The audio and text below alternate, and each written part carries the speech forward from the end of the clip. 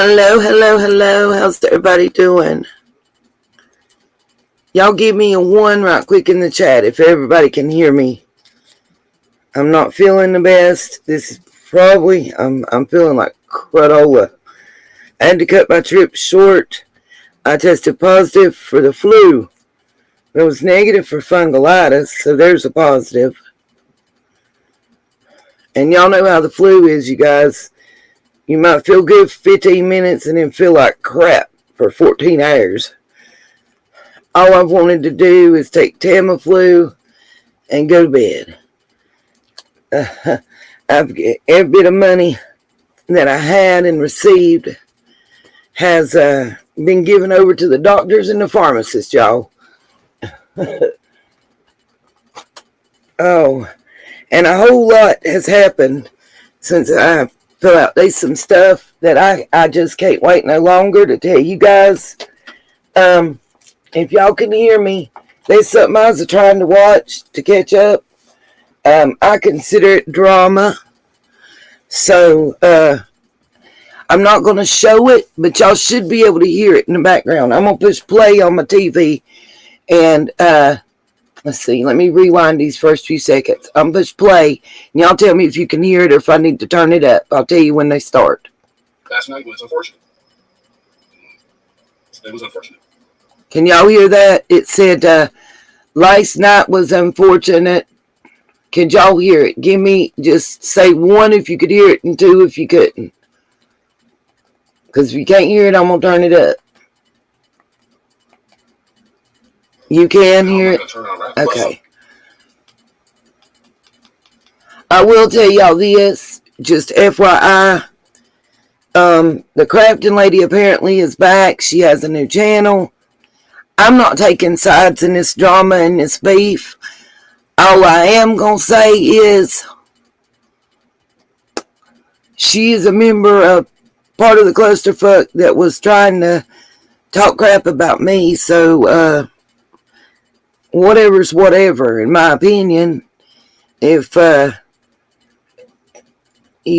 tried to be nice because I felt like that she was like me, had watched YouTube and all the creators covering this and that and the third, and she felt like she had a story to tell in her own way, just like me. I had a story to tell in my own way, in my own thoughts. And all the coverage that I was seeing was really slanted one way or another. And at the time I come in to Summer's case, I keep saying this and people don't believe me or act like they forgot or whatever. But at the time I came into this investigation, I was pissed that people were talking crap about Summer. Because she was barefoot and playing in the mud and the rain. And just because her parents let her dress like a tomboy and shaved her head, not bald. I didn't realize they shaved it completely bald. I thought she had like a short pixie cut type thing, like what we saw when she was dancing in front of the Red Barrel at that time. And I felt like, well, wait a minute, just because they can't afford to walk around, you know, with brand names on them and Outback Red or Forenza or Red Camels or Nikes or Adidas joggings, you know what I mean? Like because they had to shop at Walmart and maybe even go to a flea market or a yard sale to have shit, you know. Who are you inviting, Cherokee? What the fuck? I must have missed something. Are you talking to me? Cherokee, who are you talking to? Anyway, I'm confused. I must have missed some stuff. Because that eggplant means, you know, a pain. You're telling somebody to go basically eat a D-I-C-K. And I know she ain't talking to me because, Lord, oh, yeah, the crap. Well, I ain't there yet. I'm still on. I'm talking about just in my mindset. When I first went to her channel, I thought, okay, she's been watching this and she's influenced by these creators. She thinks that at that time, no, we're not talking about now. We're talking about when BK was still up Candace and Don's butt. I want y'all to remember that. At that time, I'm thinking, okay, she's influenced by that. And if I show her facts, if I show her deeds, if I show her actual court documents, her attitude will change. That's honest to God what I thought. And let me say this. I firmly believe if that was all it was about, her attitude would have changed. But I want y'all to know, I don't expect blind loyalty from you guys. If I fuck up and I make a mistake, I want it called out. I need to apologize. The last live stream that I did was right before I got so sick. I think I was already getting sick, but you know how it is. You ain't registered. It ain't hit you hard yet. And I said something in a way that could be real offensive. And some of my peeps, some of the sunshines from the Tennessee area reached out to me and let me know. So I owe everybody in Tennessee, listen up. I owe you guys an apology. And I really want to be sincere and heard here. I did not mean to say that it inbred. I meant to say and I didn't mean it just for Tennessee. What I was trying to say was before there were buses and trains, mainly trains, before the trains ran, across the continental U.S. in each direction, we didn't have mass transit. You didn't go, we lived in the country, like my parents and grandparents and great-grandparents and whatnot. You didn't go to town but once every 3 months. And sometimes it was either a family trip and that was your vacation type thing, or the men just went and the women stayed at home. It just kind of depended on how you was raised and how y'all did things and how you was getting there. Most people didn't have cars unless they were ultra rich. And I'm talking about before the 1920s. Okay? We're talking about from about mid 1600s up to about early 1900s. Oh, Lord. They're getting loud in there. Sorry, y'all. Might have to mute for a second. That's what we're talking about, y'all, okay? Oh, gosh. Hold on. Let me go see about this. Y'all, pause a minute. I'm so sorry.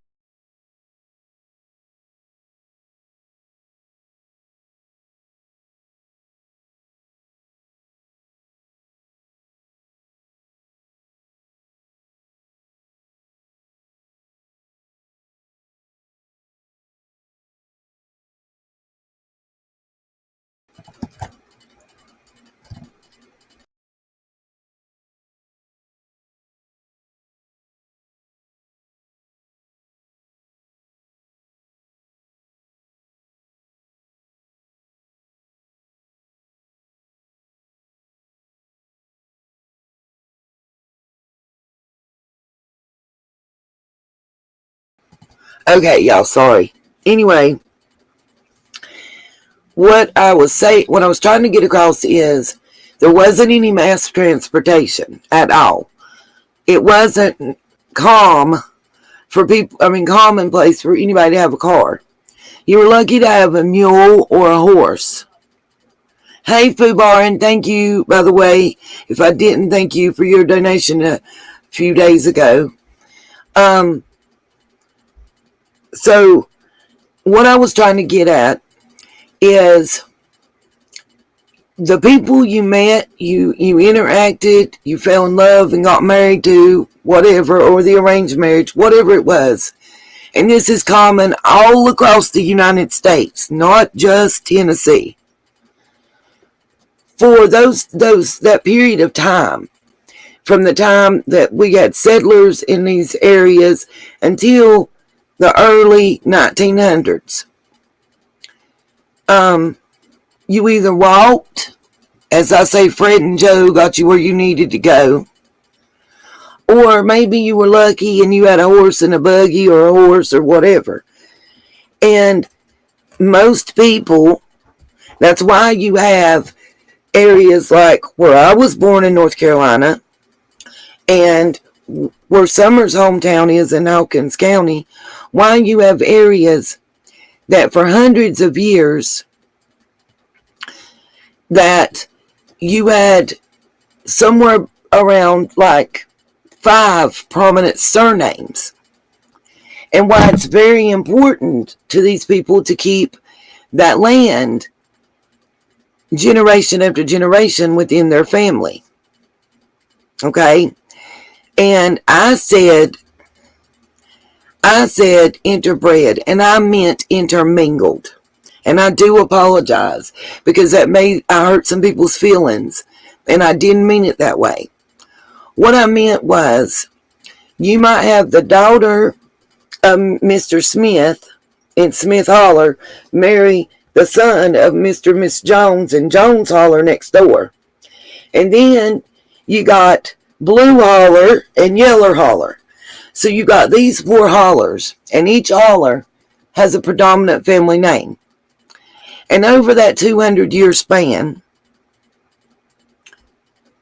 200 to 250-year span, you got these 4 families, the Smith, the Jones, the Yellers, and the Blues. And they're all marrying nieces, nephews, brothers, sisters, cousins. I'm not saying it's incest, because when you get down to your 3rd or 4th cousin, where it's the once removed or twice removed, I don't know how to tell all that shit. I'm not that genealogically, whatever you call it, okay? I never have understood the removed and not removed. Kudos to Michelle over at Michelle Walks, and she explained it. I kind of understood it, but I'm still lost. So there you go. That's where I'm at with that. But I just wanted to apologize if anybody thought that I was trying to say that family lines were inbred, and especially in Tennessee, because I wasn't meaning to be one specific to Tennessee. I was being specific to the history of the U.S., for one. And then I was trying to explain the fact that that's why even today, in some small towns, you'll still see that same surname and land and stuff with it. You know, as we got up in time, a lot of times you would find a female that would get married, but they would keep their maiden surname, because sometimes that may, and they may even name their children with a hyphenated version or that surname. And that has to do with family lines and lineage. Now, 2 things I wanted to address before we listen to this and I get into showing y'all some documents and some videos that nobody else seems to want to talk about, but I'm damn well going to, because it's important to Summer's case, whether people want to acknowledge that it is or not. And I'm sorry that people want to be loud and argue in my house just as soon as they know I hit the go live button when they've had all fucking day. It's just frustrating. I'm sick and I'm just not in the word. I'm going to tell you. Right. Exactly, Hattie. Exactly. It was common. She said in Gone with the Wind, Ashley was married to his first cousin. Exactly. It was very common.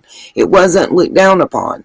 You know, if we look back to Egyptian days, it was not uncommon for the king to marry a niece or even a daughter. Go back and look in the King Tut errors of back in Egypt. That doesn't mean I'm saying it's right or wrong. See, I'm not offering an opinion of how I feel or think about it. I'm trying to just be factual. And I don't want to hurt anybody's feelings, at all. That wasn't what it was about. It was about that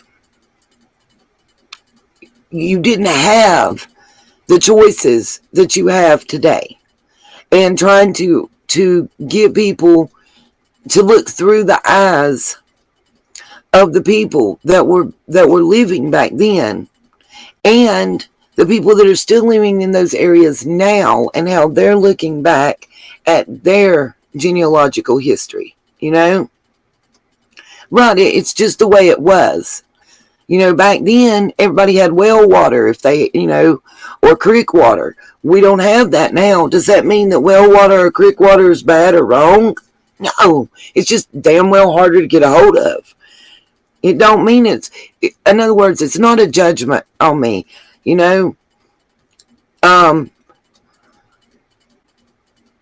Exactly. Little Dev, I gotta ask too, who is this or who is that? Make sure it ain't my cousin coming up. I mean, I say on the backside of the mountain. I grew up at the foot of a mountain. And everywhere in the area where I grew up at, everybody's related to me, unless they just moved there from out of town. And generally, somebody don't move to Podunk unless they got a relative that already lives in Podunk. So you still got to check. If I met somebody right now from my hometown that was born and raised in a 50-mile radius of where I was born and raised, I'd have to make sure they wasn't related to me. And that's no shit. And that ain't saying nothing's wrong at all. It's just a fact. So something, heck, y'all, I apologize if I lose my place or anything at all and get lost today. It takes me a minute to get my mind right. I am still sick. My fever is coming and going right now. My fever's broke. I've been able, I kept down icy pops and saltine crackers. So I'm working today. There was something else I was going to address that had been said that was bullshit, and I wanted to address it. Oh, if y'all didn't check, if y'all can't or haven't, please keep tabs on our community page. I am going to go to our community tabs page, and sometime during this broadcast, I'm going to reshare the video that I shared. I'm trying to find so I can pull it up. Y'all, if y'all only knew how many tabs I have open right now, y'all would be like, what WTF? And listen, even if you don't normally tune in to Nita's World, tonight you might want to stay tuned, especially if you live in Hawkins County, because I might be bringing you some info you don't know about, and you might want to know. I might have a little insight as to why your county is broke. Real talk. Oh my God, stop swirling. Everything's buffering for me right now, y'all. I apologize. Okay. We'll fix that part in a minute. I see that, Miss Karen. I knew the picture, though. You good, baby. Y'all, I do apologize if I don't see Miss Perky and greeting everybody. I see everybody. Welcome back. Rockin' Robin, I've seen you in a couple other chats being recognized by creators. The Johnny B. Live, I just found him. I just thought, I don't know nothing about him. He might be a horrible guy. He might be another BK type person for all I know. I just thought it was very interesting that he called the jail, and he did get a call back from Detective Pittman or Putman, whatever his name is. It's covering Summer's case. I can see his face. I forget names. He got a call back from him. And I think it's real interesting. Like he said, every time he asks something about Summer's case, nobody ain't got time. I really thought it was interesting that he called and spoke to 3 different people. I believe there was a corporal, a first sergeant, and a sergeant. And none of them would answer his question about Ronnie Lawson and Don Wells being related. And he said the same thing that I've been fucking saying, that everybody done called me a liar and said that I was a piece of shit and didn't know what I was talking about when I said that Don and Ronnie, I can't prove they're blood related. I did see a Wells-Lawson marriage back in the 1700s, around 1712. I'm still trying to do down to. But he said the same thing I did, that Don's mother married a goat, and that Ronnie and the Lawson family are related to the Goads and the Sextons. So, all y'all other creators calling me a liar, kiss my fat white ass, because I know I'm right. I went through so many family trees that connects them.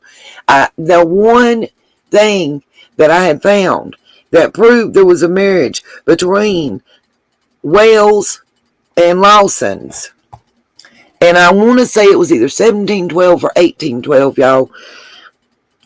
Somehow it went missing. Yes, by marriage. Absolutely. I see all you guys saying that. By marriage. I'm talking about blood. I swear to y'all, there was a marriage, and the lady's name was Nan. Nan. And she married a Wells. Yes. Lawson has said by marriage. I know, y'all. I got all y'all. I know he said it. But how many creators drugged me and said I was wrong? Just like the adoption, just like so many other things. So people can sit here and discount me. But if you're going to talk, I'm going to say this to all creators out there. And y'all love me or hate me. Y'all put me on a hit list like Carl. I don't give a fuck. Let me reiterate. I don't give a fuck. I'm not going to lie. I'm not going to circumnavigate the truth. None of that to make nobody happy. That's one. Two, if you're going to talk shit and you're going to say I don't know what I'm talking about and you're going to call me a liar, then I don't want to see in a week, a month, 6 months, 8 months, 5 minutes, you giving the same information that you called me a liar for giving and acting like you just found it. Tell the truth. Nita's World covered this in September, October, November, November, whenever it was. I called her a liar, but I found out she was right. I look like a dumbass. Tell the truth. I watched, by the way, that clip that was sent out in that short that I tagged. I went and watched to get perspective before and after. And you know what? It seems to me like that's an old Lizzie B. Savage that sent that message that was read out and it was clipped and cut. I never take anybody's word for something. Killer, are you talking about what I tagged JLR in? When I get to that, just give me a minute, bro. I ain't pulled that up yet. I got some questions about that picture. And whoever sent that to JLR about that little riding toy, you're a piece of shit. I don't give a fuck if it turns out to be one of my family members. You're still a piece of shit. Hey, everybody send Pam Tate some love. She's had a family a loss. Right on was his, and I'm not going to be covering none of what I'm going to talk about is the same things that I'm seeing out here from other creators. What's up? Don't drink the Kool-Aid. You good. And then, Killer, it's not a fake thumbnail.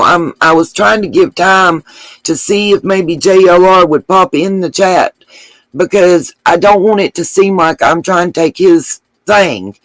I feel like he might can get the answers to my questions better than I can. So I wanted to ask it of him.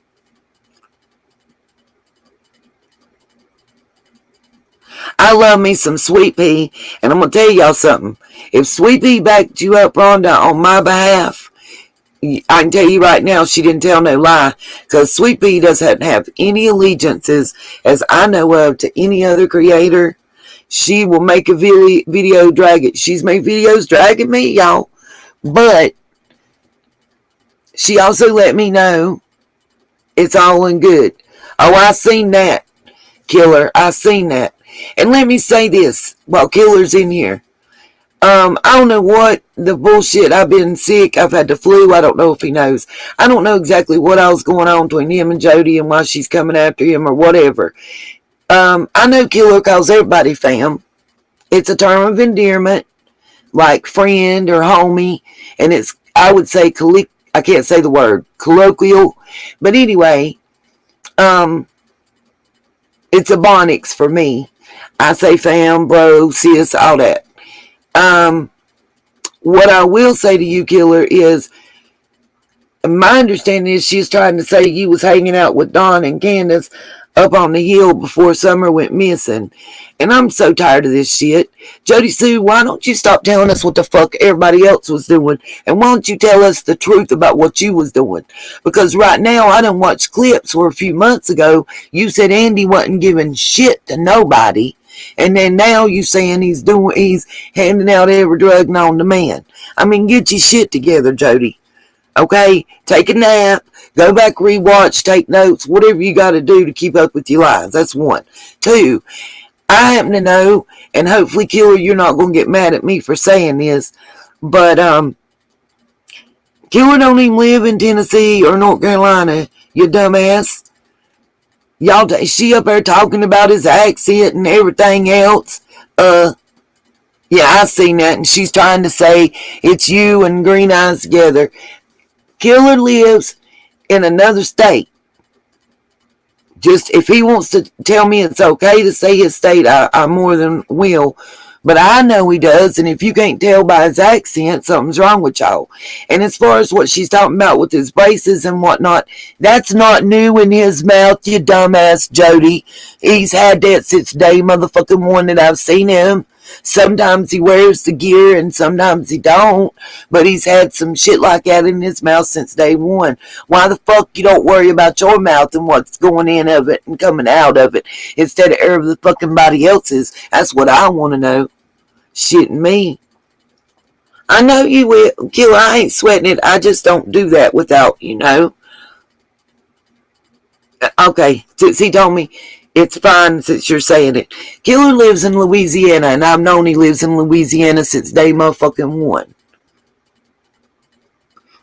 And they ain't, honest to God, they ain't nothing she gonna tell about that man and his wife that they ain't already let me know. Let's be real. Just like I don't tell not one of you guys in here what channel to go watch or listen to, and that you can't be my friend if you're here or there. I don't do that to anybody that I call fam or friend either.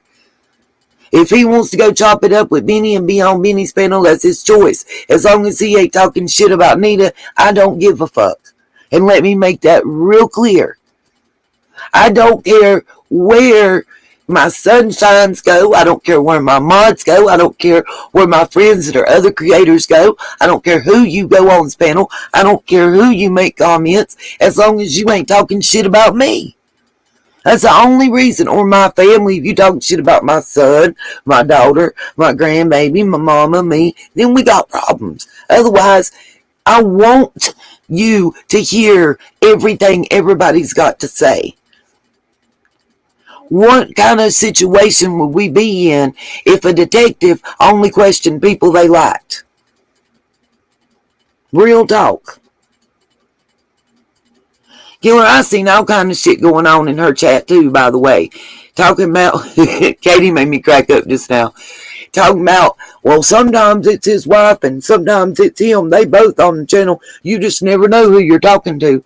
Well, unless you're trying to get some ice or something from him, Jody, or whoever was making the comment, what does it matter if you're talking to him or his wife? As I see it, they're married, they're together, they're one entity. I talk to either one the same way as I talk to the other.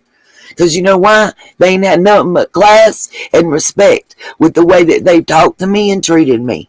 I ain't never had nobody come to me and say that he was saying something bad behind my back. By the way, if you come to tell me that somebody's talking shit about me, I don't give a fuck if you're my own mama. Bring receipts. If you can't show me where they was typing it in the chat, I don't need to know about it. Really. And if they're talking to you person, let me say this. If my best friend of 20 years comes to me and tells me that, I don't know, Lizzie B. Savage called her up and was talking shit about me to her, I'm gonna be like, how the fuck Lizzie feel comfortable talking to you about me? Why are you even entertaining it? I don't want to know what Lizzie said. I want to know why you entertaining it. Because I wasn't in a reverse situation, real talk. Killer Jody just trying to throw something off on anybody else because she done made herself look retarded with all her lies. She says one thing today and another thing tomorrow. You know, that's the real way.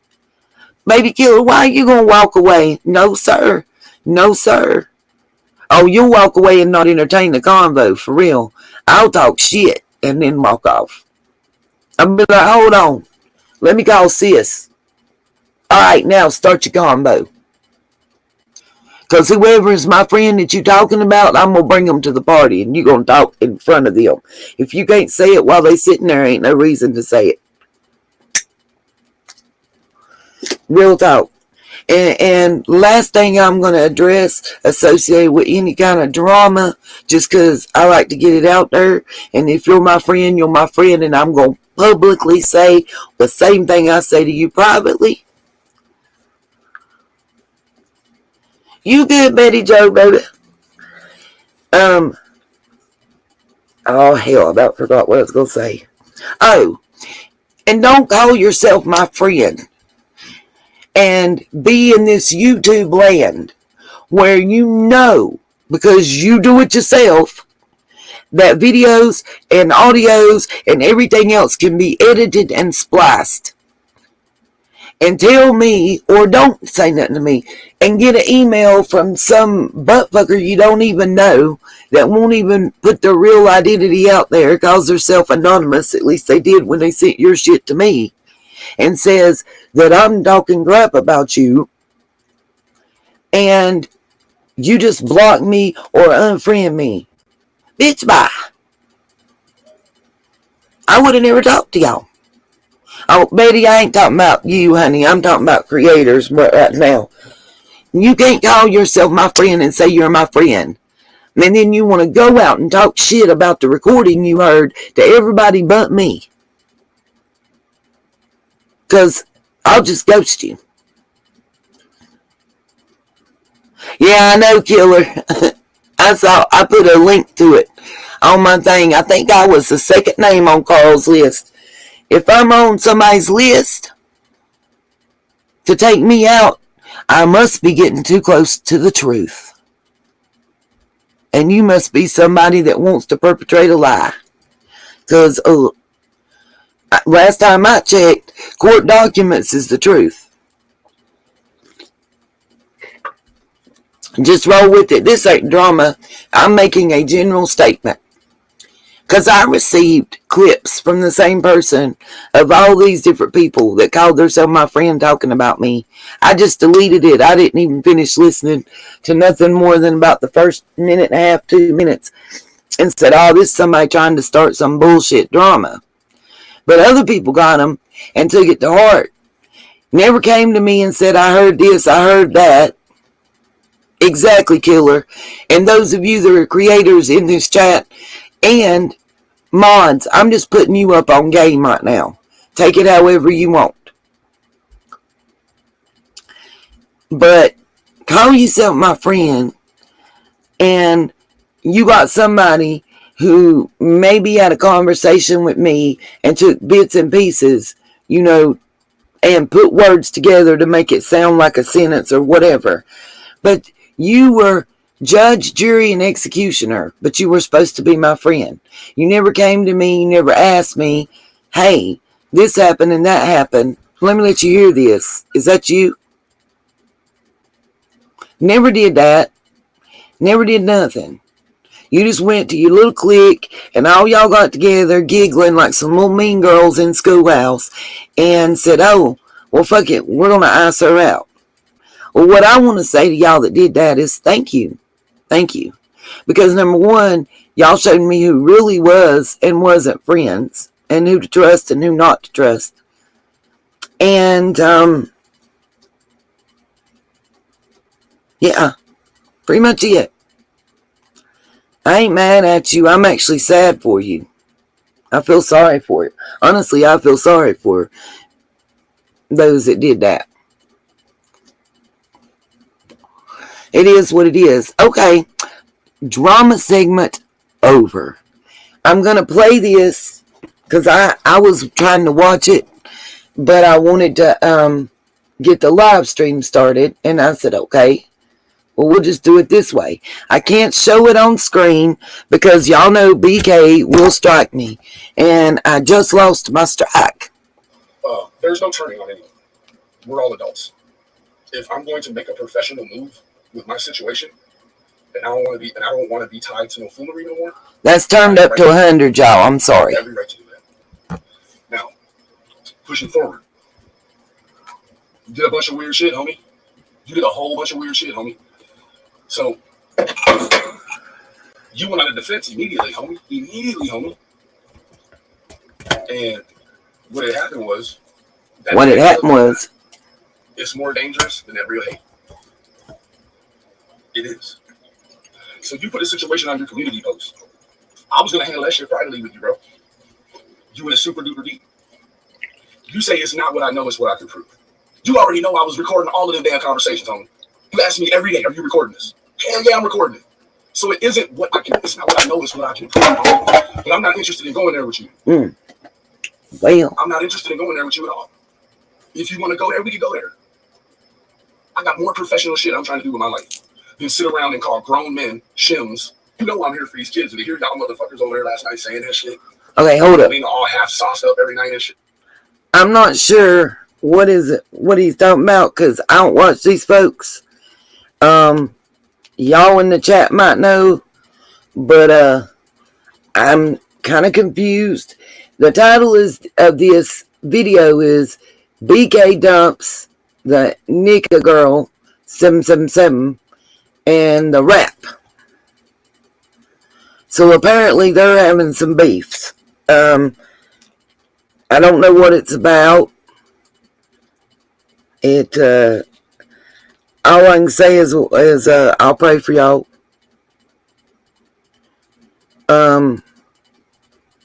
Yeah, I don't know, Killer, what's going on with them.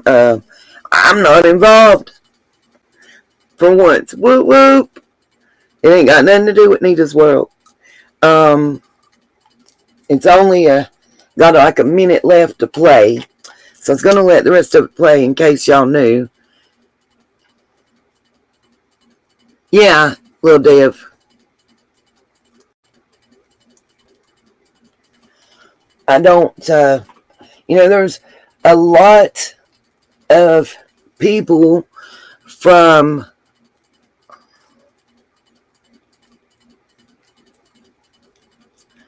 pretty much come there. A lot of people. Yeah, I'm confused with you, Sandy. I thought maybe y'all might know because, I've been down. Like, for 2 days, I have only got out of bed to be sick. I'm not going to go to details. Y'all can fill in the gaps there. And I'm not great today, so it's going to be a short live. I tell y'all what. Give me a 1 if y'all want to hear the rest. I think so too, Killer. If y'all want to hear the other minute and a half, give me a 1 in the chat. If you don't, give me a 2 and we'll go on to something else. You good, Muffin? I'm fighting it. I'm with you. I got 1-1 and 1-2 so far, so we're split even. Come on, y'all. Give me a 1 if you want to hear the other minute. And give me a 2 if y'all want me to go on to what I was talking about with JLR and the pictures. And then I want to show y'all some important stuff that's going on legally in Hawkins County that nobody else is talking about that might explain why they ain't got no damn money. At least partly.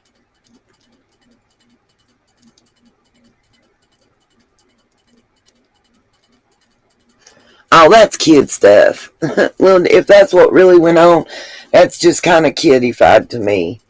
Little Dev. If it's about, I mean, because it sounds to me like did he order it for research purposes? I don't really want one of them in my house, but I might go to the library and use it at the library and leave that bitch there. Honestly, this wasn't what I thought it was going to be, and I don't really want to hear the rest of it, and I'm not interested in it. So I want to go on with the show as I had it set up, because I mean, I'm cool with that. Just roll with it. I don't know enough about it to have an opinion.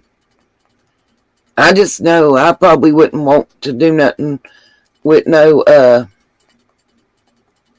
you know, I wouldn't want to have a satanic Bible. I'm with y'all.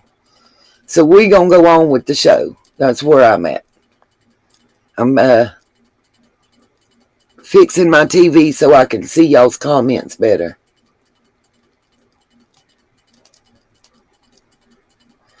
Oh, so now there's an argument whether she got the money or whether Crafton got the money, Golden.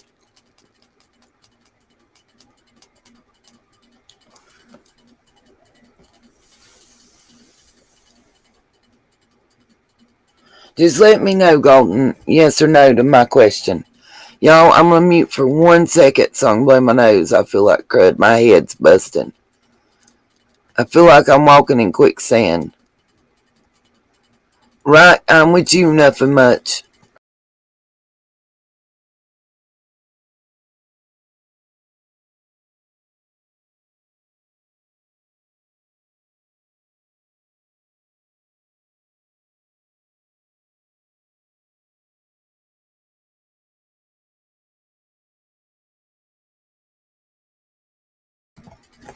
I'm going to say this, Killer, and y'all take this however you want to. I don't know what I did with the video that I had queued up where he says it, but I'm going to tell y'all this. I think Crafton is bad news. We know that. I know she was a liar from the beginning. That's what I figured, Killer. I knew she was a liar from the beginning because she was lying about me. And I knew she was full of shit. Yeah, I already talked to her daughter, Killer. But what's important and informative to me is Rap made a statement. And I'll find it and put a link to it in the community tab. But he made a statement during a live stream, if it hadn't been erased, that him and Nicolina and BK, and he gave another name, I think, but he said they had known about it for a couple months. And hadn't put it out there because of what's going on. I don't think you're being mean, bruh. And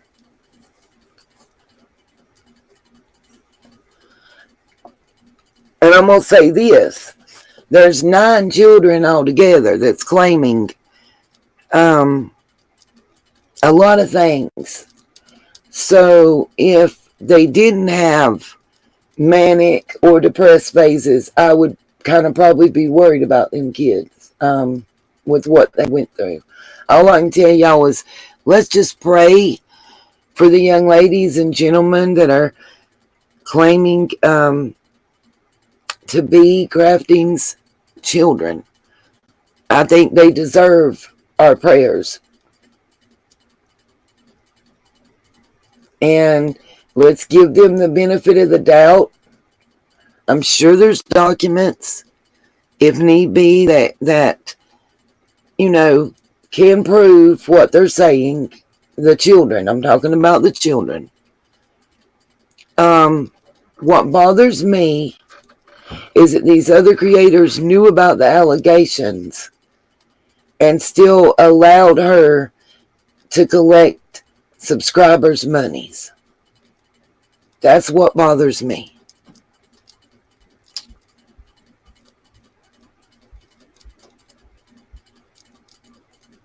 I just wish they had said something sooner. That's my only beef in the whole thing, even though, like said to y'all, y'all know she came after me, but I wasn't going to give her no life. Okay, let's go to screen share. Oh,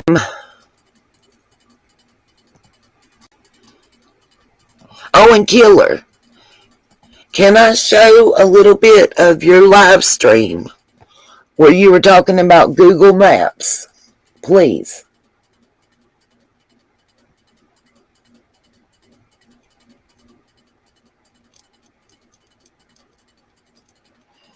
And it's, I promise you it. I can. Thank you. I'm going to show these JLR pictures, and then we're going to look at your Google Maps.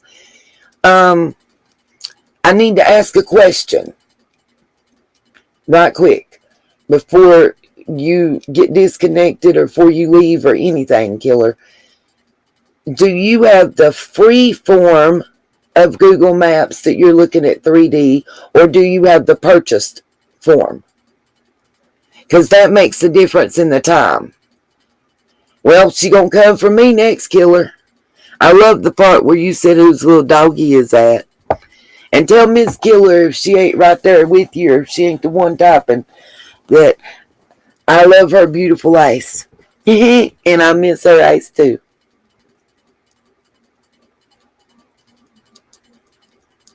I just need to know, there's a no, you got the free version. Okay, there's a reason. What I will say is and if anybody in my chat knows specific or precise, please help me out with this.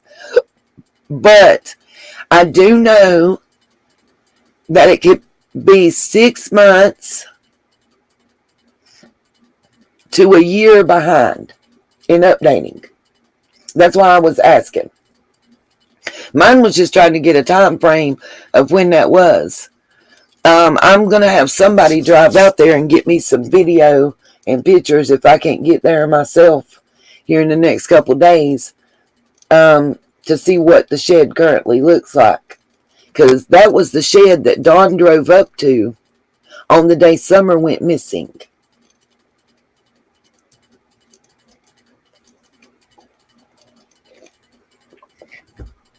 If y'all don't know what we're talking about, I'm going to show you, I promise. Okay, real quick, just in case anybody from JLR's camp is in, I'm going to show that one picture. It's not a video or nothing that I'm playing. There's just two pictures that I'll have to show. But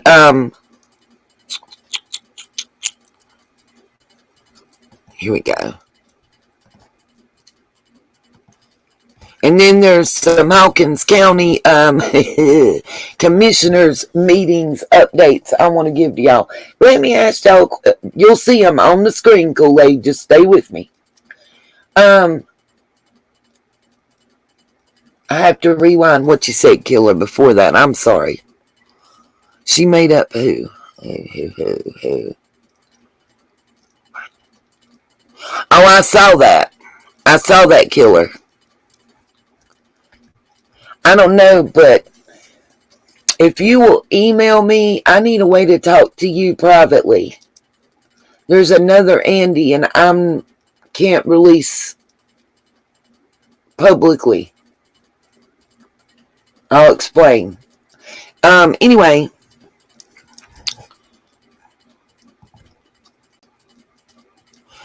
Let's see. Okay, y'all pretty much, I'm sure, all know about this toy in the email that JLR got about it. I am not going to unmute this video. I am going to let it roll forward because I want to get to the next picture, and I have a couple questions that hopefully JLR will see this or somebody can get him. I can't find an email to get in touch with him. And look, it's right in front of me. Damn it. I feel so stupid right now. This is what being sick will do to you guys. Anyway, let me mute this and play. First of all, whoever sent this email, were you really trying to sell this toy? Or were you trying to drop a hint to JLR about something? And I asked that because I want to go to the next part. Y'all will see here shortly what I'm talking about as soon as it goes to the next picture.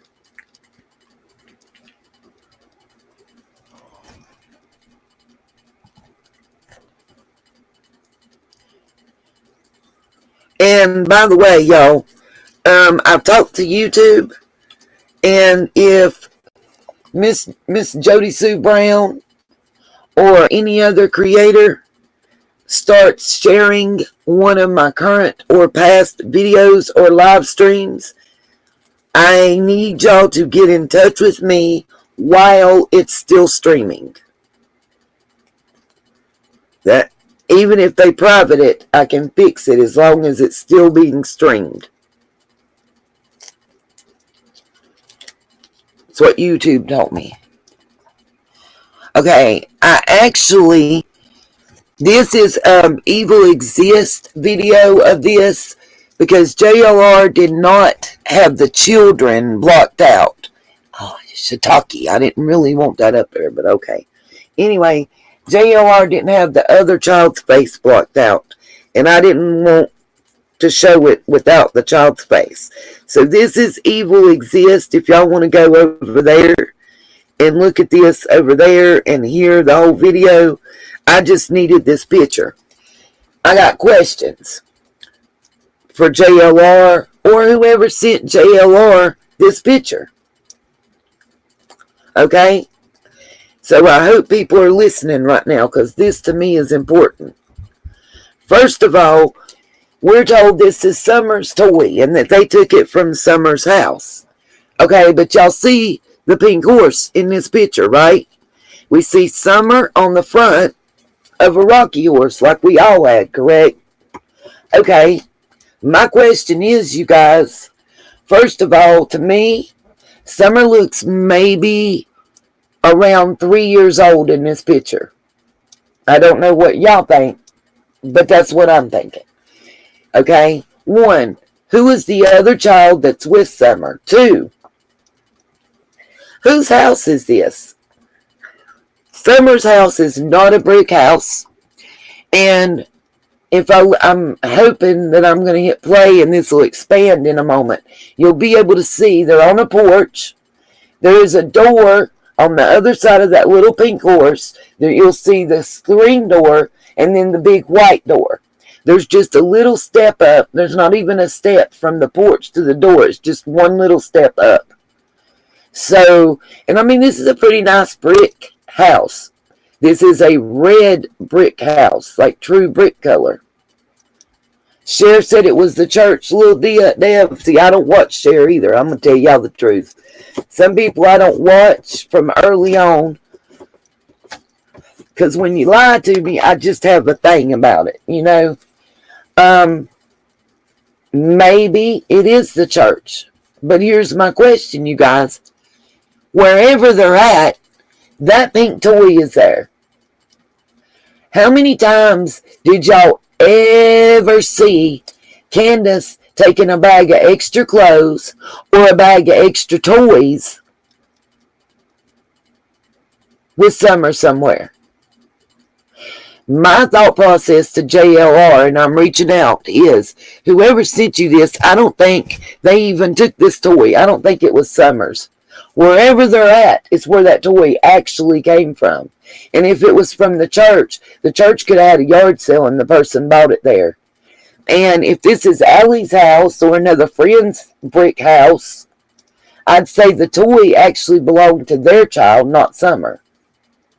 But they knew there was a picture where that toy was in a picture with Summer so they could get that story out there and make a fast buck. My personal opinion right here. But what I wanted to know privately, if he doesn't want to put it in a video answering us from JLR a question, and now that I found the email, I'm going to send him an email and tag, but I tagged him in this, so hopefully he would see it. I didn't think so either, Karen. Or I would have said I thought it was Allie from the beginning. Um, I even went and looked. What I want to know is,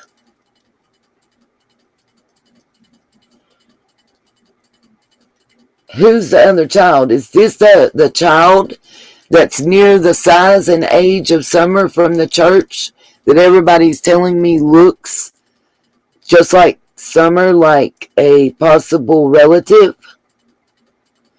And where did that toy really come from?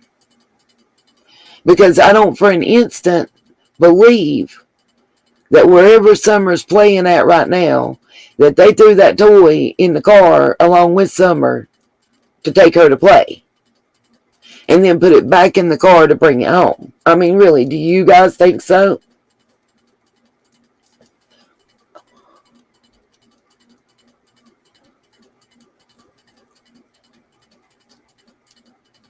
Just waiting to see an answer in the chat, possibly. I want to let it play so you guys can get a clear look, hold on, of the door. So give me just a moment and I'll let this play right quick. This really bothers me a lot.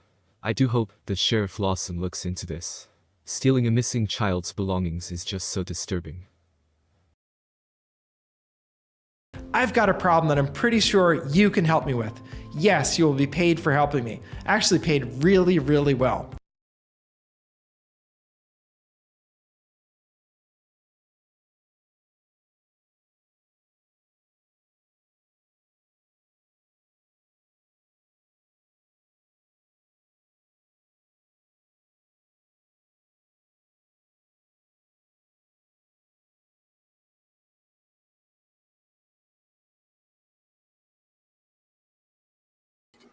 Okay, sorry.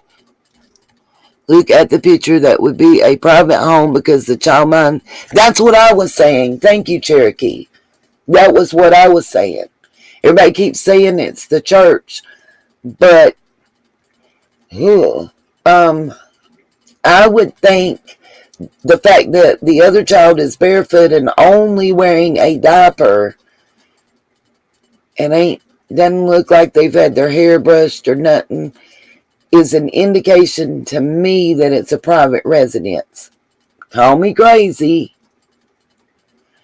And I didn't want to speculate whose house it was. That's why I'm reaching out to JLR, because he may know.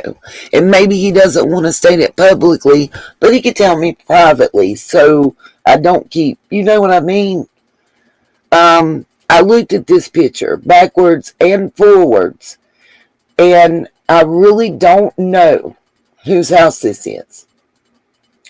Honestly, the brick is a lighter color than the brick at the church.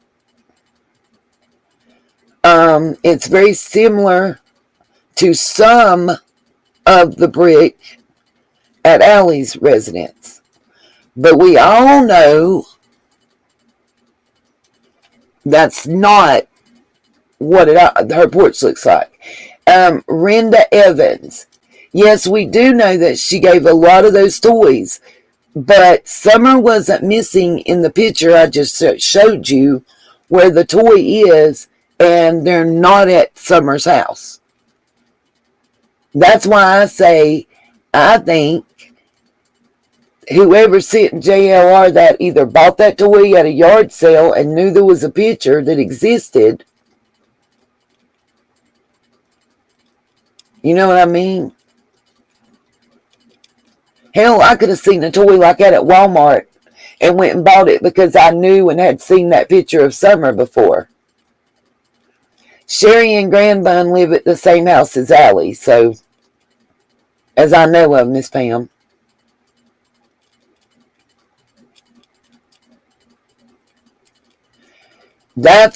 Don't drink the Kool-Aid. That's what I'm thinking. There is a complex that I know of 2 other people tied to this in that area live at in their HUD apartments. Right, 8 squared. I agree. It is likely that many have that same toy.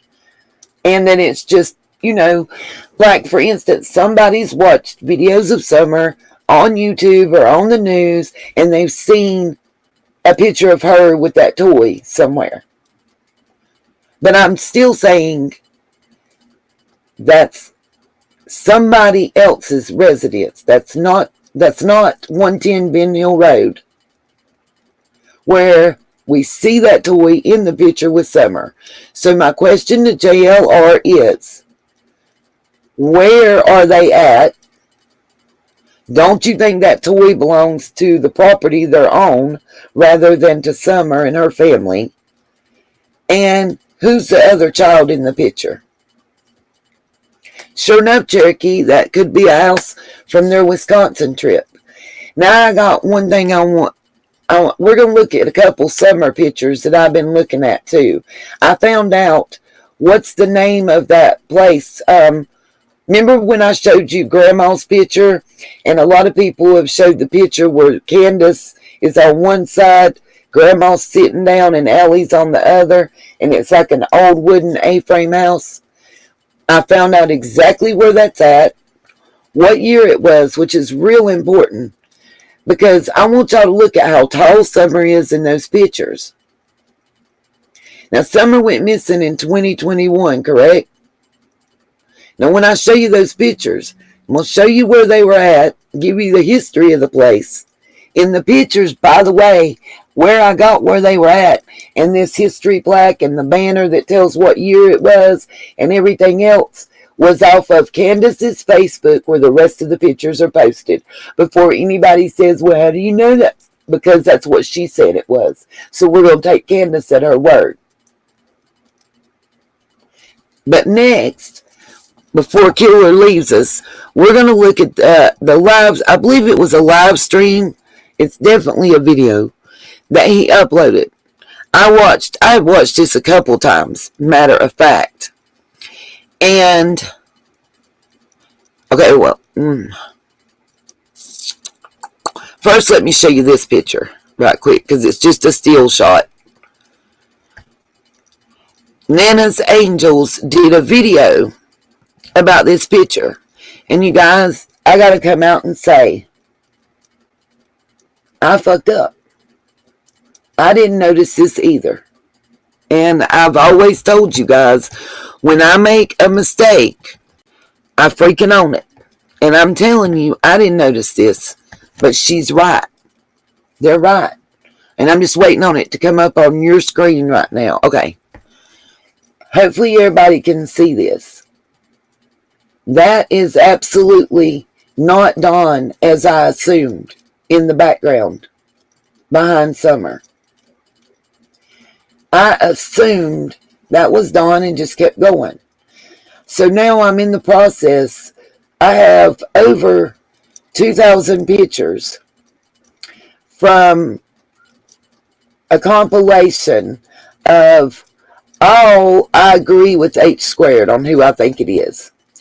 From all of Candace's Facebooks, all of Grandma's Facebook, all of Dawn's Facebooks, the boys, Summer's Facebook, Allie's, True's. I mean, there's a lot of Facebooks out there that have pictures of Summer.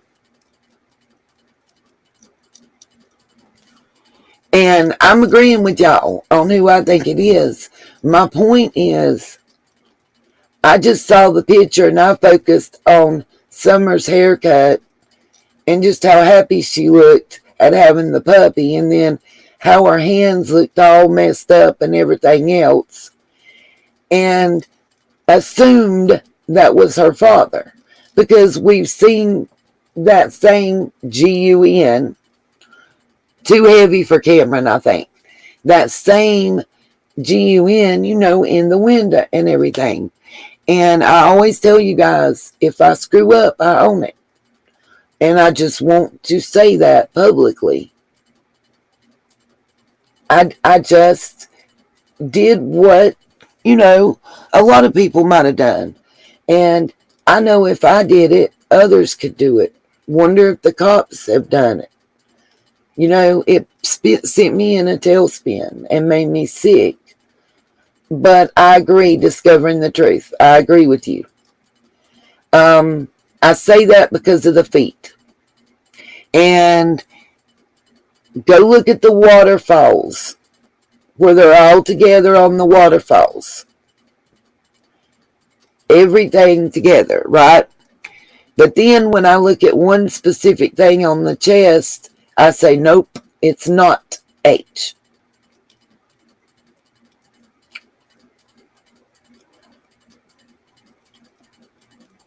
And I don't want to get graphic about someone that's still not an adult. But I'm trying to think of a proper way to state it. And I'll show y'all another picture. Hold on. Let me see if I can pull up another picture for y'all real quick.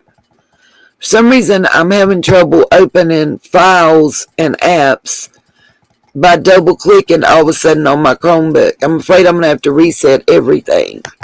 Okay. No, I don't know what the D part is. I don't know what y'all asking. I don't think this is H in this picture, and I can't get a, I need a still shot where I can zoom in on his chest. It has nothing to do with tats. It has to do with the size and circumference of what everybody has, male or man or woman. Men's just don't take a brassiere. Look at the nips. Specifically, the color and the size around them. I don't know how else to say it. This person doesn't have that darker color and the large circle around the outside of them. And the young boy does. If y'all give me a moment, I'll show you. And then we're gonna look at Killer's video. Dadgummit, I can't get I'm getting frustrated. Sorry, y'all. I don't know what's going on. I haven't reset stuff or nothing. And it's just giving me a hard time opening my files for some reason. Like it won't let me just double click and open them. Alright. Let me find. There's one picture that showed it real well. Y'all give me just a second. And I'll also show you where they were at and the name of it. Because there's a banner. They were at a celebration when they went there. Okay. I think it's before that. Let's see. Y'all just bear with me. I renamed some of the pictures and not all. Okay. Here's one. Let's see. It won't let me open it in another window either, of course. Alright. So we're going to minimize right there. There. Okay. I'm just going to, y'all just give me a second. We're just going to share screen for a minute. Sorry for those that it makes dizzy, but when I'm sharing pictures, it's the easiest way for me to do it. Okay. And you'll see, if it shows you, I try to double click and it's not opening stuff when I double click. Not single, not double, nothing. And y'all, if somebody says right click, that don't work either.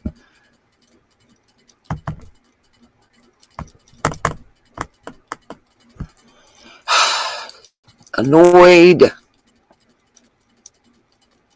It's gonna make me do this.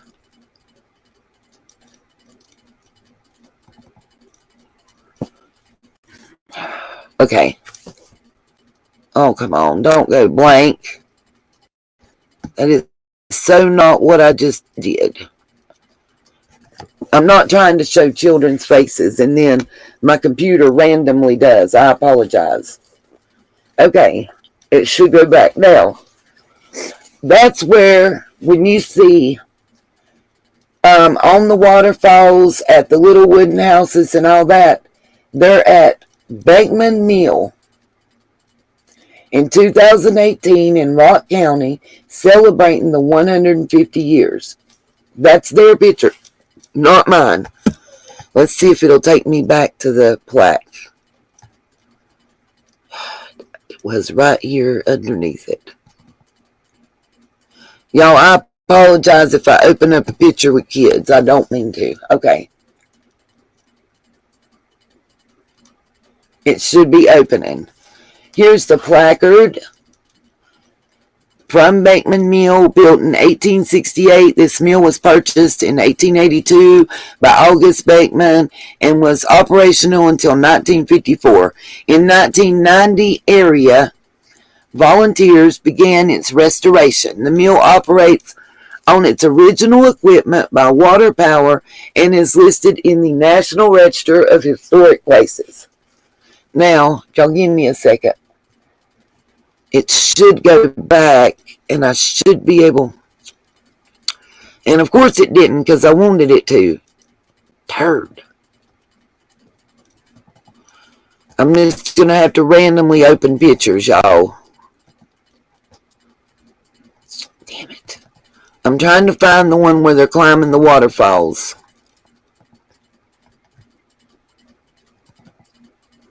Bear with me. Here's a good one of Little Summer. Now I want y'all, by the way, these pictures are from 2018. Anybody that knows how to use other objects within a picture to tell the height of a person, reach out to me. Because I'm thinking Summer looks more than 3 years old right here. And if in 2021, her birthday's February, in February of 2021, she turned 5, right? So in 2020, February 4, 2019, February 3, 2018, February 2. We're in 2018 in this picture. 2019, be kind and say they went a year later and that banner had no damage.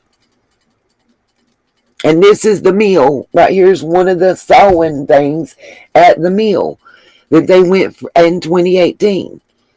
Exactly. That was my question. Does she look 2 or 3 even here?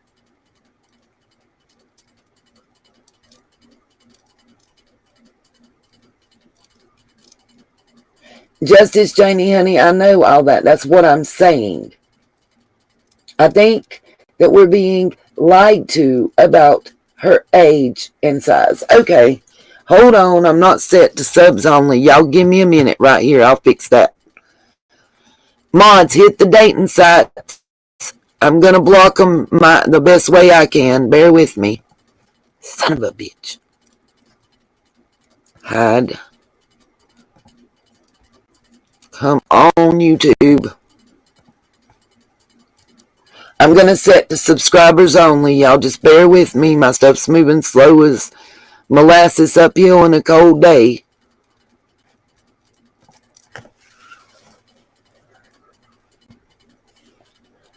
It's not, listen, it's not the date on the picture discovering the truth. This is when, in 2018, they went to that meal. Thank you for reporting a muffin.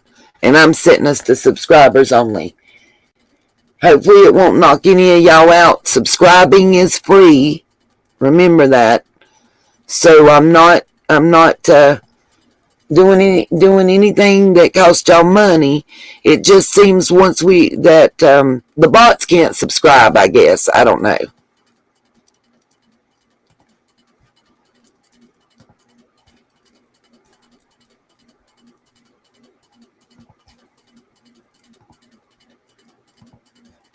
And save. Okay. As soon as this gets saved, it should prevent them from being able to come back. I'm thinking in this that in 2018, remember what I'm saying, y'all. The picture I was just showing y'all is from 2018. That's not the metadata. That's not the date Candace uploaded it to Facebook. That's going by the pictures. If anybody understands what I'm saying, I'm going to pull them back up so we can look through them and see them. Shit, far and say matches. I wish this computer would work right.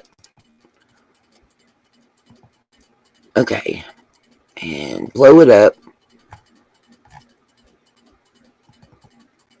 I'm sorry it won't let me just go through my pictures, and it's annoying. I can go backwards, but it's not giving me arrows to go through. Okay, I don't want to show that. That's got too many kids. I'm trying to find a specific waterfall picture so we can compare it also to the gentleman walking through Summer and them's yard with the rifle. Damn it. Y'all bear with me. I'm so sorry. If you see how little these dots are that I got to look at, you can understand why. Okay, let's see if this is the one I showed y'all before. This picture that's coming up on the screen right now was posted with Candace posted like 42, 43 pictures. This one, and then the placard telling about Beckman's Mill, if I can say it right either. Okay? This picture and the placard that's there that tells the history of Beckman's Mill was posted on a Facebook post that Candace made on one of her Facebook profiles. In that post, she said, like, wonderful time out, blah, blah, blah. And I don't know what date she posted it and what she said because I don't pay attention to the dates she gives us. I want to know the date that the picture was taken.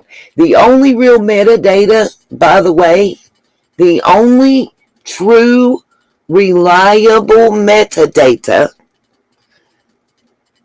that you can get is, and the police and their forensics will tell you this, is from the original device that took the photograph or picture. So if I take a picture and I send it to Lacey and then Lacey posts it on Facebook, you can get her metadata, but hers is going to say whatever date that I sent that picture to her. I could have took a picture 4 years ago and send it to Lacey today, and her metadata is going to show today as the date that picture for her. If you have mine, mine's going to show the original date it was taken. Lil Dev, I'm working there. That's a possible theory. What I want y'all to see is today is 2022. Summer went missing in June of 2021, which would be 3 years after these pictures were taken at Beckman Mill.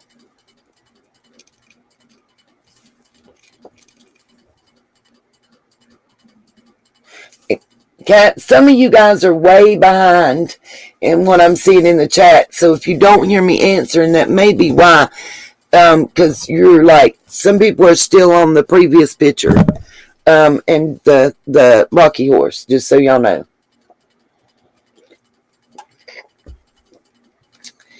I think that I have questioned that as well, discovering the truth and Muffin Top. I know a lot of you also know that they said she was 4 when they called dispatch. When Jody Sue first started talking, she said she was 4.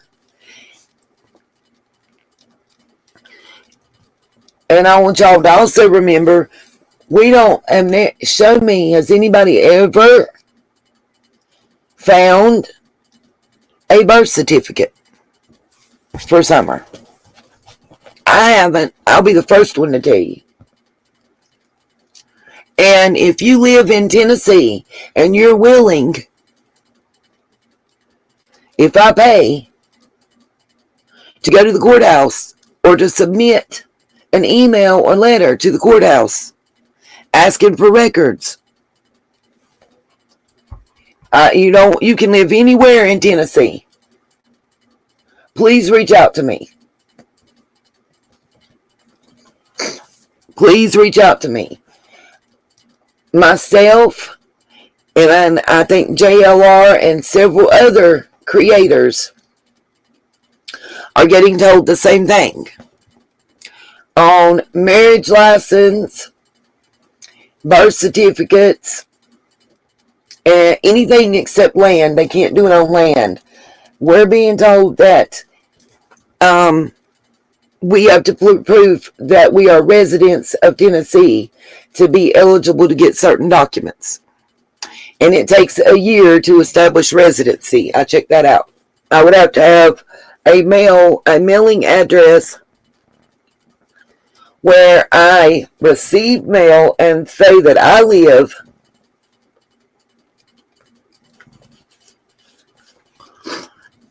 to be able to get. And normally it is easy to get them. I've gotten many from many different states. On the ones that y'all were saying, family for birth certificates and certain stuff, for the certificate that has the actual crippled seal, in my state, and I was able to verify 23 other states. It's a total of 24 states that I can verify and know of. You have to be a family member for a marriage license, birth certificate, or death certificate that is official. That is official. Understand what I'm saying? Official notary seal. Thank you, Justice. But you can get an unofficial copy.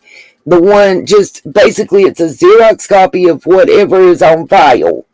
But it will not have a notary stamp or a notary seal. And usually they're a little cheaper. The ones with the notary seal here are $15. But it's only $5 to get the other ones.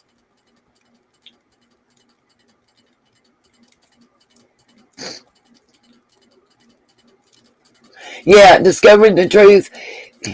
They didn't know who married them. And then it turned out to be Mama's best friend.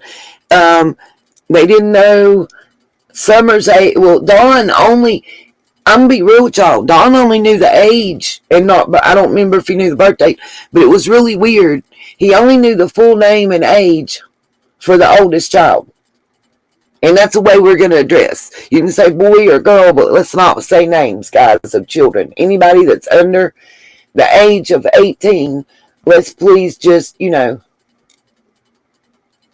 Yes, certified golden mare. Exactly. Family only. Certified. I'm not wanting the certified. I don't know, Justice. You tell us. We did everything we could to get a February 4th birth date.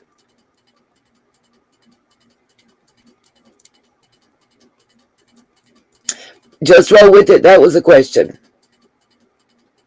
I got them too. Miss Karen, on here. I'm just trying to pull them up. Y'all, I've got 2,000, over 2,000 pictures. Anybody that's been on my Patreon, you'll know I'm not even BSing the least about the number of pictures. Let's see, it should be right around in here, where the waterfall pictures are. I just wish my computer would stop being so darn slow. Let's see, that's not the one I want. Though I do want to know, does anybody know who that child is? If it shows up on the screen.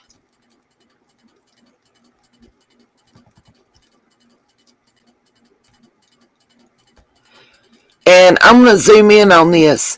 When we were talking about the fact that grandma, they were saying she's got a bum leg, I'm pretty sure I was told by someone that has a prosthetic leg that you can't sit that way. Just saying. And for somebody with a knee injury, this looks like a rough area to walk down into, kind of, sort of. That little trail they walk down to, the creek bank there, and the water. I'd have hated to have to do that with a bum leg. Thank you, Muffin Top. I'm so glad somebody else besides me said that. This would have been 2018. Doesn't she have a daughter that would fit into that area? That's what I was told, Deb. An RN told me that if she had a prosthetic leg, that woman could not sit that way.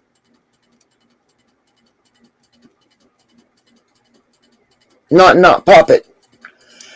And I've said she's carrying high. Must have been a girl, because they say you carry boys low, I think.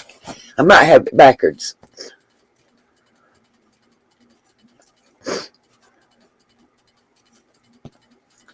Oh, I got some better pictures, too, if y'all want to see about the leg. But I'm trying to find right now the rest. These are all, by the way, these are the pictures from that trip. These are all the pictures from that meal. Like, see, here's some of the waterfall pictures. Here's one of them. And there's nothing really to compare to get Summer's height here in this waterfall picture. But to me, she's definitely not a 2-year-old. And in 2018, she could have been more than 3.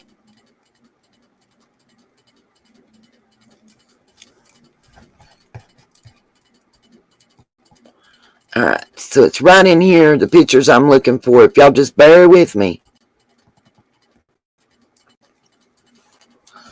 And I hope to not put no pictures up of no kids, and I apologize, I went through these so many times. And I had ones pulled up, and I don't know what my computer's doing. It keeps knocking them back down.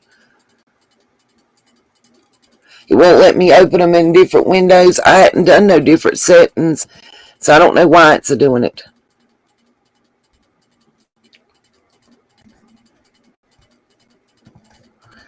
But there's a specific one of H that I wanted you guys to see to understand why I say I don't think that's him holding the rifle.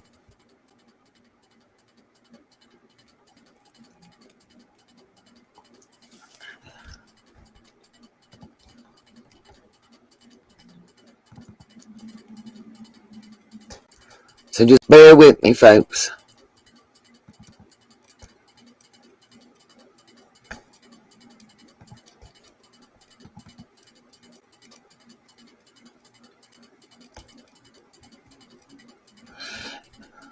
Now you see Summer standing up there in that picture, and it's far away.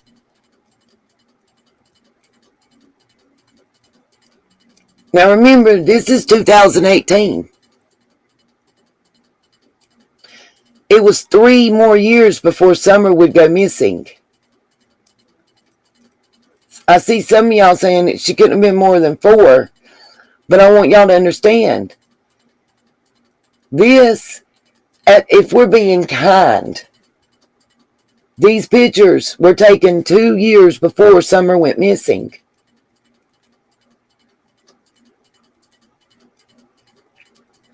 And that's what I think. Just roll with it. That's what I'm getting at. And CPS was closing in.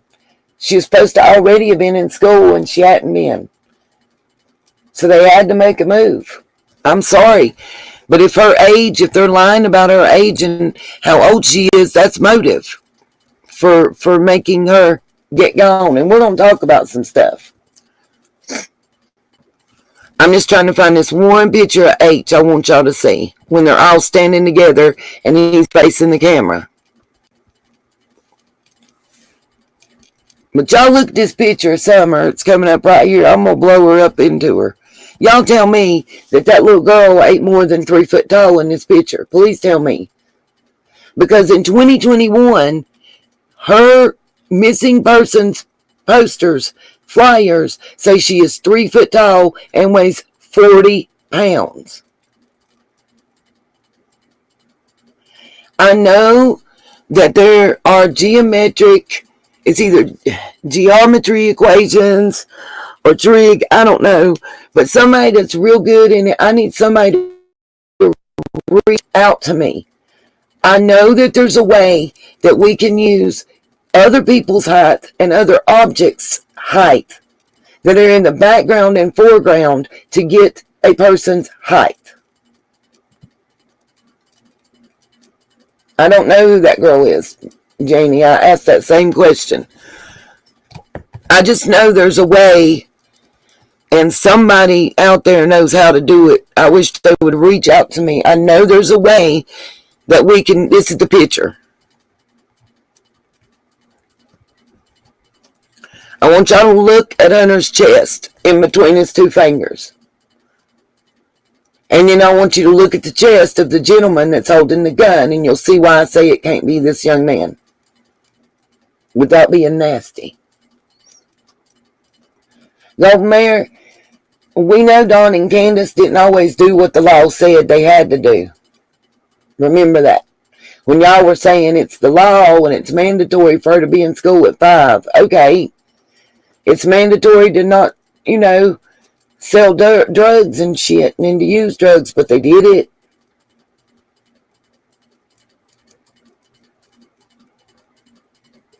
What's up, RJ? I just want somebody that knows how to use objects that are in the background and foreground to compare to an individual to be able to figure the size, the height, the stuff. Because I really want to know if it's at all possible that during this excursion she was taller than 3 foot tall. That's the only question I want answered. But I will say, if you look at this picture of this young man in the polka dotted looking shorts, and then we're going to look at this other picture that I just showed y'all.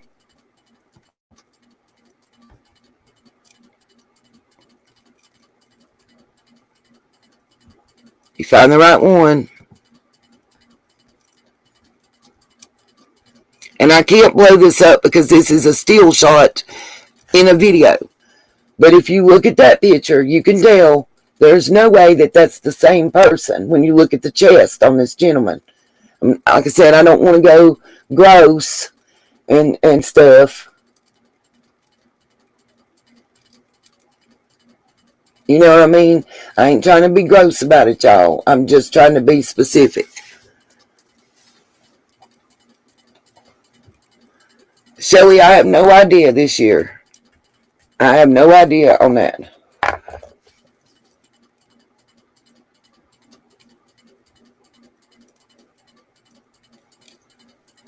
Chucky, I don't know what you're talking about. I ain't talking about just that picture. The picture I just showed you, look at H, look at his chest. Look at this gentleman, look at his chest. It's not the same person. That's all I'm saying. It's two different men. It's my only point. My only point with this is two different men. I'm asking if anybody that can hear me out there is able and knows how to take objects in the background and foreground and use those objects to figure how tall something is. No, it could not be Don Me. Even if there's mirroring going on, neither one of those of the arm between the shoulder and the elbow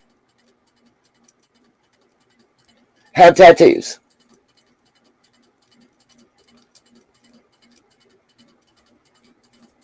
So it can't be Dawn because there's no tattoos. I feel like I failed Summer because I never noticed that until somebody else pointed it out.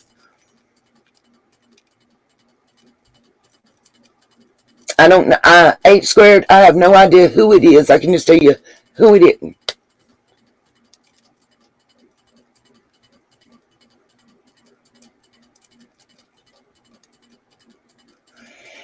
Discovering the truth, that would change like cup size, but it's not going to change the coloration and size. I actually asked a healthcare professional before I put that out there.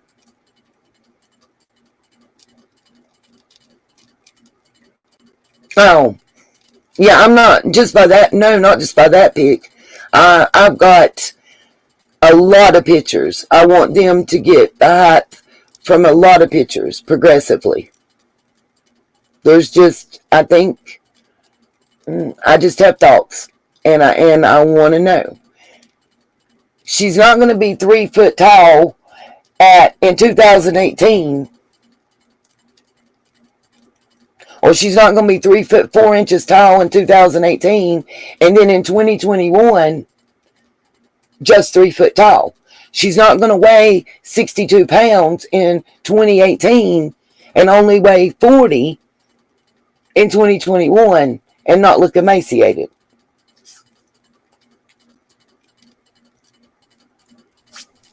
Period. Okay. Now, let's close this and go to specifics. So, now we're going to talk about some stuff in Hawkins County News. Well, no, next actually. I'm glad you're here, RJ, and I hope Killer's still here. We're going to look at Killer's video next because of the GPS.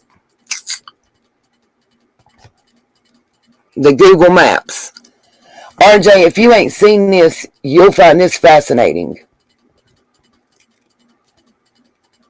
Exactly, me. That's my point, minus the hair difference. I don't...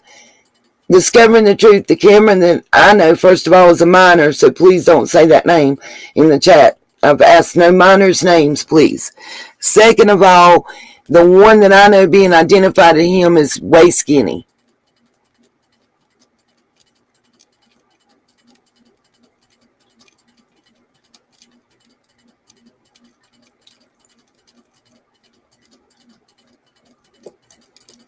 Makes sense, RJ. What I'm asking about the waterfall photo is in the waterfall photo, which according to the banner that was up for the celebration that was in the collage of photos that were posted on Facebook that were supposed to all be taken together, that celebration was in 2018.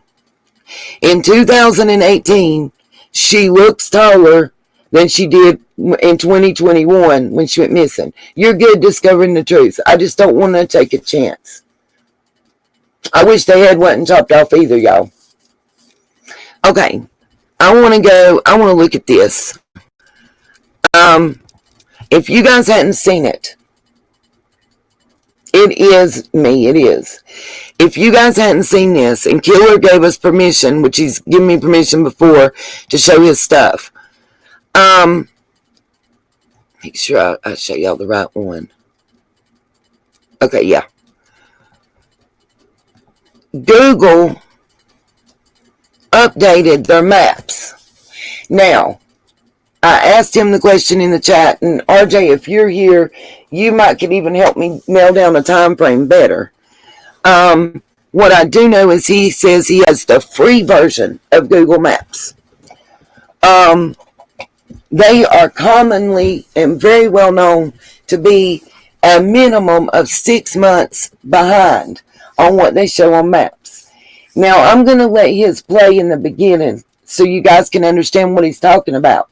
We've all seen this shed. For those of you that are just entering or haven't seen it before, this is the shed at the bottom of the hill. I believe it's right off of Beach Creek or Lone Star, but I believe it's Beach Creek. I don't remember if I looked at the damn street sign. I'm bad for that. But it's right at the bottom. This is the shed that Chris McDonough did a thing with his wife at without Don. This is the shed where Don says he drove up to when he came home the day Summer went missing. This is also the same shed where he drove the Subaru and met Brian Hinton. Now I want you, this is Google Maps 3D. On their 2D version, it does not show up this way. But I want you to see this. And I want thoughts. I'm going to mute myself and let him explain because it's important at the beginning. And then we get to a certain point, I'm going to let it play in the background and I'll mute him and we can discuss. RJ, I want your thoughts. And if there's anybody out here that wants to go from the road, no trespassing, as you drive by slowly, take a video to let us see it doesn't look like this now today, please go ahead.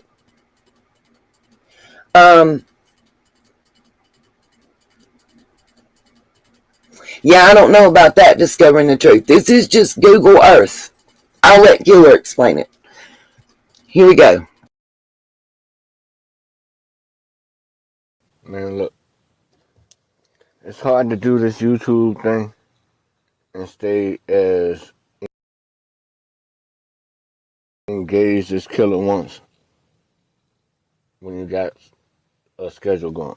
So maybe I plan to do this.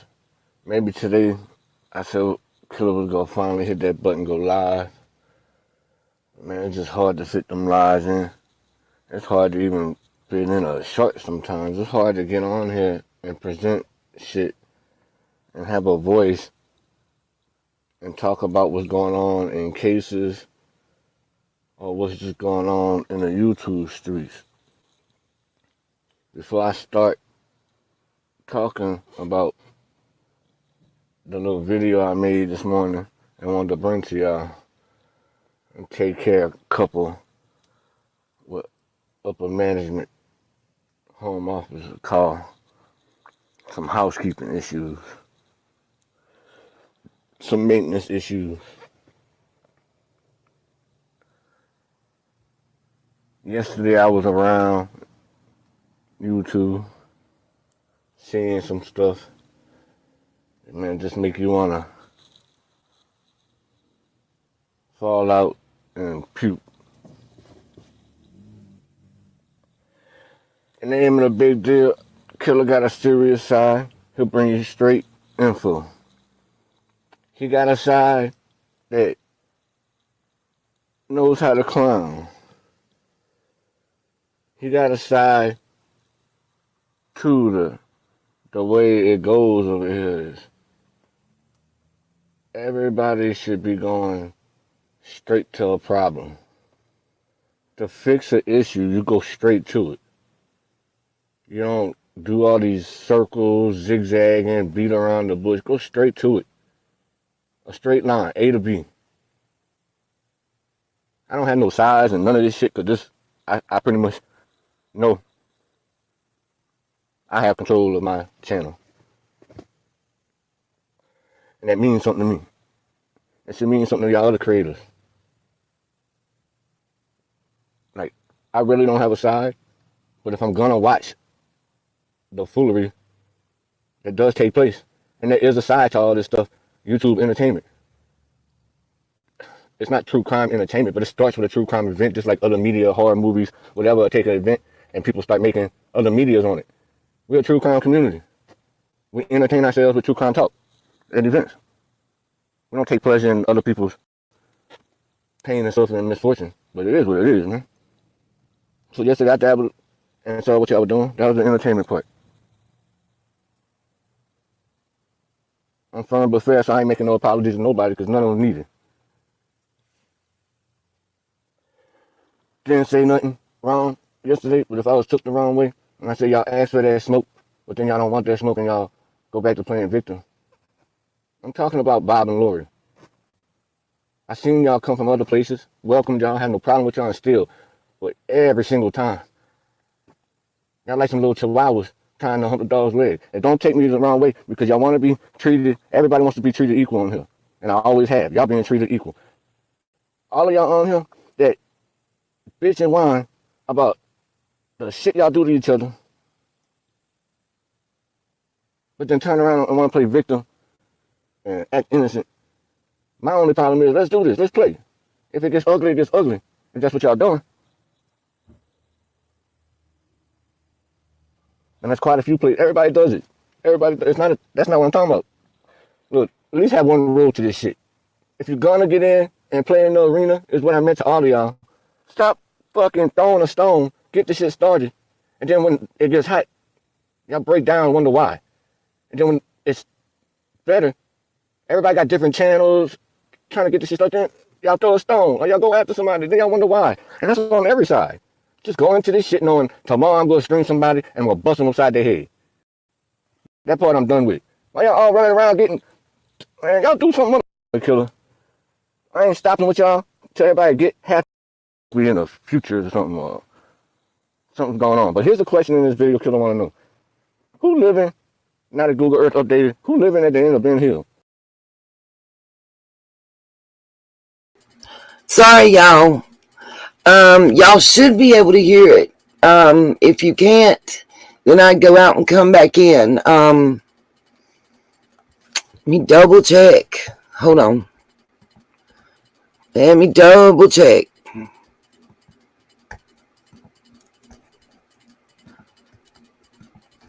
Make sure I hit share audio. Yeah, I know. And honestly, the drama he's talking about, I don't know. But if you're having trouble here, go out and come back in. I reshared it so it might help too.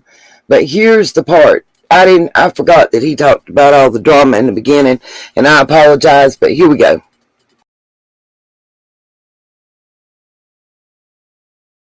And who the little self-made tiny homes for? And who dog? Who possibly could be living there? But yeah, y'all go take a look. If y'all go to Google Earth, and I need y'all feedback because I started seeing shit that wasn't in there.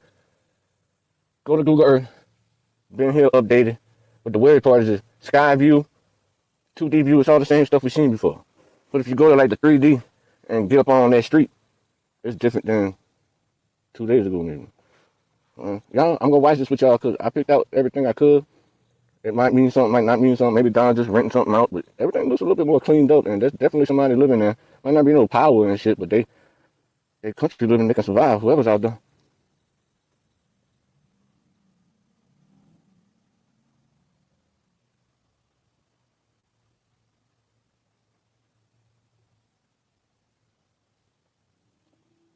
Look, I get better at slowing it down, but I just got up on here, so I'm scanning everything as I get in.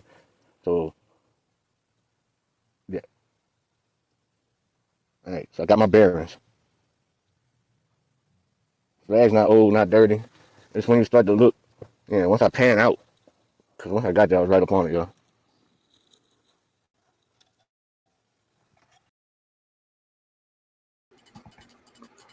Discovering the truth. I addressed this earlier, probably 20, 30 minutes ago. And actually, Killer Looks was in the chat at the time. He gave me permission to say this, so I'm going to tell y'all. No, he is not from Tennessee. He lives in Louisiana. Hence the accent that you hear.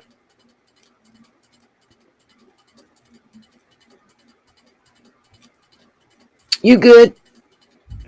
I just wanted to make sure. Yeah. Right on, Karen. A crawdad man. I like that. As much as I can tell y'all, dealings I've had, him and his wife are good people. They ain't never put words in my mouth that never come out of them. They've never disrespected me. And, you know, me, I don't know if you'll wait. He's going to show us the Google Earth. This was not showing when you went to Google Earth 3D last week. You didn't see what you're going to see now. Like you see that gray thing, that pile of bricks. That's, to me, is like a homemade grill. We used to do them. You know, we made them with a barrel, like the barrel Summer was dancing in front of. You made them like that. It doesn't show a trailer. It shows a camper, RJ, and it's not actually a photo. You'll see. Just watch. Let it play, y'all. And then we'll discuss. I want him to get the whole pan through.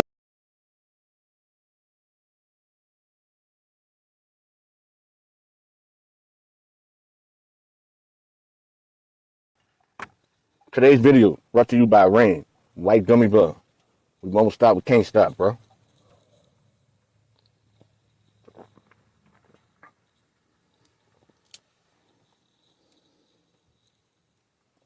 I want y'all go look, but yeah, I guess I can do it this way too. The fuck is that? It's nifty. Bag of dog food. All the signs. I don't see no purple or nothing. Man, I got a feeling somebody standing there watching maybe, or down them renting out spots like Andy and them were doing in the yard for little campers. Or they just getting everything ready for when Don comes home. Who the fuck is this? Or is anybody staying here at all? Y'all tell me. I don't know, man. And if anybody's staying there, I know like Tim ain't gonna be roughing it out there. And I'm sure there's fucking attention passing by, so it can't be nobody wandering. Don, his son Don? Jody Shooter? Andy? Is that your dog that I seen? Jody Shooter, I don't know why. Who else can be staying here, y'all? It's like a little tiny home. Beware a dog. I can't read the top when I tried getting in up on it more. A chair, we got some pots and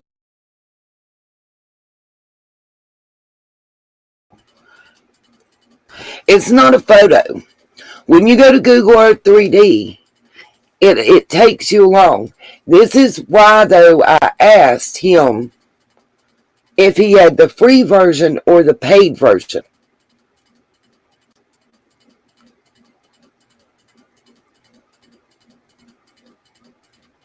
That's what I'm thinking, RJ.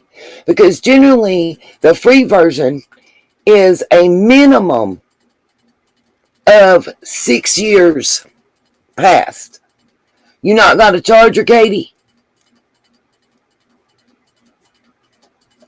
Usually, it's at least 6 years. Sorry, y'all. 6 months. Sorry.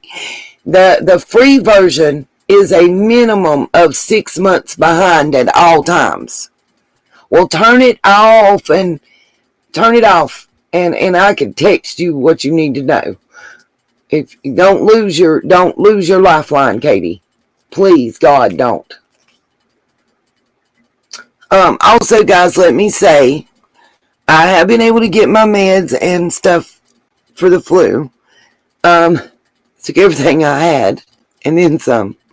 So if anybody would like to donate to the cause, it would be greatly appreciated. I had to cancel my trip midway. I get better, RJ. I am going to reach out to you. I want us to go to the graveyards together. Oh, that's bad, Katie. So if anybody can reach out to help, it would be greatly appreciated. Because this took everything I've got. I wasn't ready. I didn't expect to get the flu. Thank God it's not the fungalitis, though. Okay, back to what I was saying, though, about this. Like RJ was saying, I know if it's the free version of Google Earth, even when it updates, you are still a minimum of 6 months behind, right? I am too, RJ. I'm excited. I'm excited. Um, Lacey may take a couple days paid off from work and come with me. Um, and we may even, we're debating on bringing little man because of what, safety stuff. But I want to bring. I've got 2 cameras: my old cell phone camera and my camera that only works with Apple and Windows. But I really want to. Thank you, nothing much, Karen. I really, really want to go and visit these graveyards. If I take a Greyhound, I'm gonna take a Greyhound. Yes, Carrie has told me not to forget her, RJ. And I think there were a couple other sunshines that wanted to come.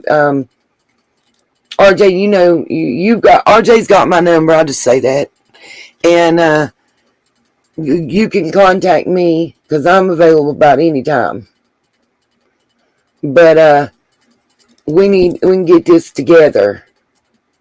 Here Wednesday, I should have the dates that I'm available.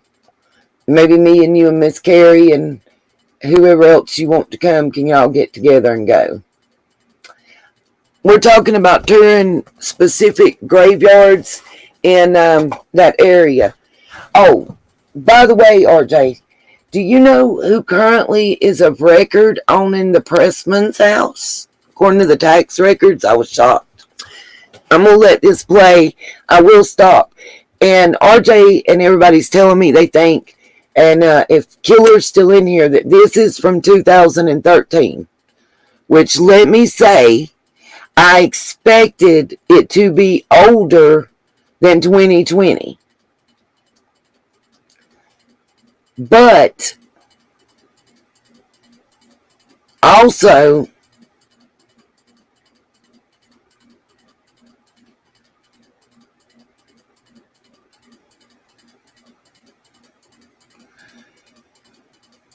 this proves that somebody at one time did live in this shed, if you keep looking. Sweet. Sweet. Got you, RJ. I will look for it while this is playing. Somebody was staying there. There's a camper. There's amenities. There's a dog lot with a dog in it. If you're using it for a feed building, you're not going to build a smoker or a grill out front.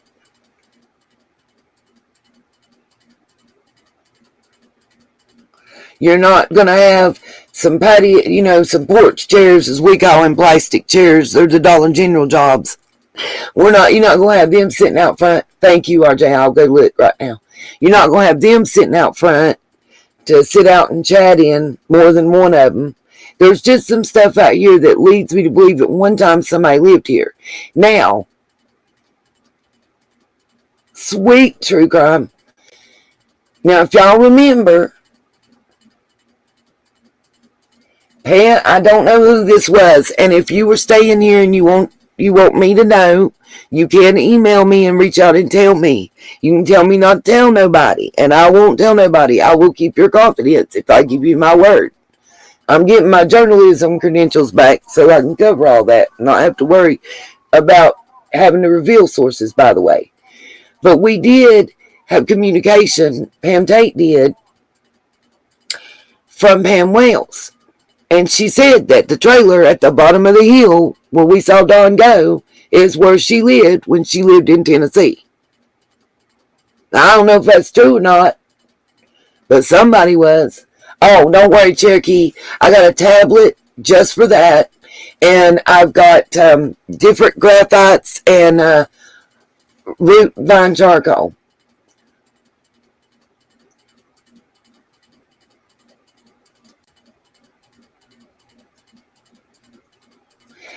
Linda said, what I heard when all that was there was a septic tank also there a sewage or whatever you want to call it around the dog kennel area, around that shed somewhere. They might have missed that. Okay, Linda. They might have, honey. Okay.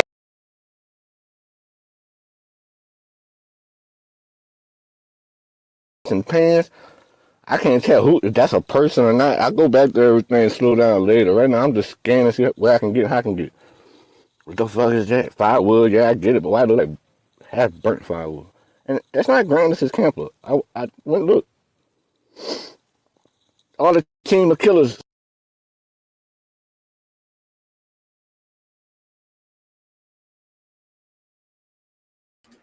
Okay, and if you see this camper, it looks to me like they're near that power pole so they can get electrical to the camper from there. Now, I might be wrong, but when we had a Winnebago, that's how my grandparents did when we went camping. And that's when they brought it back to their house. That's how they did. They had, somehow you can plug it right into that box. Somebody knows more about that stuff, knows more than me. I, honest to goodness, don't know. I'm just saying that's a good possibility. Thank you, Miss Karen. I just got your Cash App. Okay, now my phone ain't working right. Y'all, for real, my electronics is cray-cray. I don't know what's been going on for 3 days. If you have straight talk, let me know in the chat if you've been having any problems. Any text that I tried to send, I had to send only the SMS text. They can't be the digital text. You know, the ones that shows you if somebody's read it and all that or not. I don't know what's going on. It just, and then, like, I don't know. People was calling me, the calls wasn't coming through. I was calling them, it wasn't going through. It's crazy. Brian, it wasn't Wells, it's too clean. Yes, those cords ain't long. You're right. That's the understanding. And it could have been just to charge batteries or something, or because they're staying in the camper and the dog food and stuff's in the shed. I don't know. But it just looks like the proximity of the power pole to that camper is to get electricity. Now, if you look, you can see the gray box, and I don't see the glass coming out of it with the meter in it, though. It looks like there's no meter inside of that box, in my personal opinion. Y'all may see something I don't with my old ass eyes. I'm going to let him pan around again, because he ain't even showed y'all all the shed. What makes me believe that somebody was actively staying down there. If you hadn't seen this before, and like I said, we ain't going to watch all the video. Y'all know where Killers and watch, but I want him to pan around and just give you the whole panoramic view. Personally, I wouldn't call it a picture. To me, it's more... Okay, you were too, Miss Linda. I'm glad it ain't just me.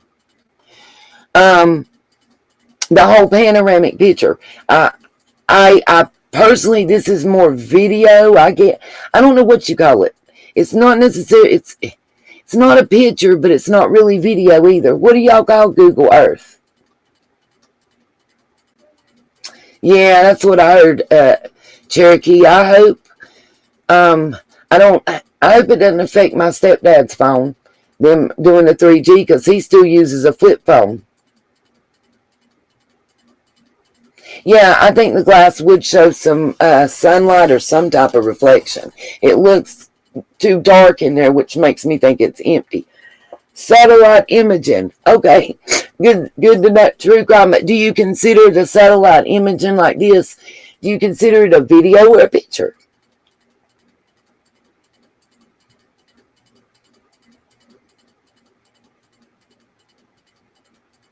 Linda, if you look on TBI's website, it does specifically state that they have checked all wells and all septic tanks. Even without a meter, you can tap off that box. The only thing the meter does is count how much electricity you use. Good deal. So it is considered an image or a picture. Got you. And I'm not trying to be a smart aleck, true crime. I just want to refer to it in the proper way. And if I don't ask, I'll never know and I'll never learn. I'm going to tell y'all my personal philosophy. The only dumbass question is the one you never asked.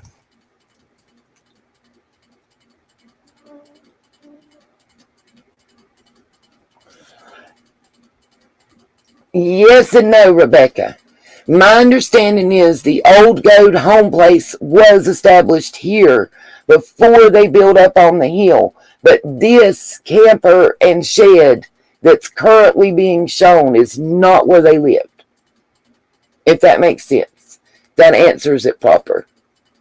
Okay, I'm going to let this play so we can get the rest of this, because there's some really important stuff that went on with county commissioners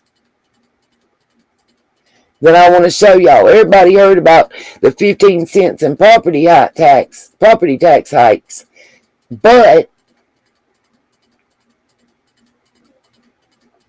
I bet y'all ain't heard about what a New Jersey attorney said.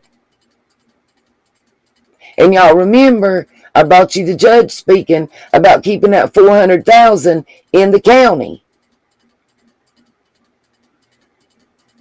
Well, they decided what they was going to do. And I'm going to show you and let them tell you what they did. Because I think it's important. Why, if you're sitting here poor mouthing, you can't pay.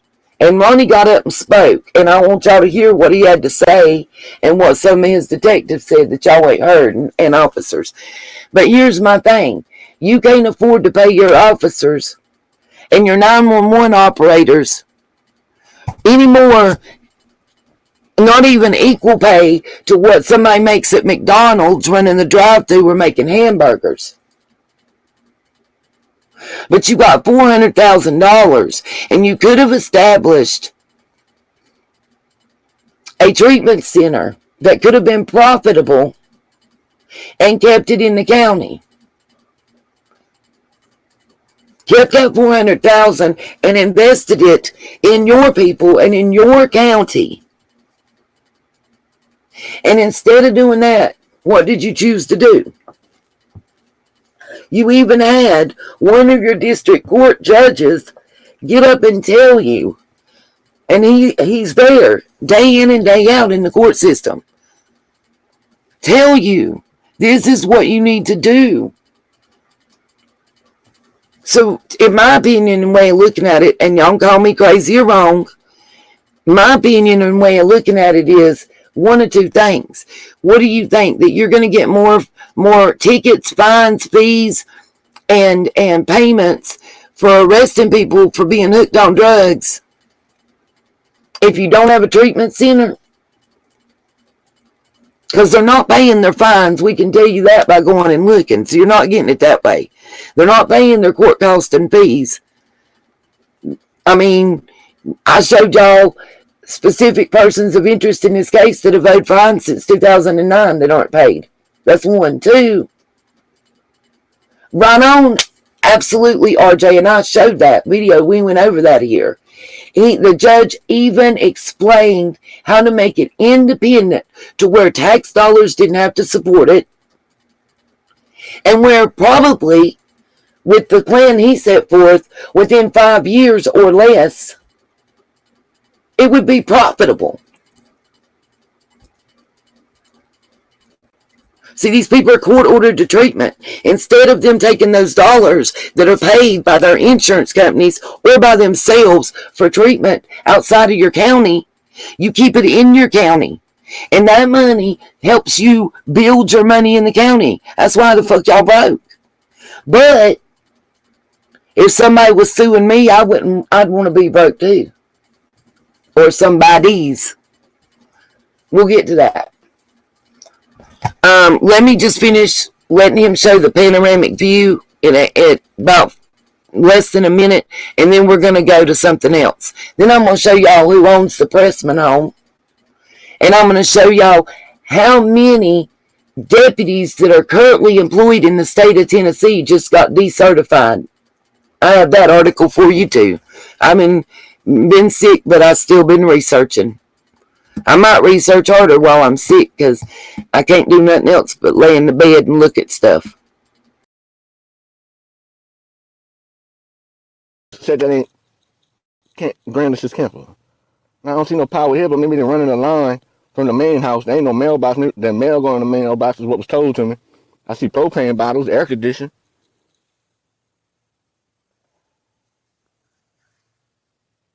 It's not all wild. And it can't be like, Google's been up there recently because look the greenery. It can't even be last cold season. Some of y'all were up there recently. Who dog? Is that the dog that was in that fucking stroller? Baltimore, you living over there? Who being a watchdog for the land over there? Y'all tell me. I'm just bringing, while y'all all intertwined fighting, and Killer want to talk about cases and freaking music and horror movies, y'all doing each other in. Then by the end of the day, everybody feel bad about it. And that's just shed that wasn't looking that nice and clean. Just fucking oven stacks, whatever them things that come out on either side to heat the building. Fresh water. Who's a doggy? Whose doggy are you? I thought everybody's gone from over here. I seen like an old town sink spout. There's a gate. I'm not sure if the gate's ever been there or not before, but none of y'all told me there was a gate over there. I only ever seen it from fucking top view. This is new. New to me. I don't know how to get the thing to go forward.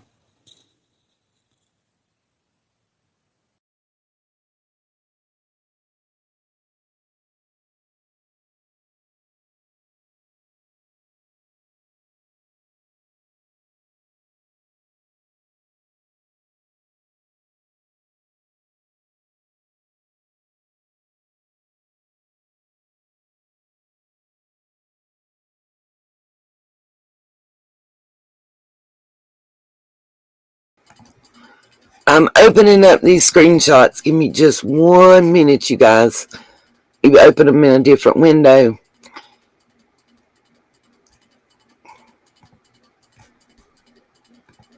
There's that one. These are really good screenshots. Thank you, RJ. Yeah, this one even shows, I'm going to show you guys progression. Awesome, awesome, awesome. Okay. I'm just going to share my screen real quick. Hold on. If I can get my computer, my slowy computer to come on with me.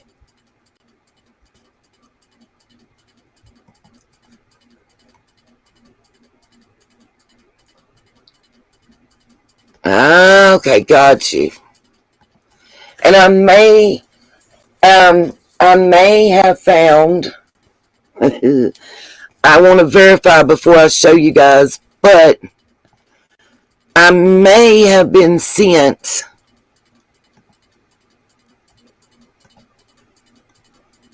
the original. Okay, let's see. 1, 2, 3, 4. I need to start with the 5th tab. Okay. I may have been sent. Hold on a minute, y'all. I can't have a moment.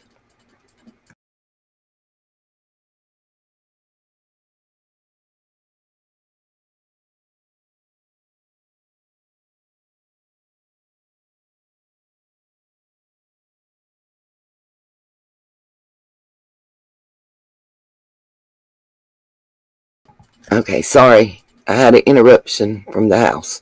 I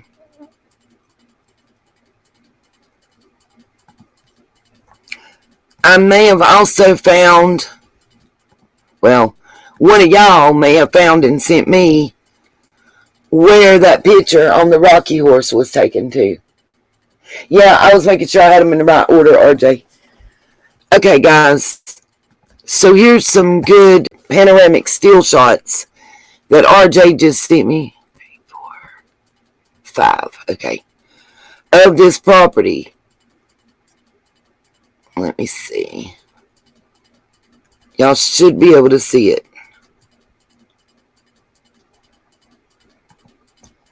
This would be, I think, 2009. I'm trying to make it bigger where y'all can see that, but it's not working with me, as you can see. And as you see, the shed's not there. Then when we go, okay, this is, see, 2013, it says in the corner. But then we have this one, and you can see the framework of the shed.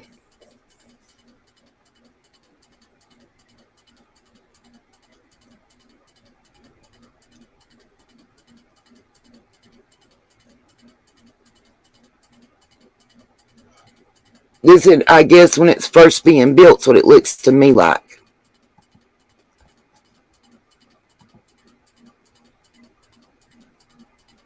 And this, it says, is October of 2012.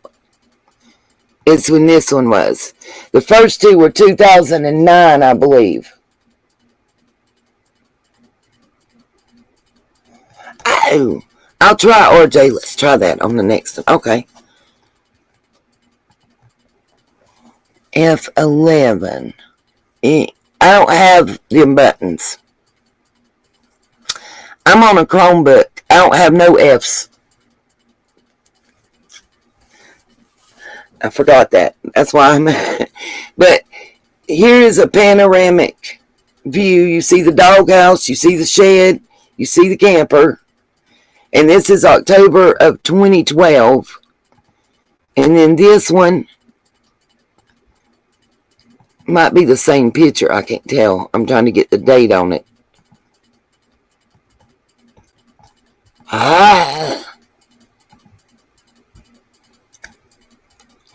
But here you see the shed, the camper, and the doghouse. And this is the same picture. Got you, RJ. I have a first generation Acer Chromebook.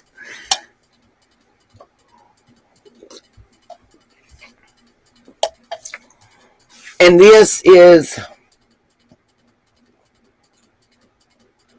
from October. This one is the June 2013 one, RJ. Got you.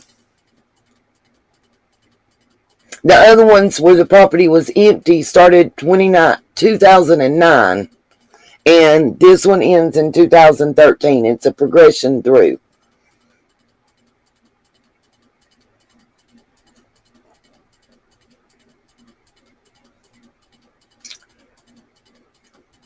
But obviously, in late 2012 to mid 2013, someone was staying there. Now, we don't know who. And I'm not going to try to play, guesswork. Cherokee, it works on my daughter's Chromebook that's a year newer than mine, but it does not work on this one.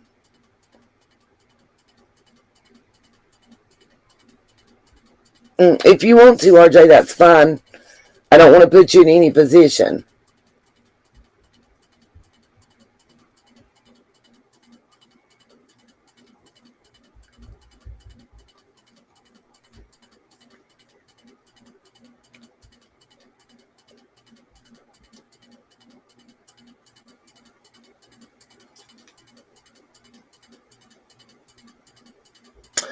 I thought so.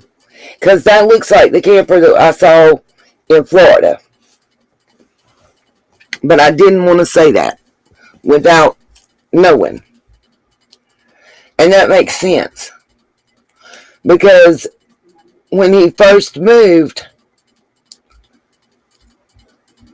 his mom was still staying in the house. And he didn't get left that property when she passed away. And I wondered where he was staying until then.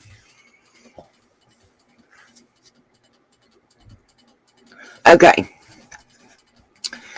I'm going, let's see, let me get back here. I'm going to close those so I can play this other. Just bear with me, y'all.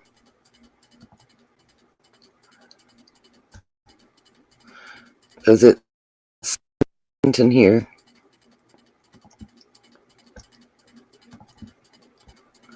Okay. Make sure which.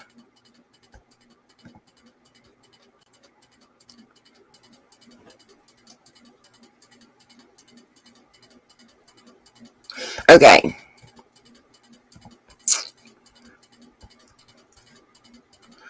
Why this thing won't pause and load right?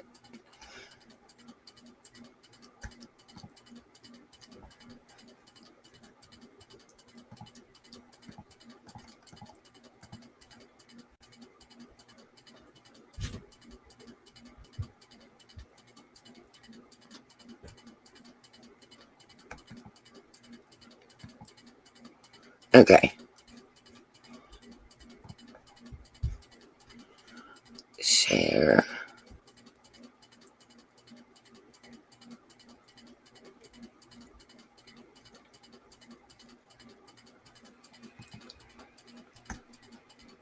That makes sense for why they had some addresses mixed up as well.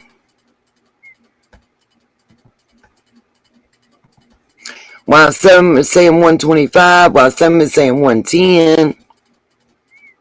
Now, I'm going to say this. What I'm about to show y'all, some people are going to say, well, they're talking about Mount Carmel. That's what you're about to see on your screen as well. Yes, they are talking about Mount Carmel, which is also contained in Hawkins County. And everybody's like, well, how does this affect Summer's case? Well, here's my answer to you. When Hawkins County is telling us that they can't properly search for Summer because they don't have money, they're broke.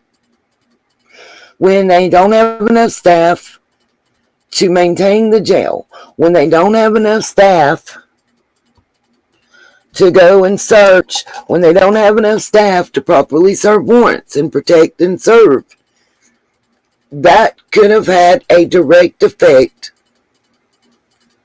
on Summer's case. If the county encompasses Mount Carmel, and Mount Carmel, the mayor, the county, the police force, all that, if they're getting sued, it also affects the same county that Summer and her family were living in.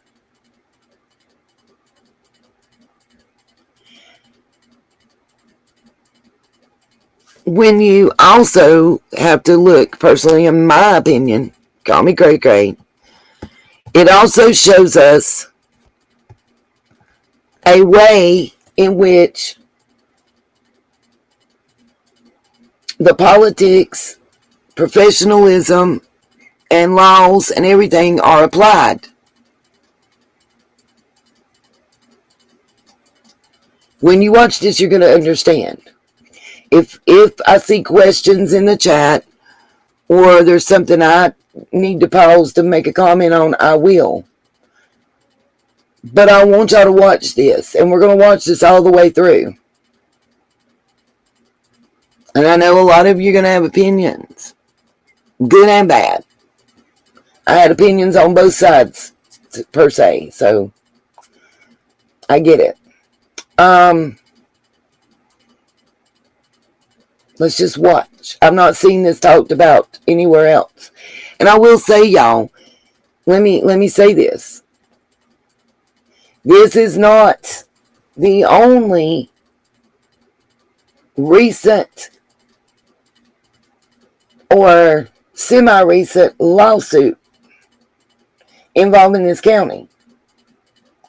I brought y'all one previously where an officer's family, an officer that was killed in the line of duty, Hawkins County Sheriff's deputy, actually his last name was Lawson, where his wife was suing the county and them. And there's others. Y'all seen the one where the man got beat that was running from the popo and his eyes was black and blue. Couple months after I put it out, somebody else put that out there. There's numerous lawsuits. Could that be part of the reason why the county's broke. I don't know. That's a question. I think that's a valid question. Thank you, Kool-Aid. I personally think that's a valid question. Might also answer why you would want the $400,000 to be put to use outside your county. So let's just watch this. And let's see what y'all think.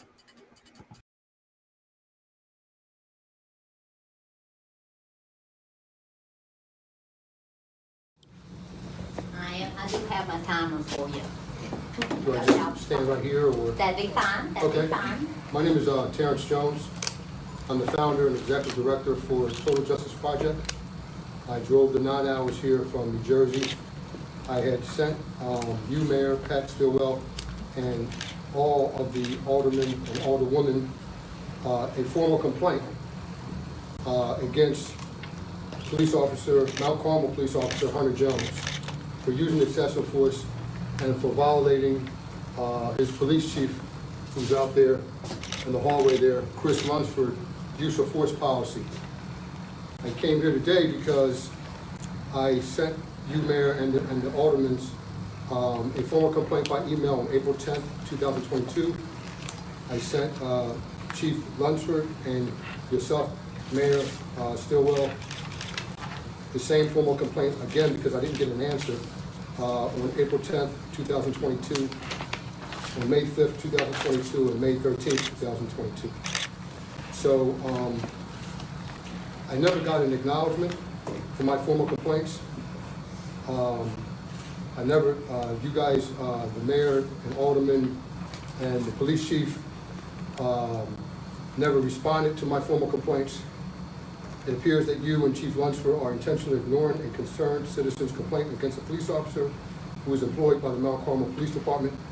Please be advised that you both have violated my First Amendment right to file a grievance against Officer Jones and petition the government to fire him for using excessive force and knowingly violating the Mount Carmel Police Department's Thank you. use of force policy. Your time is up, thank you. I understand my time is up, but I'm going to ask you, because this is a very, very serious matter, to allow me just a little bit more time. I cannot, it's in our bylaws not to, but 3 minutes. Please sit. Okay, well, I'm not going to sit down.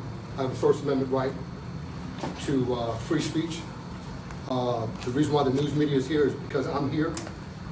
And also, we have the mother and father and the sister of Saya Hall, who was shot in the chest, in the right shoulder, and in the forearm, and a passenger behind whom was shot.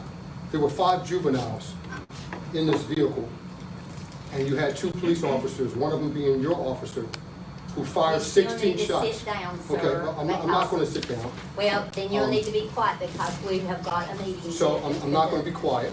I'm going to use her 3 minutes. Then no. No. I am, you So cannot. I've talked to mayor and city council I will. across the country, I and will. I am allowed to use someone else's. You have got 1 And warning. you can also use his 3 minutes. Thank you. So now you're going to violate my right now to speak more, to take the 3 minutes. I'm going to use the 3 minutes from the You sister. speak to our lawyer here and he can tell you. I've done this across the country. The Well, last time I did it was in Sharon Hill, Pennsylvania. we and do. when I got I'm finished telling you speaking, right they took a now, vote. I am telling you right now Which you would have to take a vote that the you next are one. violating our policies.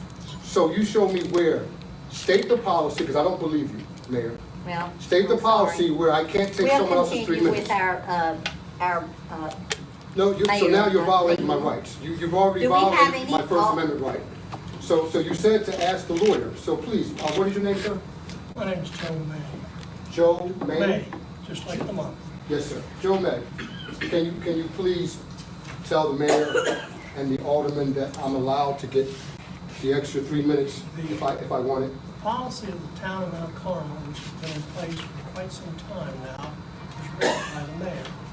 If people have a comment to make regarding anything of public interest, they have 3 minutes in which to do it. If the other people wish to speak for their 3 minutes, they're allowed to do so. But what you're suggesting is not the policy here. So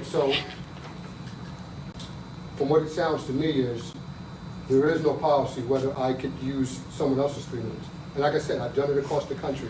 I've gone, This is Mount Carmel. I understand it's Mount Carmel, And but in these other places, in other states, they've allowed me to take. If they have such a someone else- policy. No, there was no policy, but they allowed it because it makes common sense. That she has 3 minutes and she's gonna give the Sir, minutes to me. I'm going It's the to same ask thing, you to but leave. please, I'm talking to you. I know, but your time is up, and Well, this is not the time. I don't believe it's you up to because discuss they even do this in Congress. I'm sorry, where you they need give to someone else's 3 leave minutes. now or sit down. So I need to leave, or you're gonna do what? I will have you arrested. So you'll have me arrested You need to go for, out that for door. speaking at a No. public comment section. You're gonna have me arrested for that. You're gonna violate my rights and have me arrested. You have a right to speak for 3 minutes on a matter of public interest. You took your 3 minutes. You're right at this point disturbing a public meeting. Well, I don't feel as though this is a very serious subject. I understand that. Her son was shot and was unarmed I think and everyone shot in here the chest, heard what you said. shoulder, and arm. So, You're speaking of a criminal offense, if it exists, against some officer. If you have a complaint, you need to address it to the district attorney. There is a district attorney's office that covers Hawkins County, and you may address your complaints to him. I would take your suggestion and do that as soon as I drive the 9 hours back to New Jersey. But what I brought, sir, with all due respect, in front of your mayor and alderman, I sent the complaints to your mayor 3 different times, and she never, so what is your rule? Does she supposed to acknowledge my complaint, or address a citizen's complaint, or she just doesn't give a damn about citizens in Mount Excuse Carmel? me, we don't have that kind of Tennessee. language in our courtroom, I in our apologize. meeting room. Okay, You I just told apologize. us you're a citizen in New Jersey, you're not a citizen of Mount Carmel. I'm a citizen of the United States. I'm a concerned citizen of the United States. And as the executive director for Total Justice Project, I understand. the what mother you're gave me doing, permission so to does be everyone here. else. I'm here advocating for her and her son and her family. And you have done so. So now we need for you to be quiet so we can continue our meeting. We have an agenda to go by. I will be quiet, but I asked a question, and I would like your lawyer to answer, which is, when you have a citizen file a formal complaint to your mayor Of course, and to your police chief, do they have an obligation, it's real simple and I'll go, do they have an obligation to acknowledge the formal complaint against their officer that allegedly used excessive force and violated your police chief's use of force policy, and he like disappears, oh, he's over there, okay, why don't you come on in and join us? He's fine. You're fine out there. So would you please answer that, and Sure, I'll sit I'd be down? glad to. Because I don't want to do What you're anything to disrespect suggesting- anybody, Now, but, You asked me a question. Yes, sir. And give me an opportunity to answer you. yes, sir. What you're suggesting is that a police officer of the town of Mount Carmel has committed a criminal offense. If you have a complaint, you need to make it to the district attorney. You said that, but what I brought here, if you had listened, was he I violated the listened use of very force well. policy, which What you're is, suggesting is that the mayor has some authority over the criminal laws of the state of Tennessee, and she does not. There is no jurisdiction here for the complaint that you've made. You need to address that to the district attorney's office. I'm gonna say this last thing and I'm gonna sit down. I disagree with you strongly. In Sharon Hill, Pennsylvania, I went in front of the mayor and city council. They didn't have I'm all. going to ask you one more But time. please, let me just finish this thought. You are for your taking up viewers. valuable time from these. What, but I don't think people like anybody you. else is gonna speak because I Well, it waited. doesn't matter because you have been 15 minutes now. Okay, let me just finish my point. He You said- have finished your report. But what I he said am was asking you now that you don't have to the sit power to down. do it. In Sharon Hill, Pennsylvania, after I spoke, they voted and they fired the 3 officers for Sit down. violating the use of force Sit down policy. now, or. For what? You're gonna lock me up? Leave. You're gonna violate my rights? No, I'm not, but I'm saying you're violating this. And you're gonna lock me up thing for here. what? What am I getting locked up for? I'm not saying you're locked up, I'm just saying. So now you you're need to changing your mind. leave I'm not or gonna do get locked up. whatever. A minute ago, you said you're gonna have the police chief, because he's the only You had officer your here, opportunity arrest to me. speak. You're attempting to have this lay board of citizens who serve as the governing body of this municipality interchange with you about matters of your constitutional rights, which are beyond their jurisdiction. They have jurisdiction to pass ordinances in the town of Mount Carmel. You're asking questions about criminal offenses in Tennessee that you now recognize need to be addressed to the district attorney's office. And I'm not a lawyer. I'm not You had your no. time. But I told you the mayor and city council in Sharon Hill, Pennsylvania voted. We're not in And Sharon Hill, fine, and- Pennsylvania. Okay. Thank you. I know exactly where I am. I drove the 9 hours to Tennessee, to Mount Carmel, Tennessee. You need to leave the room now. So now I need to leave the room. Yes. He So, got upset. Could you And now I gotta leave the room. Could you not let us proceed with our meeting, and then some of us will stay and be glad to listen to what you have to say, but let us just proceed and get the meeting. I will let you over with. proceed, but I sent the formal complaint, so are you gonna at least look at that and address that? That was sent to all of you We guys. can't address that, sir. That's not, has anything to do with us. It does. If I No, let it you doesn't. use- We do not have the right to, we are not over the police department. We do not handle personnel matters.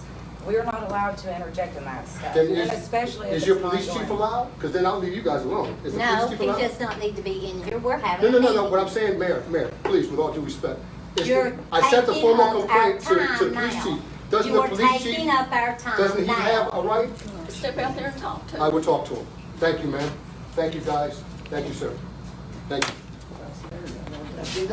And I'm sorry for upsetting you, sir. I wasn't trying to do that. Let Ms. Weaver talk. God bless. God bless you. Thank you, sister. Hi, sir.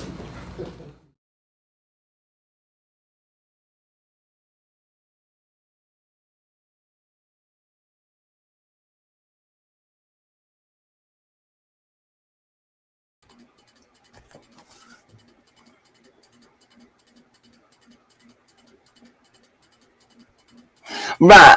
RJ, I just read what you said. Sorry I was quiet when I come back home.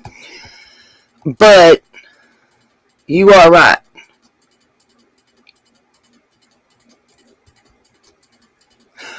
Right, Golden Mare.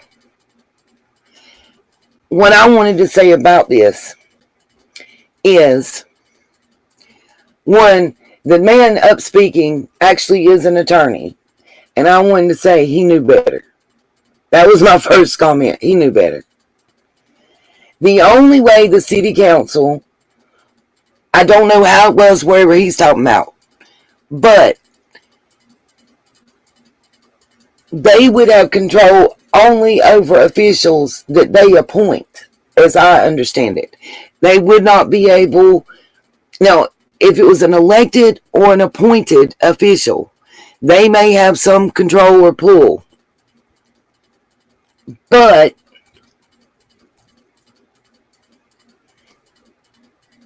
he wasn't talking to the right people.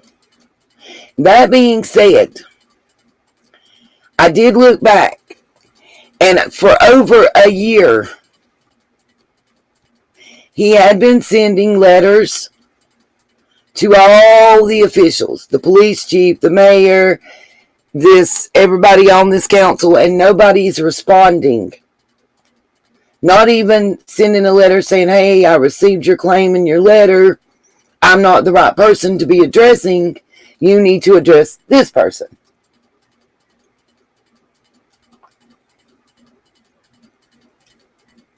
To me, that would have been the professional thing to do in that situation.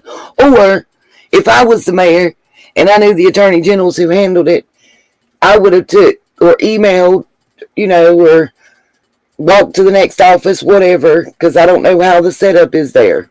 But I would have took that to our attorney that was sitting there, or to the attorney general and being like, look, I'm getting this.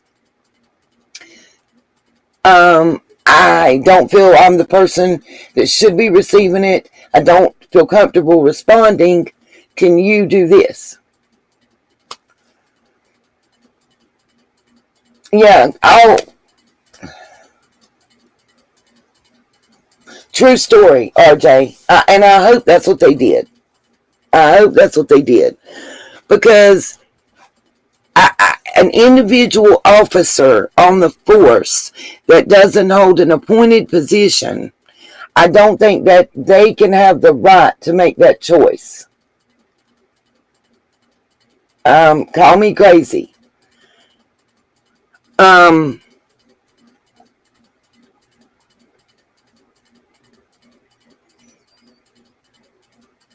I am looking into the case to see exactly what he's talking about, if it's anything or somebody just trying to stir up a ruckus. And I'll bring more info about that when I'm finished fully looking at it. I don't want to discuss it until then. Yeah, he could have definitely gotten a disorderly conduct charge. Absolutely. Is there better and different ways to handle stuff? Yeah. I don't know what the individual town of Mount Carmel's policy is. I just know, how do I say, this was the newest thing I could find. This is from May of this year, RJ. The original one went back to April of 2021, I think.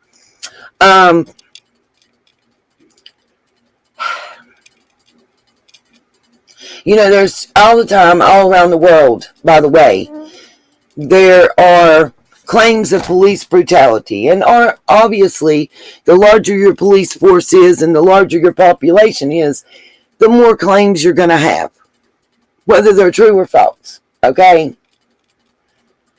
But when we see a lot of things pile on top of one another, you got to start questioning. I just question, Yeah, it has been a minute. The original thing I could find on this goes back to April of 2021. With this attorney first making statements. I think, my personal opinion, especially when he says the news media is here because of me, this was more about getting the claims on record to the public and the press and getting that attention for the clients. I don't understand why there's not been a case filed. That's my question. And if I'd have been the mayor, I'd have been like, well, is this not scheduled in district or superior court here? Or where you're from, or wherever the incident occurred. Because if they were driving through Hawkins County and the incident that he's speaking of occurred in Hawkins County, then that's where the court case is going to be. And I would be like, so where and when do you have this on the docket? Because even if there wasn't criminal charges filed, then the civil litigation would ensue. And again, where is it on the docket? What docket is it on? And when have you filed the proper proceedings? Because if you're an attorney, you should know that.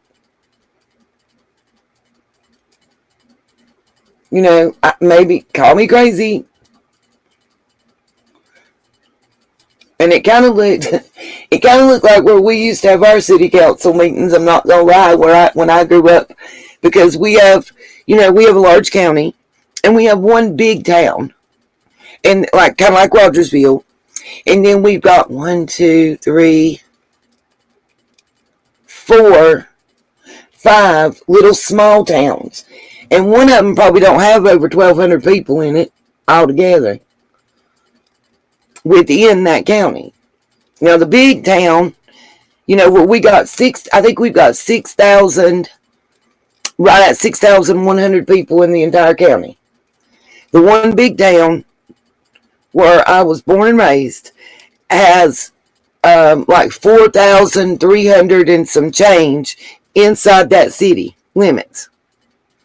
All the rest, 2,300 people, are scattered all over the county within those 5 cities, within the 4 other cities limits, and then outside any city limits in the county. Where my family lives is in the county. So when you pay taxes, you only pay taxes to the county, except on your property. It's crazy, I know. We pay county taxes, and then there's a tax for the fire department and everything else. And why this stuff is important to me is they raised, and I looked at this, and RJ, you might can comment on this better than me. It seems to me like they raised county taxes 15 cents on every $100 across the board, which I think comes out to a very nominal amount per year for the average citizen. And they took away $20,000 from the fire department. I'll pull that up and show that one too. What I want to show next, that I have already lined up to show you guys, that I thought was real important, and it's an hour and something long. We're not going to watch the whole thing, though I will tell you. Oh, I have the fire chief one. It's 5 minutes. We're going to watch it next. But I have the one where it tells that instead of putting that $400,000 grant that I showed you the judge getting up and begging them to do,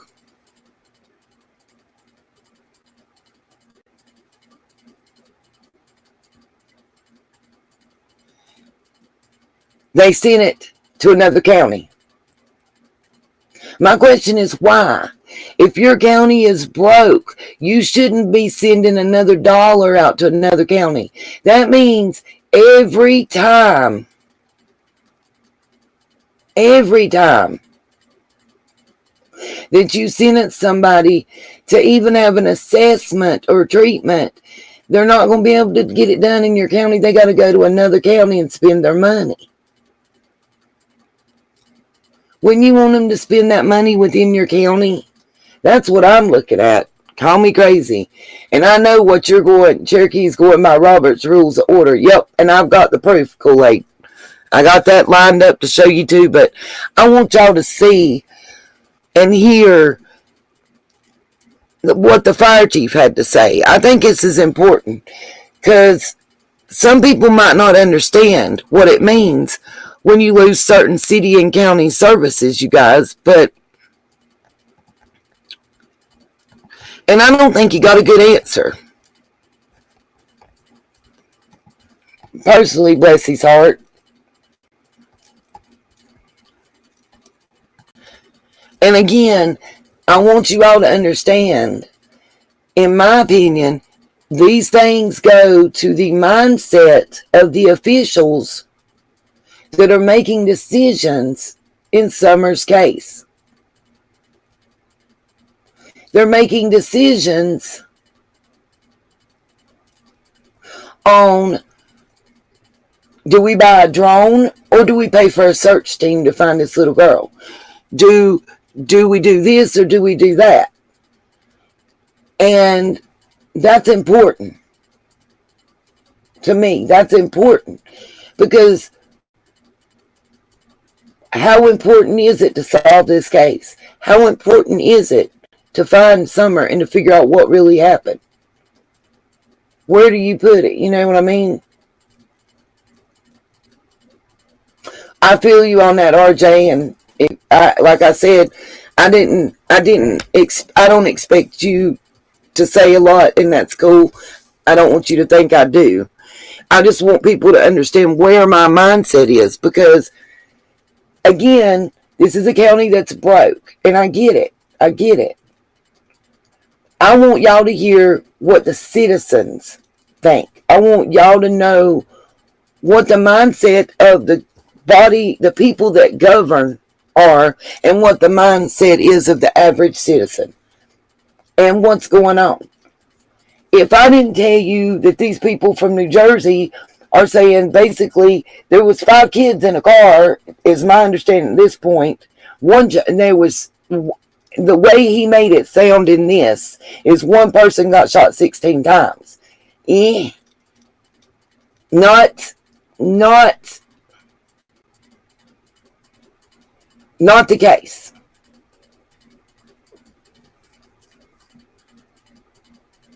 Got you, true crime.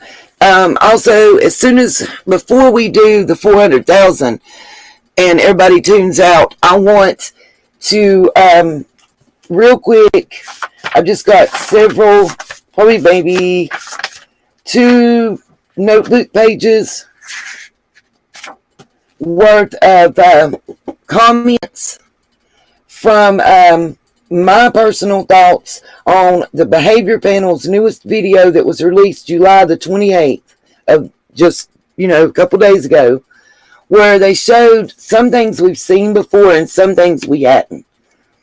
And the reason I think that's important is, well, first of all, let's ask, why was Chase and Mark not part of the interview? And I know what they said at the end, but sometimes you got to listen to the beginning and the middle. Because they might have said at the end that they don't think Don did this and they don't think Don did that. But do they really believe everything? I have an opinion. And I'm going to pull out some specific comments. And most of them come from Chase, the younger guy, who was actually reviewing it in Dr. Phil's studio. So why didn't he go to Dr. Phil's studio to help interview Don? You guys, just wondering. Okay, let's play this video. It's only 5 minutes long, but I want y'all to hear this. This is the fire chief, and I think we may hear from a couple of the residents. And it's only like 5 minutes and 9 seconds, and I'm going to speed it up just a little bit.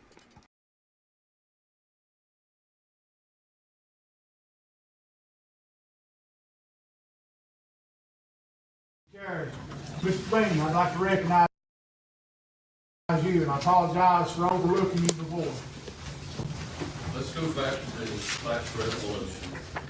Contributions for the county. First contribution.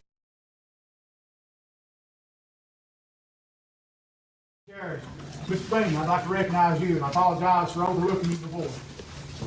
Let's go back to the last resolution. Contributions for the county. First contribution on the list is Firemen's Association. You cut it from $20,580 to $580. Can somebody explain that? Why you would cut $20,000 out of our budget? Is it not added back to the four departments? It was added back to the general fund. The general fund is going to pay the insurance that the Firemen's Association used to pay. I wasn't at that meeting, so I can't answer that question. Firemen's Association is a big thing for the fire department. I'm the chief fire department elect here. I'm also the vice president of the association. How can you operate an association on $580? We have an air trailer that we have to keep up with. We just got a donation from out of state for an ambulance to make an air trailer, a communications, and a rehab. We might as well send them back to where they come from. The air trailer itself, we have to pay insurance on it. The air bottles in it have to be hydro-tested. We have to keep it up. We just spent money this year having all bottles hydro-tested. We will have to have them again in 5 years. With no money, we might as well shut the doors. The fire departments depend on that. I don't know where the association pays our workers' comp, accident, and sickness insurance. If we don't have that, our fire departments might as well shut the doors. Who's going to pay for that? Or are we going to have to pay for it out of our fire department? Can you clarify that, Eric, for us? I'm not going to touch any of the air trailer issues, but No, I I'm will talking specify about the insurance. the Yeah, the insurance will handle that. The insurance will be paid for by the county, as it always was. They can't. The county cannot pay for that insurance. Yes. We have before. Mayor Lee has agreed to pay it out of his office, the workman's comp, whatever department, so They can't do that. Well, We are not excuse county me, you employees. can too. That's against the law. The mayor went to our insurance broker and got information. That's a hell of a lot. Curtis, could I ask you to come to the next budget? I know you come to a lot of them. Could you come to the next budget meeting and maybe I'll have you some answers? I don't have any answer for you tonight. I'm sorry. I didn't make that meeting, so I don't know. When I was listening the other day, That was the first thing I seen. The first contribution cut $20,000. Fire department stayed the same, just the association got cut. And if fire departments has to pay our own insurance, then we're going in the hole.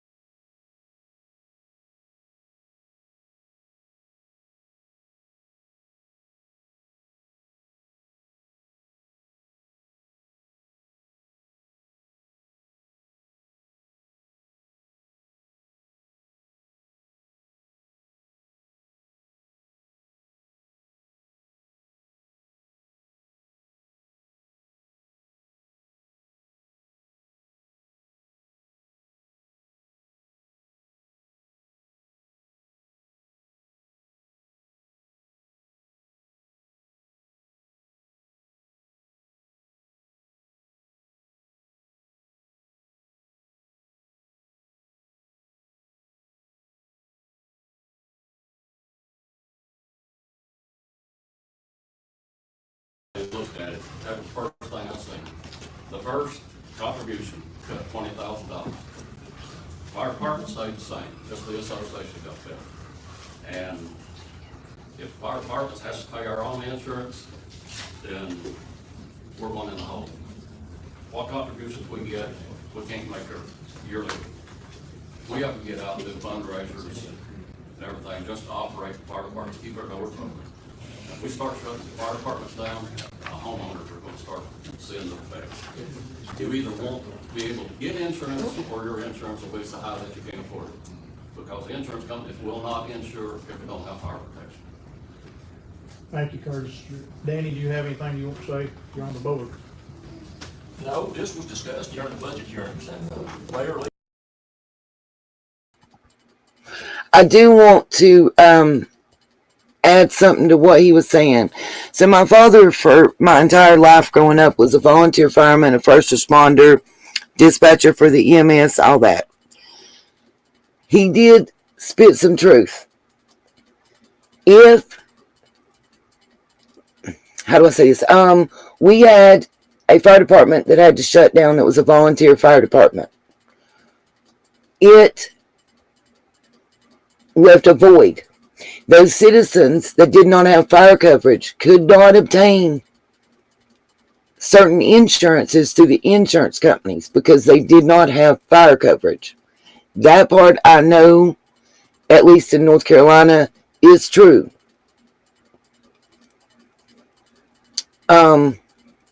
We have several residents that actual homes that I could point out that half the home is in one district and the other half the home is in another district. One half of the home was covered at that time and the other half was not. Now, does that mean if the right side of that line caught on fire that the people that covered the left side of that line wasn't going to put the fire out? Hell to the no. What it does mean is if you don't have a fire department that is providing coverage,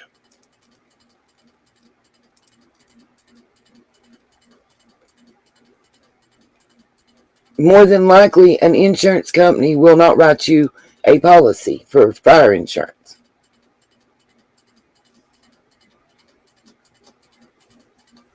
If they do, the rates and the premiums will be so high that you can't afford it. And most loan companies without escrow, I don't know, with escrow it's a little different. If you don't have an escrow account, most financial institutions do require you to have like fire, flood, and certain insurances depending on where you live. You know, if you live in a floodplain, you have to have flood insurance.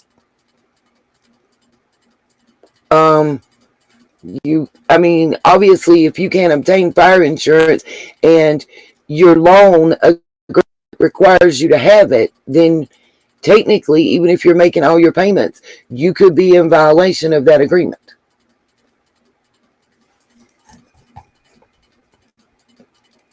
And it does, as happened then here, there were possible lawsuits that it opened areas up to within the county and city and such that wasn't providing that protection to the tax-paying citizens. Just saying. That's all I wanted to comment. Can't speak for this area directly I'm talking about in North Carolina. I can only speak to what I personally know. Okay. We're almost done. This has got another minute. I think this might be the one that Ronnie spoke in.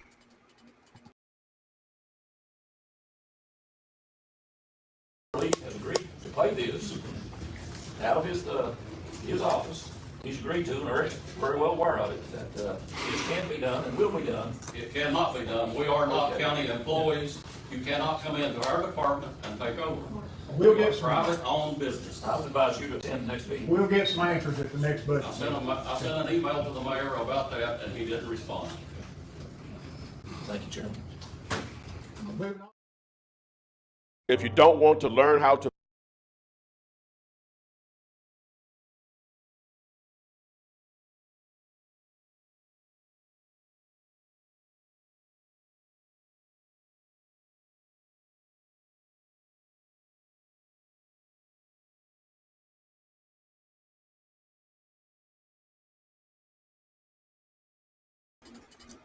Okay, I'm unmuted now, finally. I believe that night also they spoke about, I hadn't found that one, Discovering the Truth. I've been looking. That night also they spoke about taxes, just based on the clothing that I'm seeing on the county commissioners. That's also the night that they spoke about the tax hike.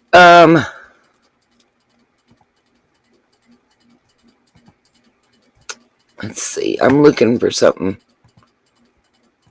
Deeds.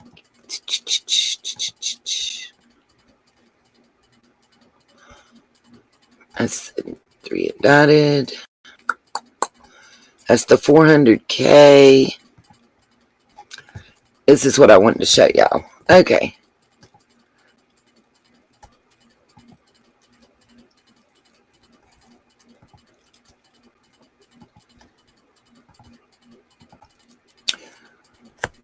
Let me make sure this gets up on the screen.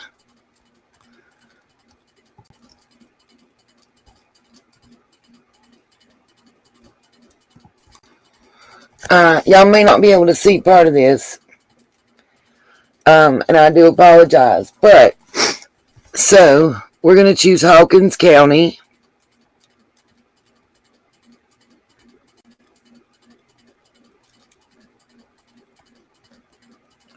And hopefully I'll be able to pull up what I had. Choose a search type. This. We're going to type in Trent.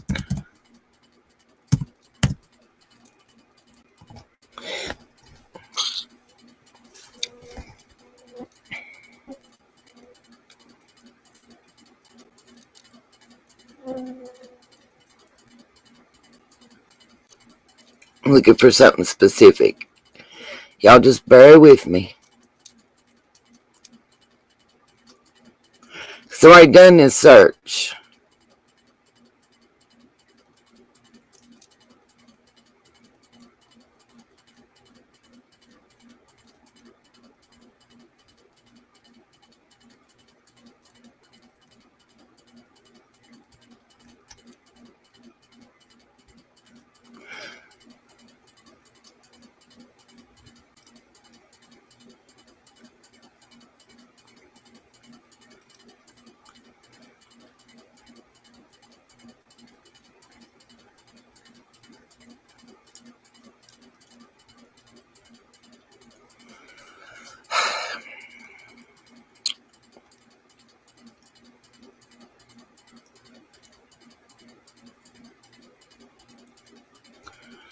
This is the one.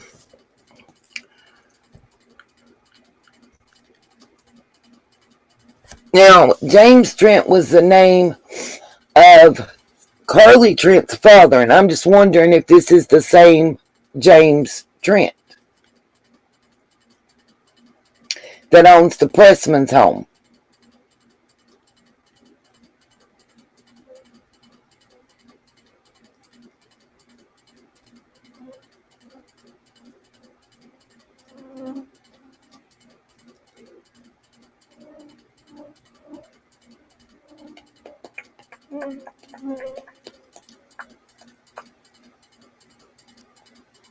You can see it highlighted in yellow.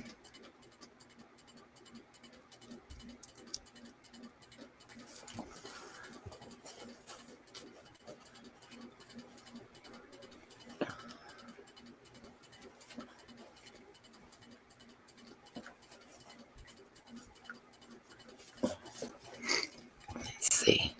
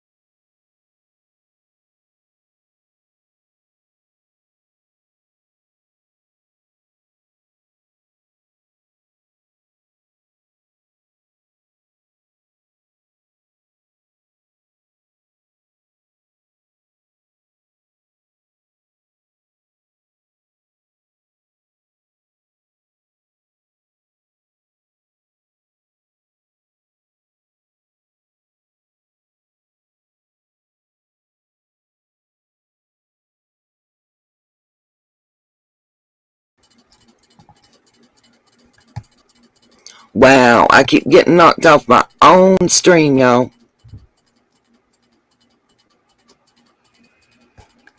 Donna Huskins. I don't know why you're stating that in the middle right now, because we wasn't talking nothing about that. Maybe you're behind in the chat. But who has it been proven to and when?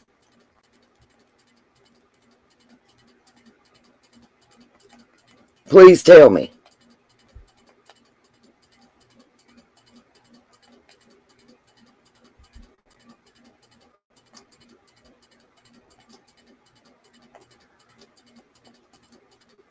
Of course, she's far behind, but she said it has been proven that Summer was registered for school, kindergarten.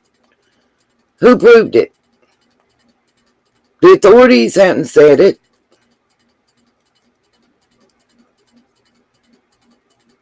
We never saw a registration card, shot record, none of that. We never seen a physical. We've never seen none of that. So Donna Huskins, when was it proven? Now back to Miss Davis. I don't know where it knocked y'all off. Damn it. But it's Robin Michelle Davis. So we're going to look in the R's. Let's go on down.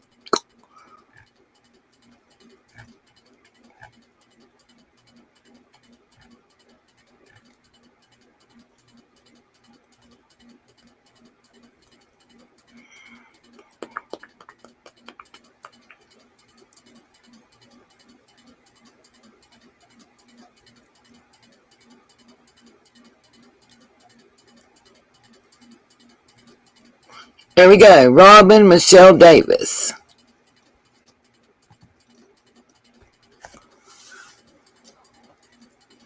See? Owner number 2. Care of Clyda Trent. There's no calculated acreage either.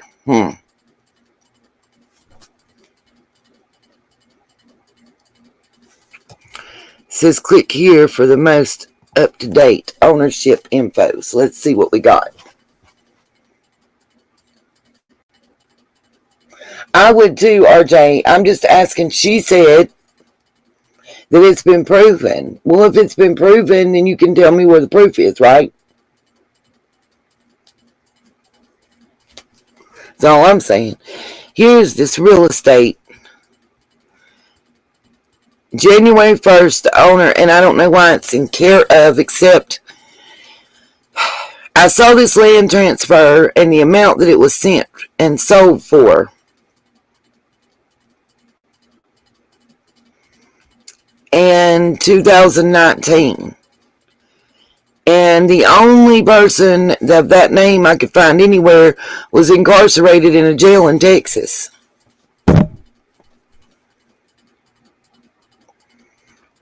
And it's weird because I'm looking for acreage on here. And I'm not seeing it. It was reappraised in 2021. The market value. It's residential.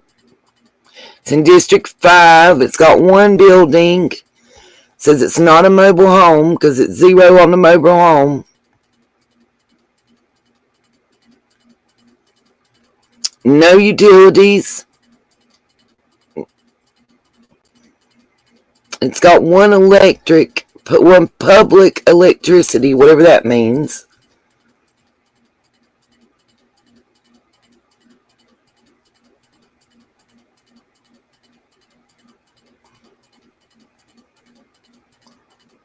It's got a single family, 1,764 foot building.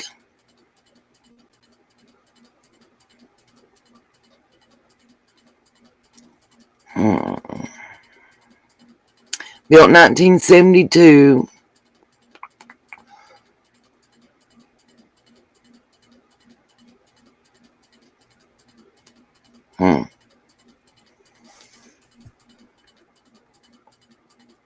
So it's got a wooden deck. Sale information. 8/21/2020. It sold for $80,000. Because that's weird. It was in the paper for 2019. Was when the sale went. I know some other people have seen it. Oh, it ain't got up to where I'm at yet, has it? Oh, y'all can't see this. Hold on.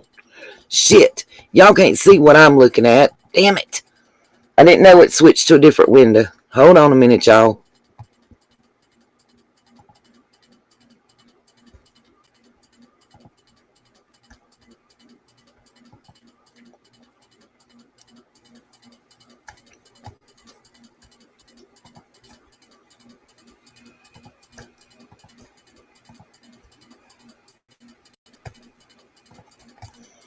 I'm fixing it to where it'll show y'all. Here's what I was looking at just now. Go back to the top.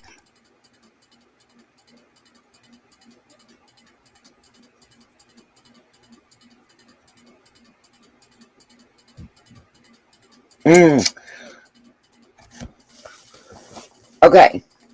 Y'all see, as of January 1st, Robin Michelle Davis is who owned it. In care of Clyda Trent. And it's got her address, Utah and stuff. Okay. There's the property location. Was reappraised in 2021. Land market value improvement, total market appraisal. They're saying the property's worth $117,900. Residential, it just has electricity according to this. Go down to the building information. That's what I was reading out a minute ago. You see the square foot. I don't know what BAS and BMU stands for. I'm sorry. Wood deck. You see that part. Then we go down here to sell information. And it was in the paper that it was sold to this lady in 2019. It was a warranty deed. I don't know what a B classification is. 8/21/2020. It was sold for $80,912. Tells the book and the page. Improved. Warranty deed. And I don't know what the B stands for. I apologize on that one. Then you've got 2014. But I know in 2019 it was printed in the Rogersville Review. If you give me a minute, I might can pull it up.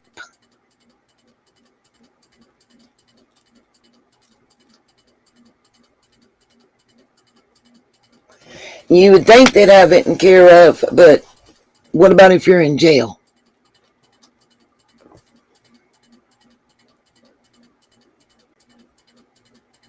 And see, there's no acreage listed, just the land units. I'm a little confused about it. What's up, Melissa? Y'all give me 1 second. I'm going to leave this page up. And let me go and see if I can't pull this up right quick. Where it was in the paper.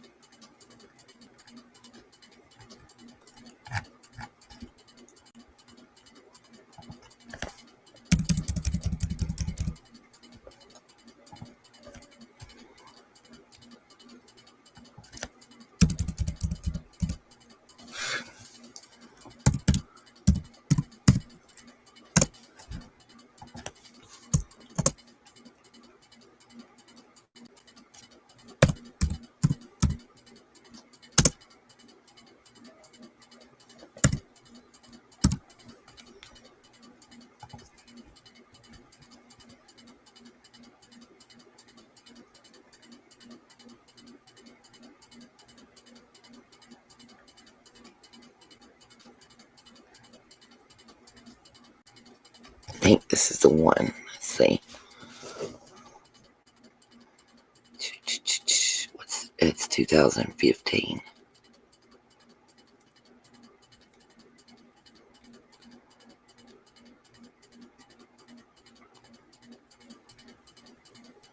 Of course, I want to show it and I can't find it.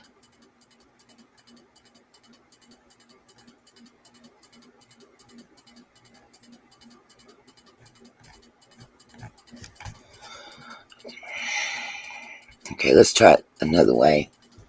Y'all just bear with me.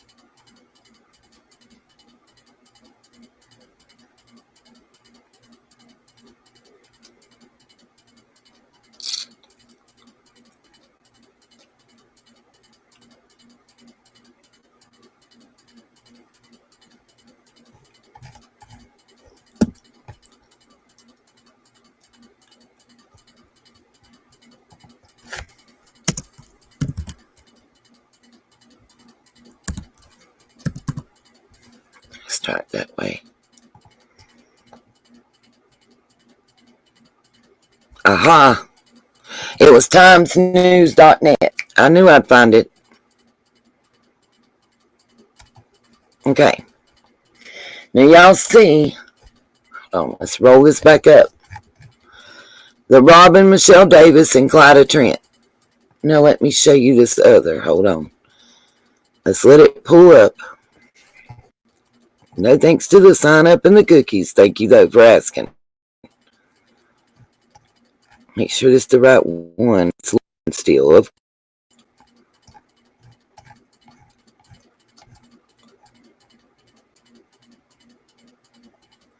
We're loading your content. Stay tuned.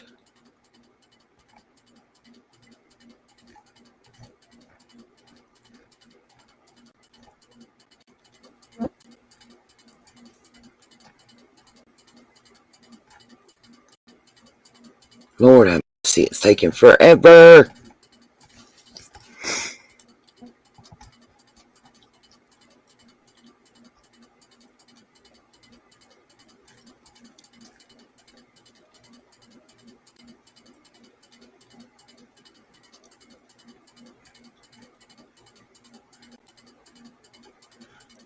Showing me some stuff I know is not what I just clicked on.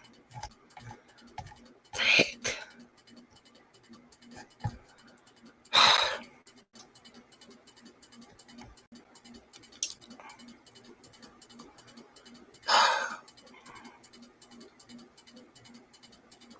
It was November 17th, 2020. Why is it not letting me see it? That's weird.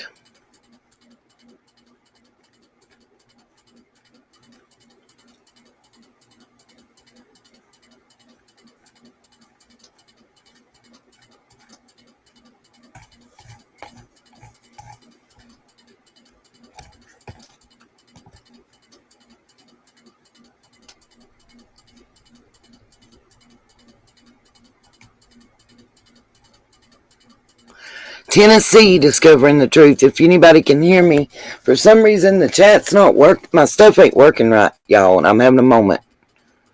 I'm going to share what I'm seeing and what's going on with y'all. Hold on. We're going to switch share pages.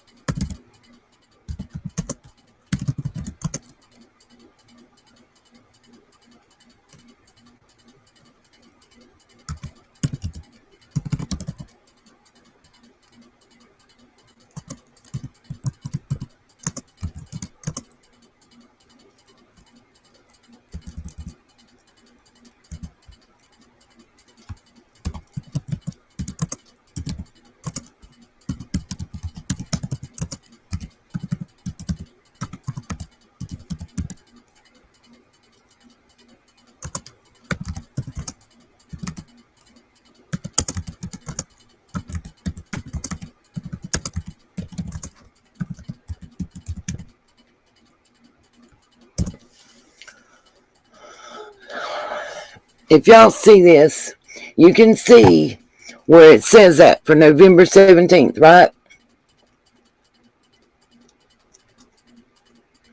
for November 17th. Now, I know I pulled this up before. Now, watch. Y'all saw me click it. And you're going to see what I saw.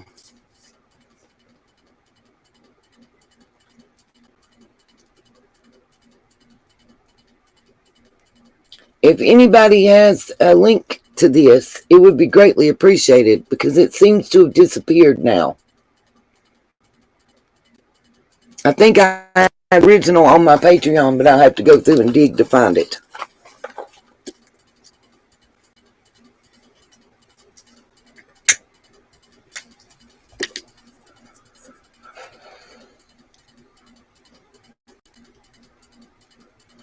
Discovery, did you happen to find my Texas girl, Miss Robin Michelle Davis? Why? Look here, why? Oh, here we go. It's coming up now.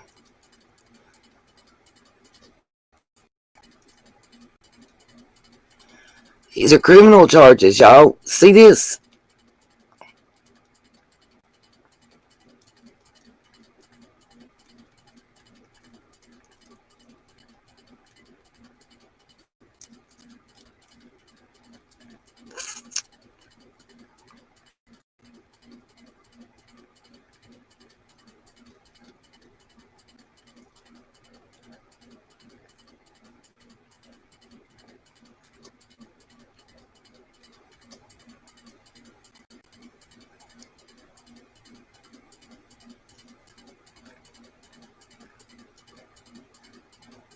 Just keep going. Maybe it's on, because it was down near the bottom of the article when I found it. So I'm hoping. I know, Cherokee. I found it way before. It's been on my Patreon since September, October 21.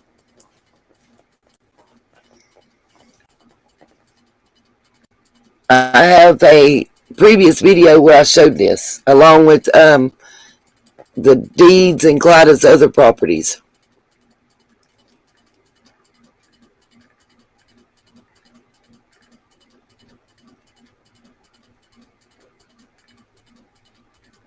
Here we go. Property transfers, finally.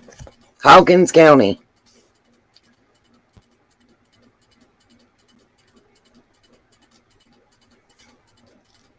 You good, Blue?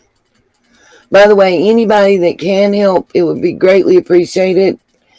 Any Cash App or PayPal's not expected, but greatly appreciated. I've been sick and I have had to deplete everything.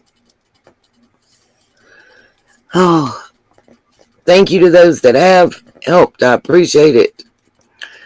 Now, this is recorded September the 3rd of 2020, which is going to be 8/3, which I showed y'all on that other way to look up the property. And it says, Kenneth James Trent and Clyda S. Trent. Kenneth James Trent is Clyda Trent's son that is currently, last time I checked, a land surveyor in Sullivan County.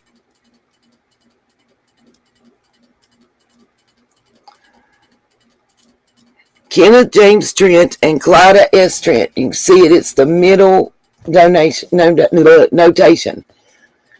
To Robin Michelle Davis, District 5, parcel of land, no description, for $80,912.21. Now, let's see, where was that at? That pulled up. Now, it still shows, as of January 1st, 2022,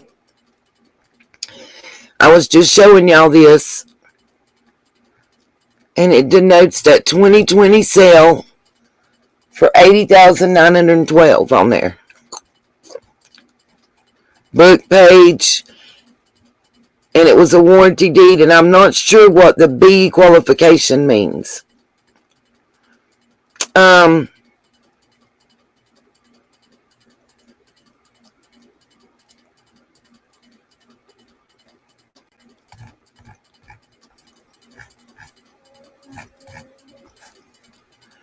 But it still shows that it's in care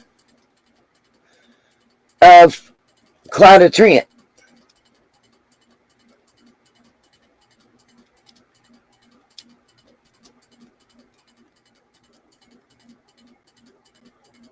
You notice all the other ones have a description. This has no description of the land.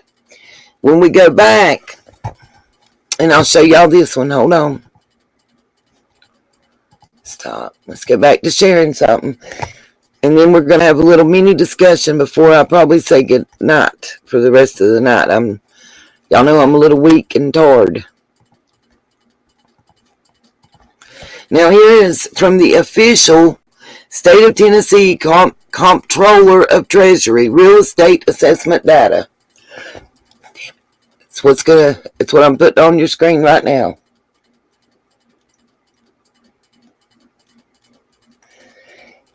Discovering the truth. I don't know about now, but I'm talking about when the property was transferred into her name.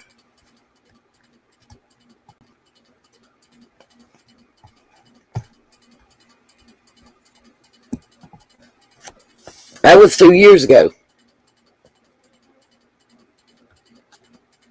Where was she at in August of 2020 when she bought property? When she had $80,000 to buy property. That's what I want to know. And why is all of her information about the property still in care of Clyda Trent to Clyda Trent's Utah address?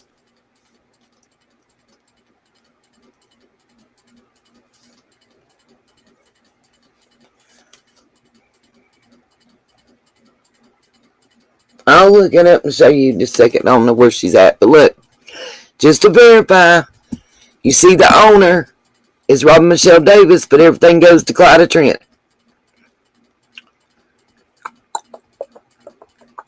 And then here it verifies what I just showed you in the newspaper article, 8/21/2020. The newspaper says 8/3.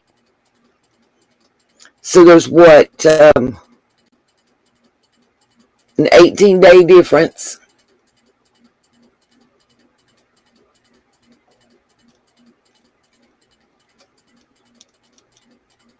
B means family sale. Okay, thank you. I appreciate that. I wasn't sure. Got you, RJ. I knew what you meant, though.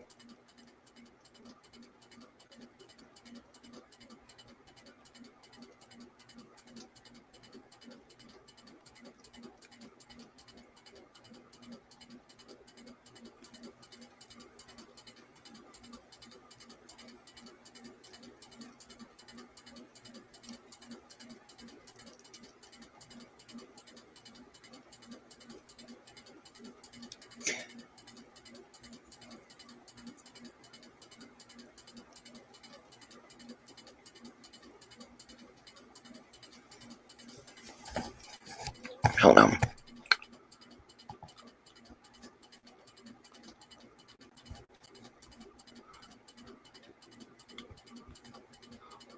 Let's see. While I'm looking this up, I'm going to let this other video play. I'm going to pull it up, Discovering, and show you what I'm talking about. Which is also why I think that it's in care of somebody else.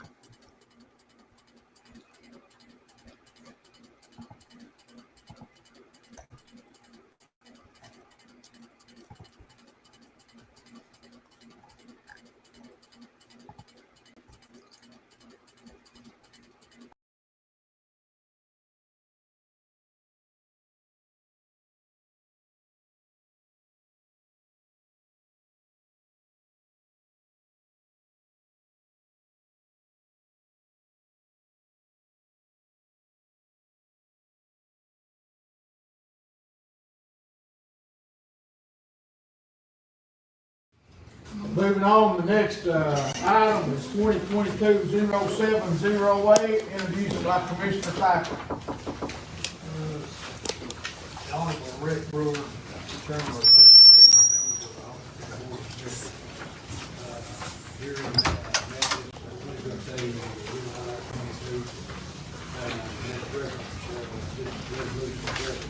Can't hear you. Maybe those funds $400,000 for Northeast State, Tennessee Regional Treatment Facility. Mr. Chairman, I so move, and it's got the amount here. I'm assuming everybody has read the rest of that resolution. Motion by Commissioner Thacker. Second by Commissioner Barker.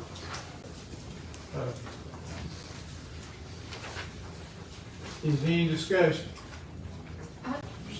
Commissioner Wanning. I just want just a quick clarification. So there's 1.6 million, and this is allocating $400,000 of it. The remaining 1.2 million is not being used in this budget. It's not being used in general fund. It's not being allocated at all. Correct? Correct.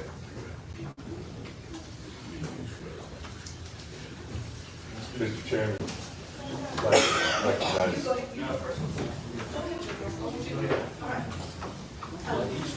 Okay.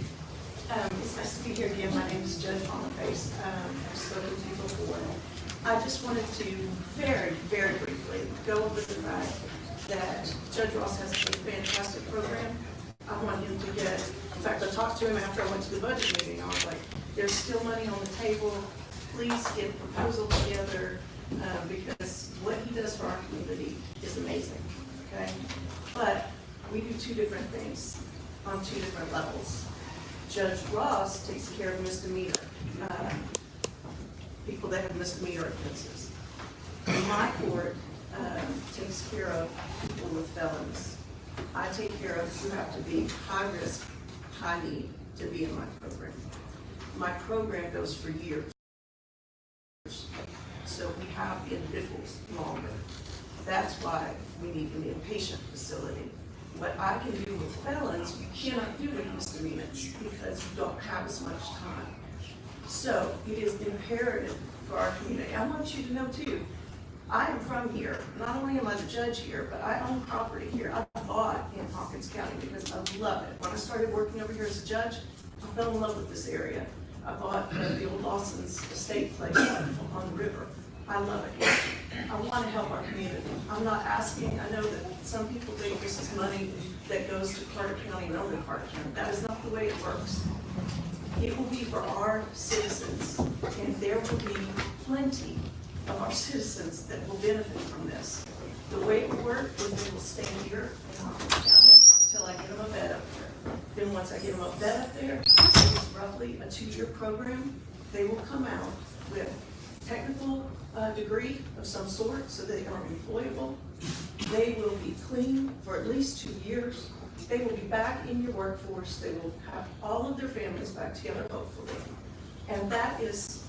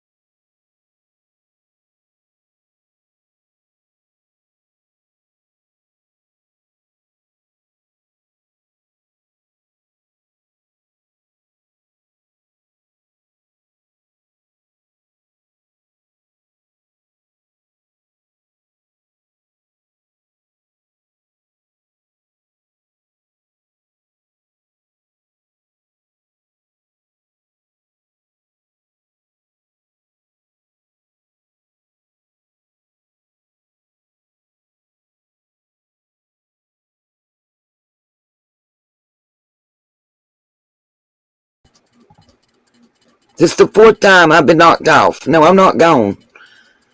It keeps knocking me off.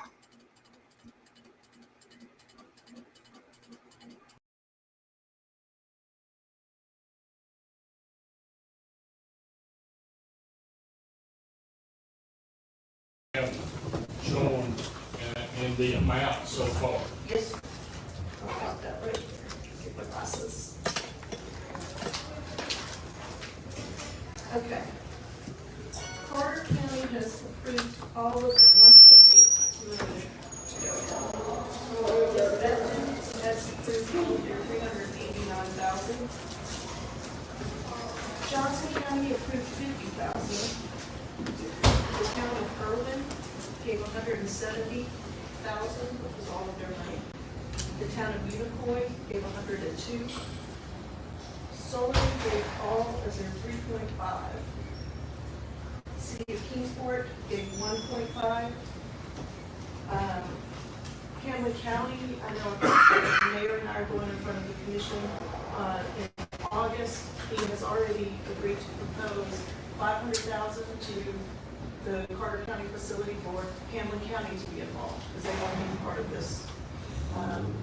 They want to be able to utilize the beds, because if you pay, you get to use them, and you get to stay how it's run. So your commissions would decide how this is.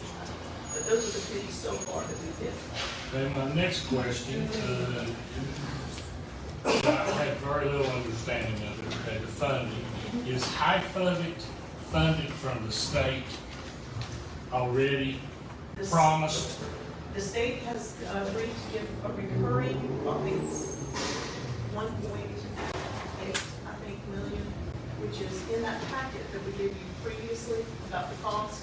It covers the cost of it, and the government the national has also agreed to give us that facility. So at least that facility. Like $1 or something? Yes, sir. What term limit? They've given us 5 years right now. Okay. And then there is talk that if we can get this up and running, that, it would grow. And okay, do they have to give you like a 1 year if they don't refer it? What's the promise that you could get it for the next 5 years? if that's pretty much what they're promising is the 5 years. Now, Nothing in writing that's promised. no, we don't have a contract with them. You do Which have we've a already contract. started to do it, yes. So we've already created the committee. So we don't have, if Hawkins hasn't decided if they want to be part of it. If you did want to be part of it, then you'll get on that committee. And that committee, though, is already negotiating the contracts with National. So we've already started that. Okay, my next question, it's like the sales ratio, okay? Some give a little, some give a lot. And my understanding, correct me if I'm wrong, the commission will vote and they're electing possibly the mayors of the counties to be on their board, is that correct? Y'all would decide. Okay, Want your mayor to go, you want how, somebody else. does each one have one vote, or does it matter what you give? No, it's not gonna be based on, each person would have one vote. How many board of directors you gonna have? Well, we haven't done that far yet, because we don't know how much money we're gonna have and how big it's gonna be. What I'm getting at, is it gonna be one board of director per county that contributes? One person per county on. Well, board? how could you have a Yes. vote? Yes. Yeah. Okay. We haven't, it depends. We won't know how big our board's gonna be until we know how many counties. are on Counties, it. yeah, I understand, that's the reason I was asking. Have you made you don't know the maintenance and the expense cost and reoccurring? Yeah, that's in But your packet. okay, is there gonna be something like an HOA possibly come down the road that all the counties that opt for it would have a reoccurring expense? There's not gonna be reoccurring, we don't believe at all. No, this is a one-time ask. This budget, if we can get what we're asking for, we will have a contingency fund that will cover smaller things like that. Plus, you have to understand the people that are in our program will be paying rent. They will also be doing chores. To help offset. And so there's no cost, no set amount whatsoever. If you, And the person that does the treatment, which is Families Free, they also have funding, a tremendous amount of funding. is it state like self or fully funded? How is it? Through the state, I think, I'm not sure exactly where, Her name is Lisa Tipton, has all of her grants from them. She has a tremendous amount of grants that keep her program going as well. Just like Hamlin County has a grant for this program, and I'm running the people that I have from Hawkins, because I'm trying to grow this, I'm running that through my Hamlin County program right now, because the grant was with Hamlin County. But this next year, they've increased my grant from Nashville, which makes me able to come into Hawkins more aggressively, and I will actually have court in Hawkins County instead of right now. Your people have to come to Hamlin, so. I've got another question, like what you and Ross and all the other judges do, this rehab center. What would happen if Sheriff Lawson and his guys and the other departments, what if they didn't do their job? We wouldn't need this facility, or you might not even have a job, would you? Yeah. Oh, no, I'd still have a job on the civil court, Judge. Civil, okay, I didn't know which one if you was scared. But for recovery court, For recovery court. I wish it was so simple, I could just say if everybody do their job. But how, would you have a need if, what I'm getting at, the analogy, if the wheel doesn't turn, if they don't do their job to catch the ones. Got this guy for 2 more months. The process doesn't go to be rehab, correct? Well, they have to be in my court. So somebody has to get them, catch them doing the wrong Somebody thing. has to be arrested, then charges have to be brought, and then people come in front of the judge, Duggar, Alex Pearson, Judge Pearson and Duggar, and they refer it to me. So if they don't come in front of Alex and, well, I'm sorry, not Alex, Judge Pearson and Judge Duggar, then the answer is no, I wouldn't have a recovery court. That'd be a great day if I didn't have a recovery court, but unfortunately, my recovery court is growing so quickly. I've only been doing it a year, and I've gone from 1 to 25 participants. And I haven't even gotten into Hawkins County. I've got 3 people from Hawkins County right now, but I have so many more that could be in my program. And like you said, the whole logistics plan is not, it's in place, but it's not set forth in stone until you see all the counties and how it's gonna work. Well, correct. There will be things that you have to hammer out. I mean, we have to know who's gonna, like I said, who do you guys want from Hawkins County to be your voice to bring back? And then if Hawkins County proposes, let's say you want 2 people on the board, you guys, I'll do the part, the judges will do the part running the court, you guys will decide how it's run. Okay, after the operation gets in place and stuff, and the ones that opt to get in, that's a one-time, you only do it now, or you cannot enroll, correct? So if they come in front of me and, No, the counties, oh, the county, contribute. if you, yes, basically, It's a one-time contribute. unless they get funds and they want to. If somebody wants to come in, Yeah. we're not gonna say no. And like, from my understanding, you don't want any of the counties to take anything out of the general fund, it's only the baby doe money. Absolutely. We don't want to raise taxes, we don't want to do anything like that. All we want to do is, I'm asking for partial, not all of it, just part of the funds that were brought here because of the opioid crisis. So, I mean, everybody knows we still have a huge problem there. And it's a very long issue. Mr. Chairman, I'd like to make an amendment to this resolution. If it's time, we're going to wait.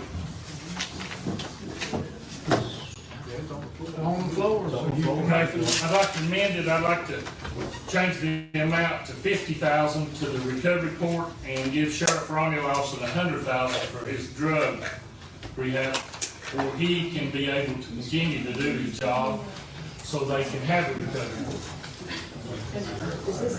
He doesn't have a rehab program, so you might have to the drug fund. I said drug.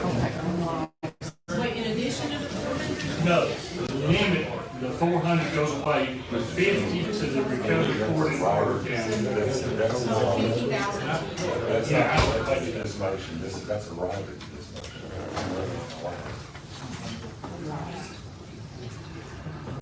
Okay.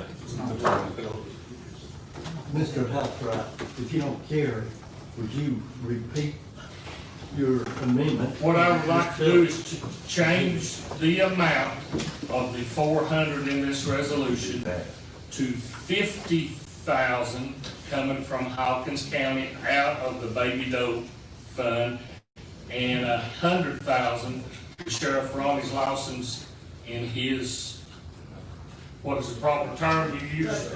Drug fund. So that would be a total of 150 baby does. That's right. They're not. I'm going to reduce. Yeah, that part he can do. 400 to 50.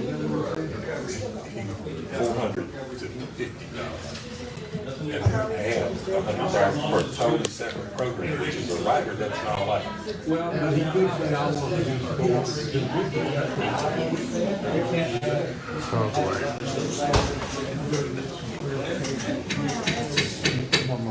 Okay.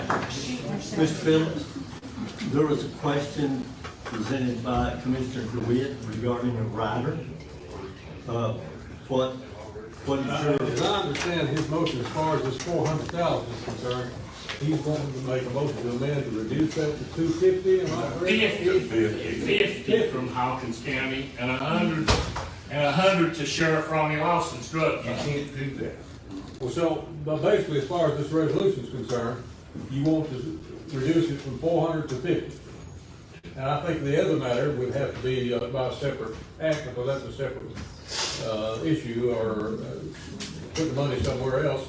Whereas this resolution is concerning how much we're going to give on to the recovery program by this amount. So you can certainly reduce that amount and see what happens.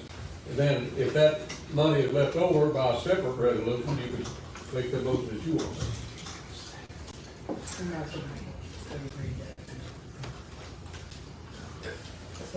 You want me just to restate, I would like to reduce the amount of the $400,000 in this resolution to $50,000 contribution from Hawkins County, depending on the completion and how it goes. What's your approach? I'm not sure of that last part. We'd be dependent on, you just have to say. We'll just word it out. $50,000 stop, period. Okay. Okay. Do we have a second? Oh, sorry, Matt, just.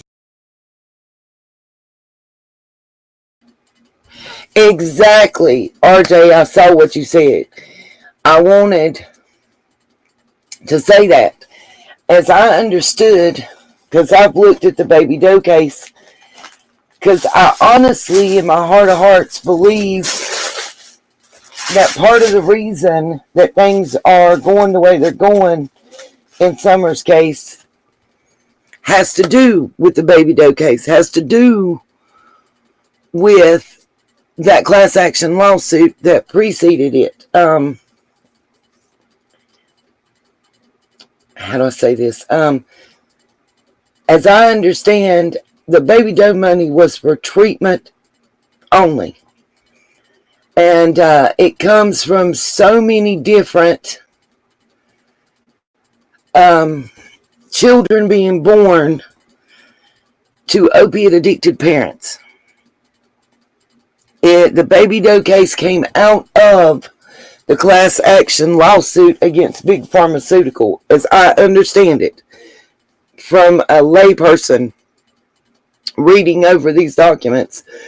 I'm still currently going through an over 500-page PDF file concerning the Goad family. I don't know if you got that email I sent you, RJ, with that in there. But yeah, everything I've read about the baby doe case is none of it is about capture. All of it is about treatment and prevention. Now, if they were giving $50,000 for a program kind of like DARE to be run by the Sheriff's Department, I think that would be within the boundaries as I read it. You know, you guys remember the DARE program where the police came into the schools to educate. Something like that possibly could fit into what I read, but not with capture, not for criminal portion, except for it's splitting hairs, and I know, and it's specific, but I didn't think that they were allowed to do that. And what they passed in this resolution and are talking about may not be able to be passed due to that once an attorney looks at it. I don't know. I'm going to let this play for a second. I'm getting my paperwork out so we can go over just some notes I made on the behavior panel's most recent video from July 28, 2022. I want to go over a few of those notes because I know a lot of people have told me, oh, and trust and believe I was mad. And thinking that they had it wrong. But sometimes you got to pay attention to what's not said and to what's said in the middle. And I'm going to break it down and give y'all specifics. But I don't care what they say at the end of what they believe. I think there's some disagreement between the panelists on the behavior panel about Dawn. And I'm just gonna go over. I went clip by clip with each panelist and things they said that I wanted to bring to y'all and say, hey, I know that at the end they made this and this statements and stuff, but if you look at this as we break it down in the first clip and the second clip, third clip, and see what they said about red flags, it's real important. There's several things that's real important that they commented about behaviors, movements, and red flags that they saw from Don Wells. And if you guys didn't see it, go watch it. I've already watched it twice, and I probably will watch it 3 or 4, at least one more time. Simply because they showed stuff that they hadn't showed and discussed in ways they hadn't. I think part of it is holding back because it's an open case, and I gotta have a little respect on that. We're gonna watch about another minute and a half, 2 minutes of this, then we're gonna have that discussion. And I can let this play, or you guys can go ahead and look. But the bottom line is, rather than keep $1 of the $400,000 for drug rehab in Rogersville, in Hawkins County, they sent it to Carter County. I don't understand that. Your county is broke. You could set this treatment program up with those monies that you were given between that $400K and the baby doe and the settlement from the class action lawsuit and those percentages. Y'all wouldn't have to spend any money of taxpayers.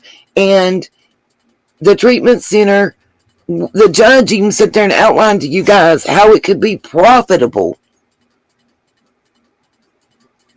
within 5 years. I just don't understand the thought process. Unless you think like a lot of people do here. And we don't want to put that in our town because that's going to bring more dopers and druggies here. No, ma'ams, you have them in your town. They're your next door neighbors, your nephews, your cousins, your sisters, your sons, your daughters. And you've got to start accepting that. Because if you don't accept that and you don't treat it, if you just keep burying your head in the sand and telling yourself there's not a problem, you're going to have an even bigger problem. That's my opinion.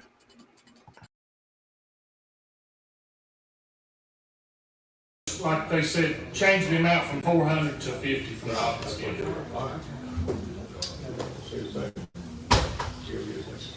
Okay. Do we have a second for Mr. Huswright's motion?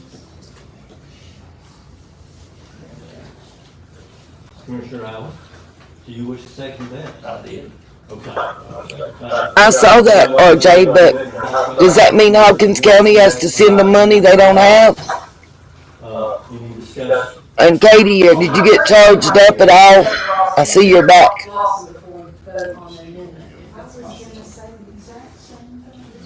That's two separate things. As far as this resolution is concerned, you want to reduce it from 400 to 50.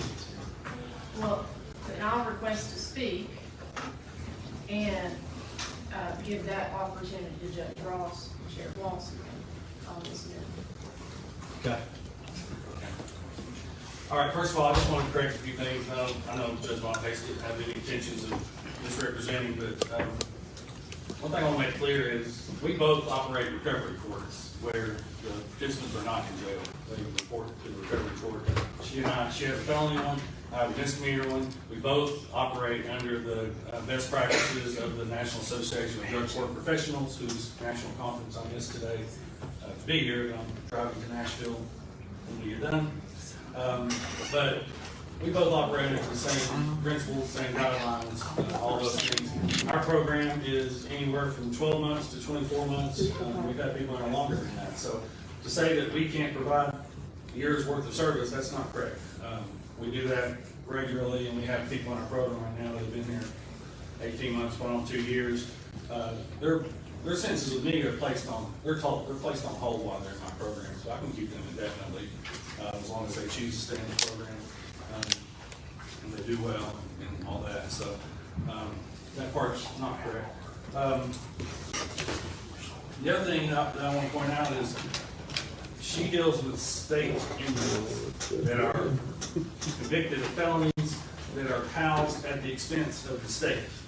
Okay, so by releasing those inmates to go to this program in Carter County, you're taking the burden off the state to pay for them, and now we're sending our money up there to pay for them. Okay, so that's one other difference. I keep county inmates out of our county jail, where we don't have enough staff now to look after them. Okay, if it weren't for all of our efforts, and Amy was here earlier, we've got programs that I brought in. If it weren't for all those programs and us sending people to rehab, there would be 246 people in jail. There'd be 350 to 400 or whatever. Then you'd really be in trouble. You know, I deal with drug addicts, drug users that are in active addiction. According to Judge Street, he's correct. They're talking about helping drug dealers, not users. Okay? So the analogy that I had, you guys have an opportunity here to help some people. So, Lord forbid you go home tonight, you come up on a wreck, you realize that a drunk driver is running a stop sign and hit a busload of school children. You've got time to save one or the other. You save the drunk driver, or you save the school children. And that's what you guys are looking at today. So, you know, I know they're not asking for all of it, but I told Judge Montes the other day, I am asking for all of it. I put a proposal down there. You know, I'm going to just go over that quickly. That all the proceeds from the baby doe money go to be allocated to the Hawkins County Recovery Court Foundation. That's the foundation that we started. It's a 501c3 organization, and its sole purpose is to support the Recovery Court program and the citizens of Hawkins County. We put a provision in that agreement that if for any reason the facility that's constructed is ever shut down or ceases to function in the capacity in which we have proposed, then that facility and all the real property would revert to the ownership of Hawkins County. The Hawkins County Commission would have 2 board members, either from the commission or recommended by the commission, on our foundation's board. That we would be a self-sustaining entity, meaning our people would go out and have jobs, they would work, they would pay rent. That's a model that's worked throughout the nation. It seems to work well. One thing to address, if this program if we don't help them with their program and they say, well, you can't be involved. If we have citizens of Hawkins County that are serving their state prison sentence, they've had to serve the whole thing, and they're being released, if they need assistance with transitional housing or treatment, I put in here that they would be welcome to apply to come and live at our transitional program, as long as necessary, as long as they meet the criteria. And the other thing is the daily operation. We've got Recovery Court, we've got our Community Justice Program, we've got Strong Futures through Ballad. There's a meeting next week with another opportunity with Frontier Health through the Kinross program. So we have several different organizations within my court that collaborate together. And I've also spoken with Mr. Henry, and he's willing to move his operation there. So we've got staff there in some places about that. But partner with them, they pay a certain amount of. Reasons I want to do this because our biggest issue that we've had is I'll send people to Knoxville or Pigeon Forge or Nashville or wherever, and they do well there. They'll stay sober for a year, they'll do well.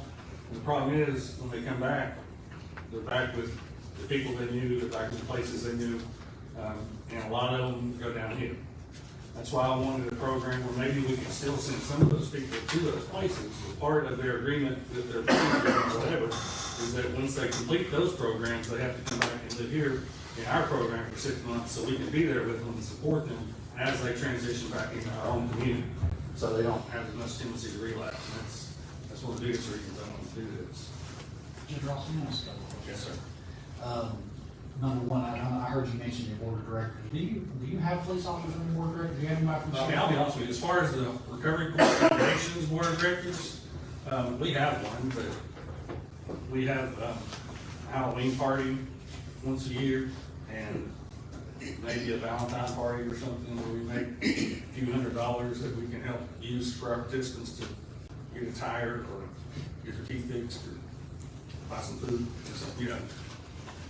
So there's not a lot of activity because we don't have anything. Do you work pretty well with the drug unit? Because I mean, one of the things that Sheriff Lawson has mentioned to us is the drug fund is getting depleted due to lack of seizures and public sales and things like that. So he's actually advocated for us to think about that drug fund as well. So I mean, do you work with those narcotics officers and so on? As far as on the Recovery Court board that determines who comes in, yes, sir. We do not have a representative. I'd like to. Yeah. We do not have a representative from law enforcement. We're supposed to.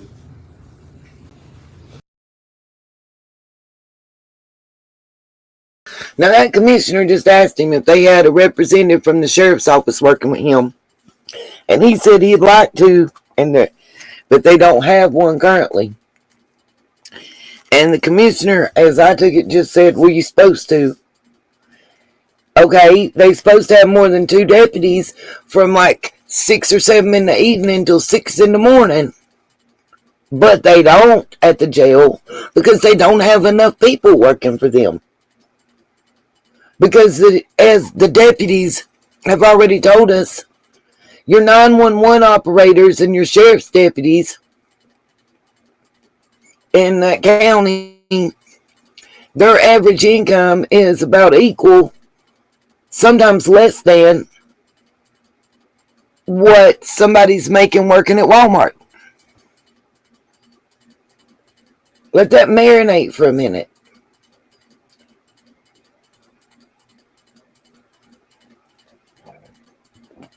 They have to have specialized training. They go to school. They have, our BLET program where I grew up and raised is one of the top in the nation, the top in our state. Minimum wage is $12 an hour. Where? Did they pass that recently? Because here minimum wage is $7 and something an hour. I wish I'd make $12 an hour. Minimum wage here is not $12 per hour.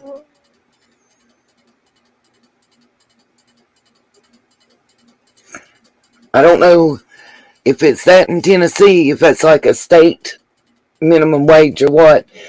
Part-time minimum wage here is $7.25 per hour. Full-time minimum wage is $7.50 per hour in the state of North Carolina. And then, by the way, if you work as a server in North Carolina, you can make as little as $2 and a penny. The average wage in my region is $2.13 an hour for your waitresses, plus tips, of course. Your like curbside personnel that does your to-go orders and stuff at restaurants, they make about what a bartender makes. Oh, yeah, not here, RJ. I wish. The average wage here is about $9. Fast food is going to be $8.50 to $9.50. That's why I say $9 an hour. Yeah. I was offered a good job at Ollie's, $10 an hour.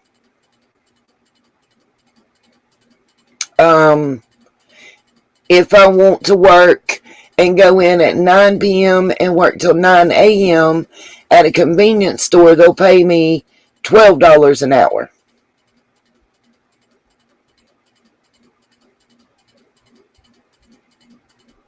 In Asheville, I could make bank, but God, what your rent and stuff is to live in downtown, in the Asheville area is, you got to be rich, RJ. You got to be rich. That's why I live in Podunk County. But yeah, what's wild about it is like the poultry processing plant it's $12.40 an hour there. That's one of the better paying jobs, that in Walmart around here, because we no longer have furniture and sewing. And when the rent moratorium went off, all the rental properties around, I won't say all, 85%, nearly doubled. A 2-bedroom mobile home that looks like some of them that some people's looked at cray-cray. Heard, got you, RJ. Well, discovering the truth, the only reason they're paying that much at the convenience store is the night shift. If you work the day shift, depending on experience, your top pay is $10.50, unless you're in management.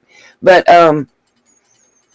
rent a two-bedroom, 1-bath mobile home, and I'm saying mobile home. These are not modular homes. These are old school, single-wide metal siding with the roof that has the dip down.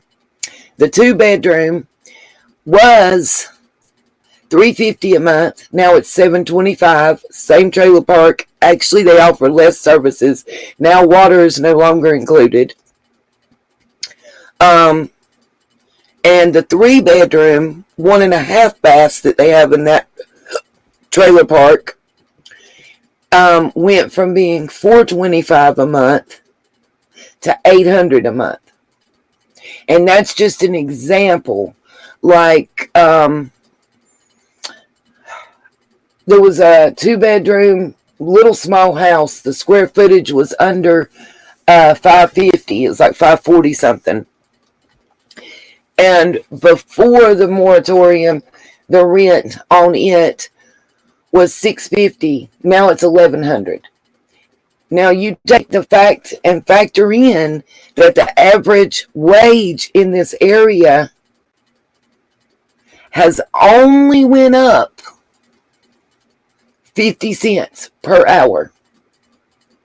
But rent has doubled. Gas has gone up by $1. Utilities have gone up. Groceries have gone up. How are you supposed to survive? I mean, I worked for the state from up until 1996 at J. Iverson Riddle. My highest pay when I left in 1996, and I left in December of 96. My highest rate of pay was $8.44 an hour. And I wasn't in dietary or janitorial. I was in direct services. I was a tech on the floor running and writing programs and had a group of 8 clients that I took care of on a daily basis.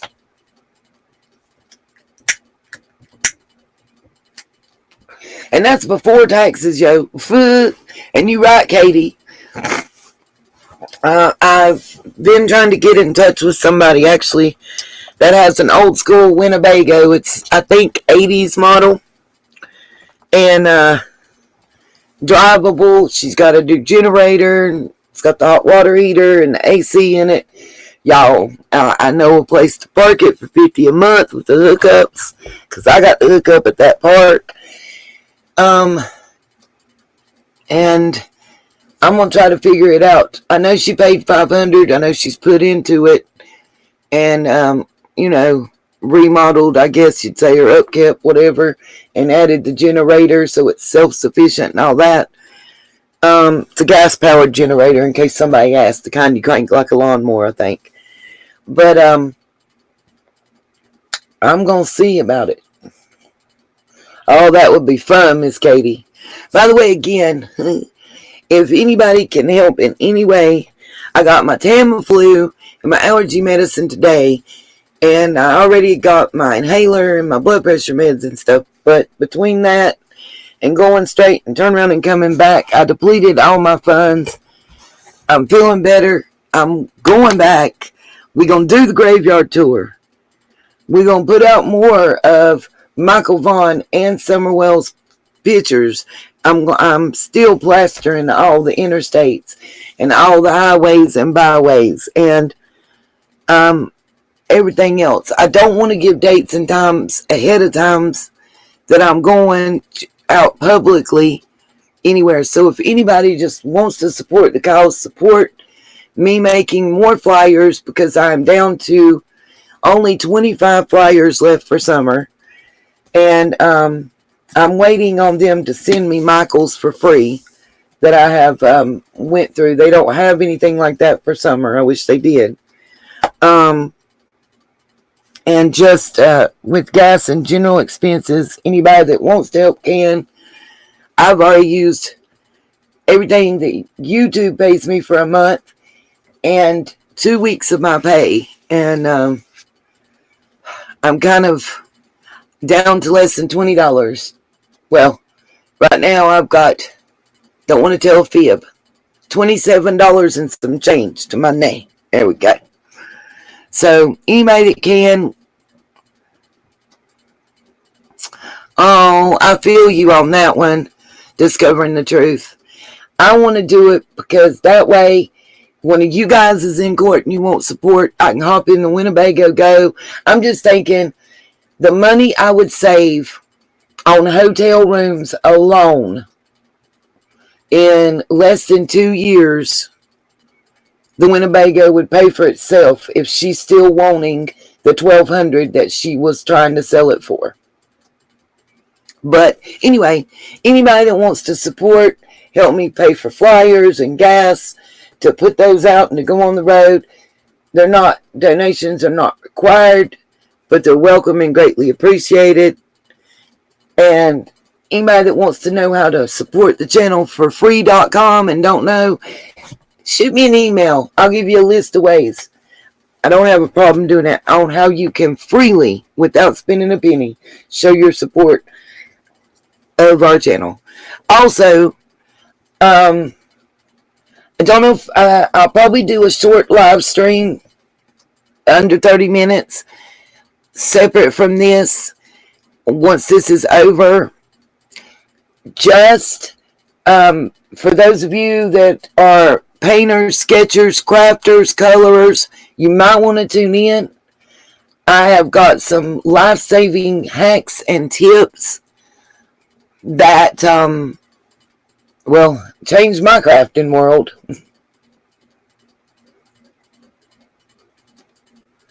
Damn, Sassy, you make $40 an hour as a convenience store manager? Hell, I'd have to be a CEO around here to make $40 an hour. That ain't no shit. I don't even make as much as, I'm going to tell you this, my current job, which is a decent job, I only work part-time, so I do get lower pay. But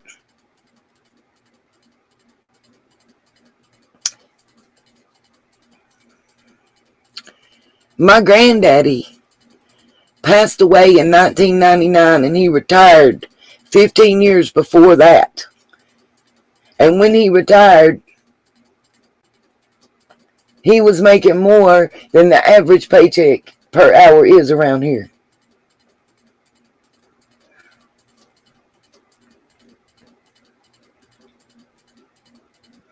Damn, discovering the truth. You need to come around here where I live. I would say 90% of the landlords around here accept Section 8 and love it because they know they're going to get paid. Real talk. Make social services give you a list of landlords in your area that accepts Section 8. They have it. They have to have an updated list. They're supposed to give you the top 10 when you qualify. At least they do here, and you said you was in North Carolina, so it should be the same there. But those of you that paints, Katie, don't do it to me about arts and crafts. But those of you that paint, color pencils, markers, watercolors, crafts, tune in. It's not going to be, hey, do this, and it's how you make that craft. I'm going to teach you some tricks. I'll teach you how to take a 50-cent Walmart acrylic paint and make it look like the same bottle that you pay $7 for, and paint the same. And it's simple and cheap. So just tune in for that. Yeah, private owned here, nah, they pay you $7 an hour, flat under the table. I walked back and forth for $7 an hour. Yeah, little man had fun, Katie Kitty. I fix stuff up for him to paint. He loves it. I got a package I got to mail out to his Miss Karen. Couple receipts and some stuff like that, but I'm waiting on her to get home. Shit, my DSS did.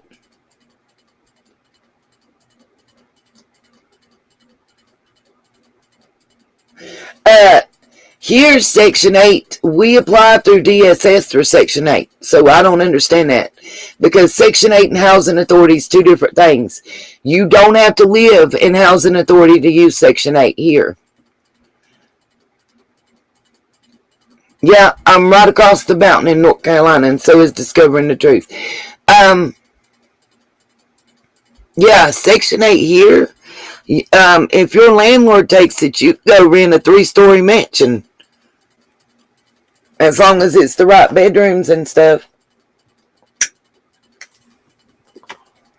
You be in a house, a mobile home, an apartment, whatever. And here, the landlords love Section 8 here because, like I said, they know they're getting their money every month from the state.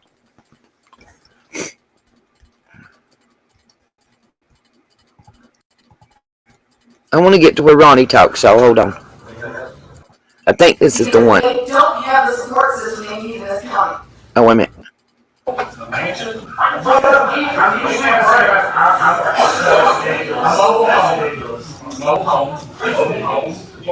You say you don't, give me a break, you want 1.6 million? I'm gonna build a residential facility for males, a residential facility for females. 1.6 million, you can definitely buy a really nice double wide, okay? But where I'm going with this is to make it work for everyone. You bowed up on her, so and y'all all had psychology classes, and to me, a truthful person should be a calm person, not a heated. You used me a line you about something? I didn't say that. You did. Okay. No, I'm just saying. I've been here for 10 years trying to help people. I get nothing out of it. I'm saying a I'm saying a truthful. He's speaking. Yes, a truthful person is a calm person. Y'all are peers of the community. So y'all got at each other. We are trying to learn to distribute this money for the best purposes. Equally, and Sheriff Lawson, how can he do his job to help you if he doesn't have any money? Okay. Commissioner Brock. I guess I have a concern about putting a drug rehab center where you're proposing putting it, simply because we got a Rogersville City Park where most of our children are. We got a Rogersville City Pool in that same section. So I've got a concern, and I've had a lot of people call and say something.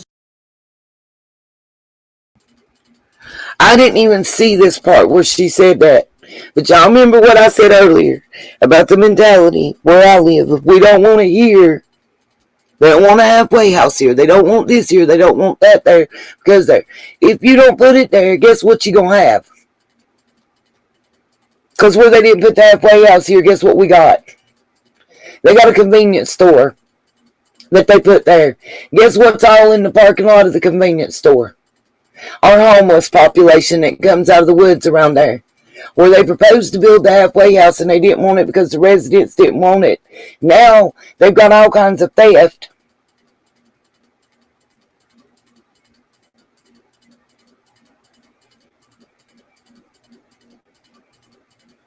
And vandalism and everything else.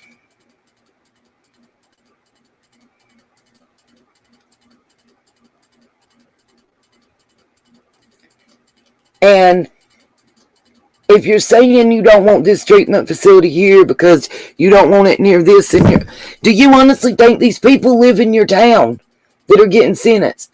Like I said, they're your next door neighbor, they're your cousin, they're your sister, they're your nephew, your son, your brother, your mama, your daddy, whoever. You're already judging the person.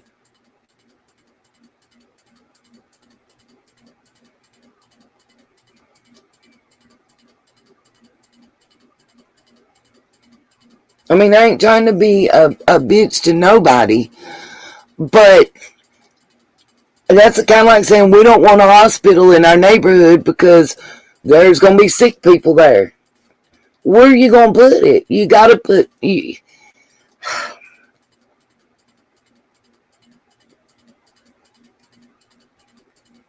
the people are going to court and the court is in your town, and the people that are in that court live in your town, and they're the ones that are being sentenced to the drug treatment center,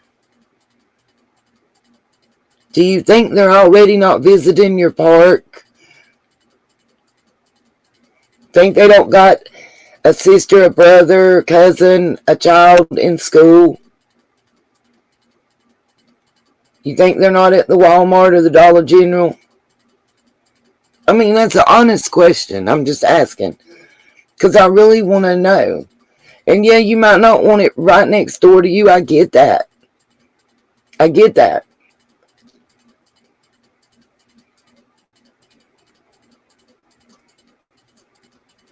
But where do you put it?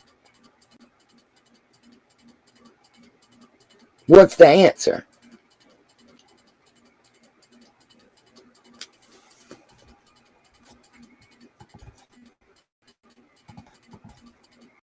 To us about that. I could buy a house on Main Street, live in a residential facility. Well, is that the attitude as a judge you should No, have? I mean, I'm putting it next door to the Justice Center. I can think of a more safe place too. Well, the Justice Center, they can't come and go as they please. At that place, they can come and go as they please.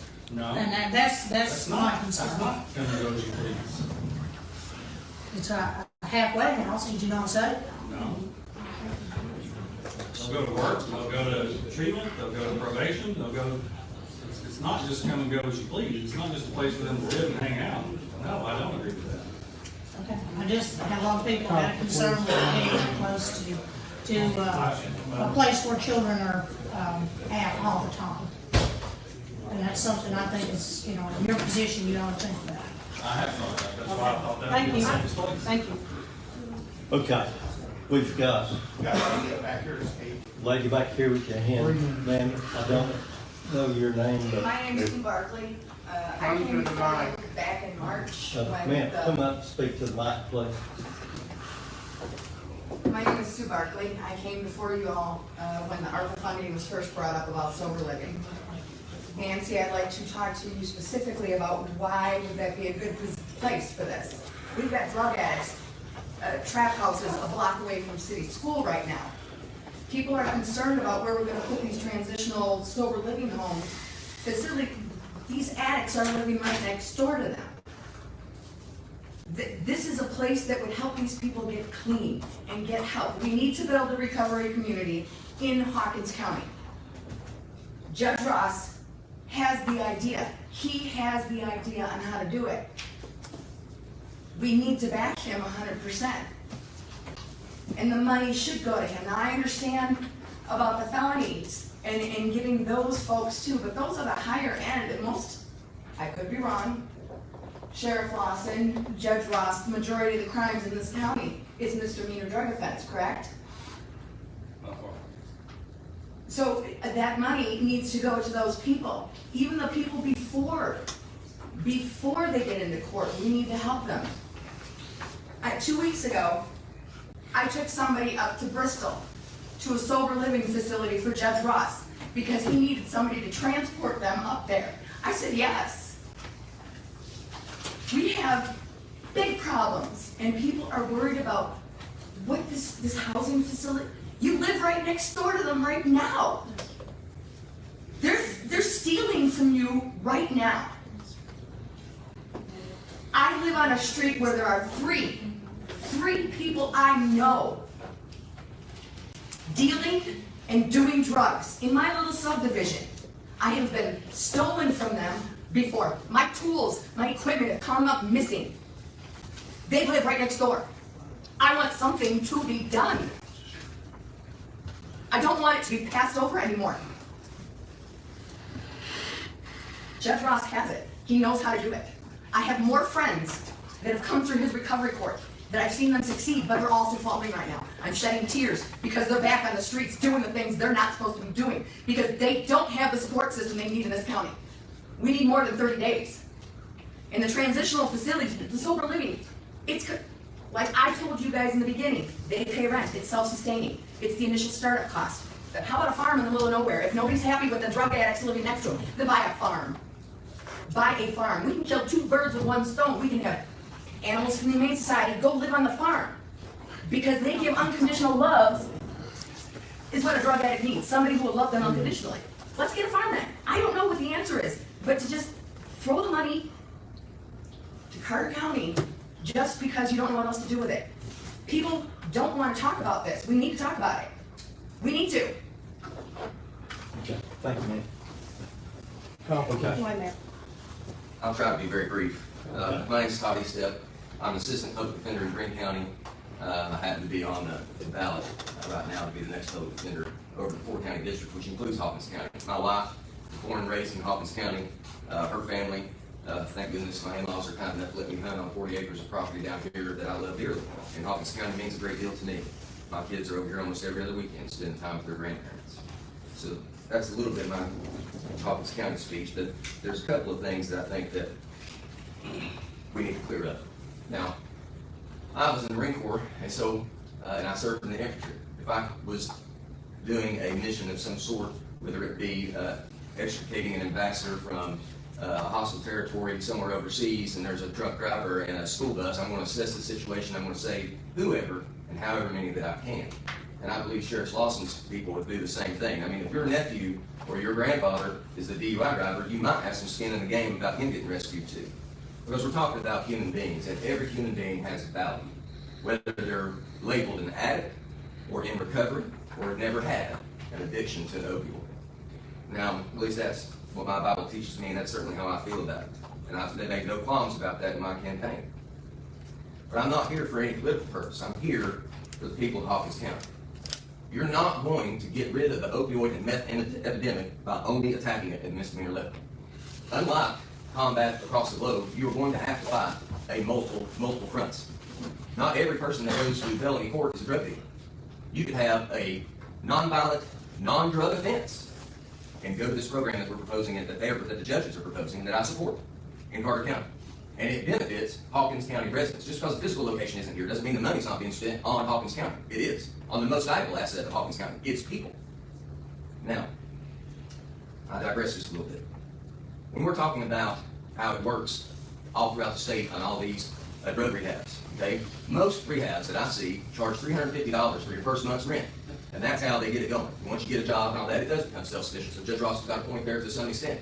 And Mr. Howard, you have a great point in a sense that we need to attack it on every front, whether it's Hawkins County, where it's Greene County, where I live, Hancock County, Hamilton County, or up Johnson County and the far east of East Tennessee.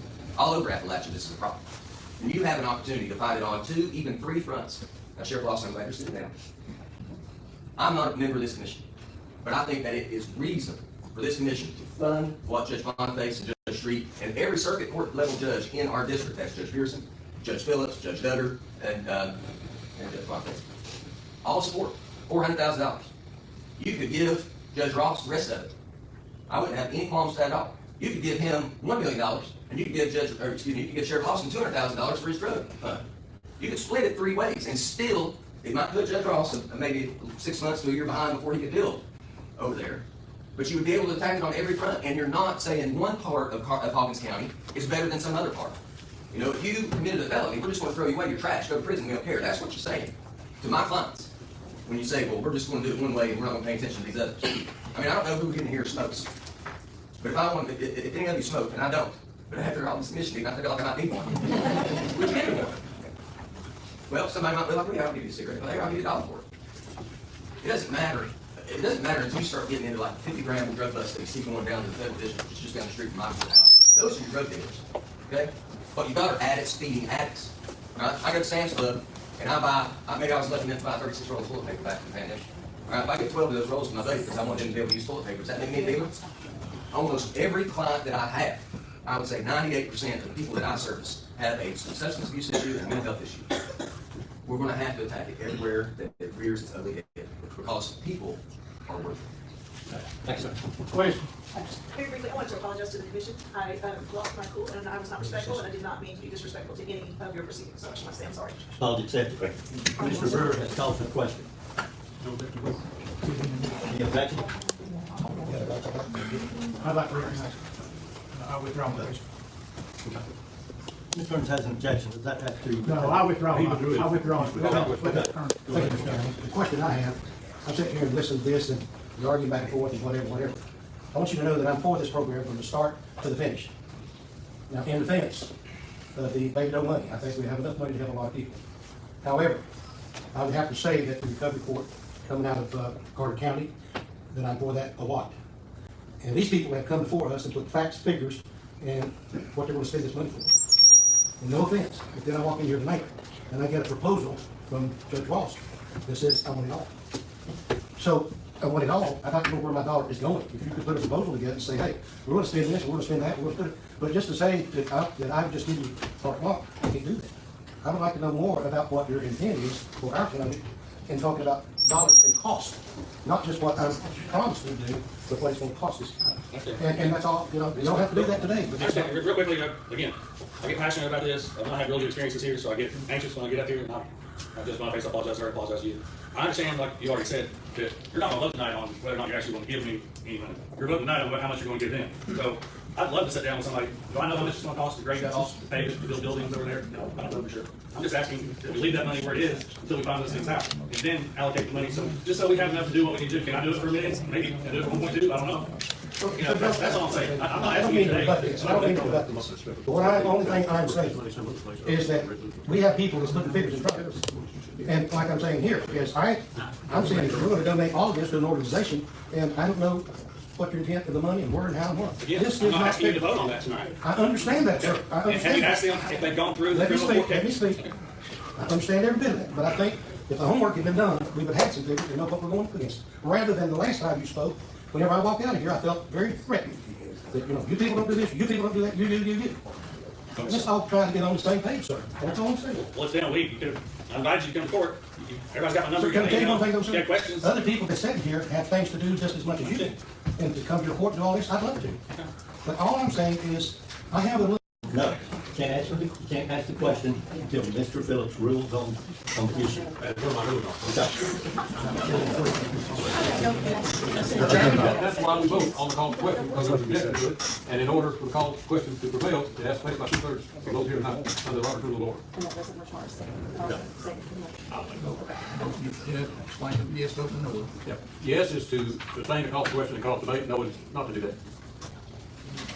Everybody clear? Yes, means the debate ends, right? Yes. Yes.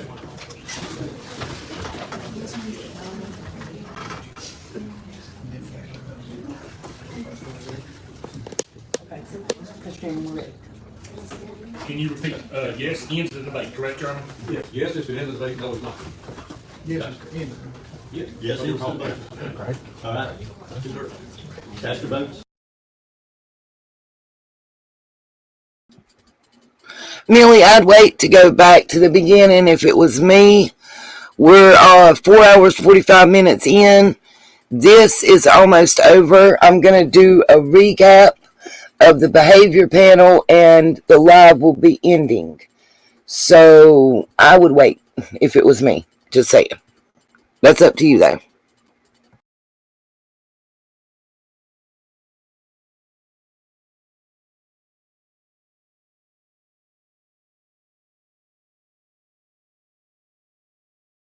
votes, requires 2/3. And can we clarify that this only is a debate on the amendment to the amendment? Yeah. We got an amendment, we got my motion to go back to. We got a lot of work to get to.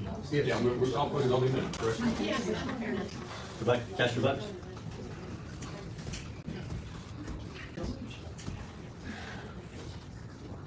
Sixteen yes, 3 no, 2 absent. All question passes, no more debate, vote. Vote on the amendment. Now we vote on the amendment. Is that the $50,000? He was talking about that he felt threatened by the judge during the last meeting where I showed you where the judge got up and spoke about this money the first time. He said that he felt like the judge was saying, y'all need to do this and y'all need to do that. And he felt threatened by that. I didn't get it myself, just roll with it. I think it was an extreme answer. But I see Jeff Barrett's here for this meeting. Mr. Jeffrey Barrett. We got Rick Brewer, George Bridwell, Raymond, Jesse, Sybil Von Trent, Jeff Barrett, Keith Gibson, he's not there, Tom Kern, Danny Albus, Charles Housewright, Charles Thacker, Dawson Fields, Valerie M., I can't see last name, Hannah, I can't see Glenda, Mark, Jason, Nancy, Larry, Michael, Bob, and Donnie. That's all I can see. I can't read the last name. I'm not going to say it and say it wrong. But that's what I understood. And it's almost over. And then we're going to do that recap right quick. And then I'll say good night. Or good morning.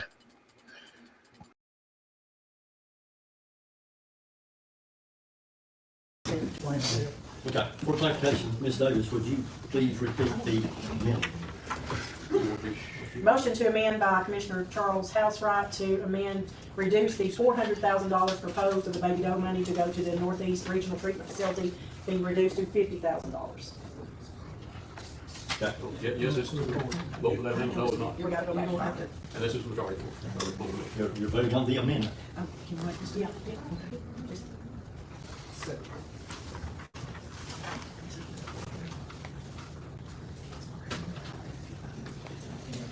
Motion to amend.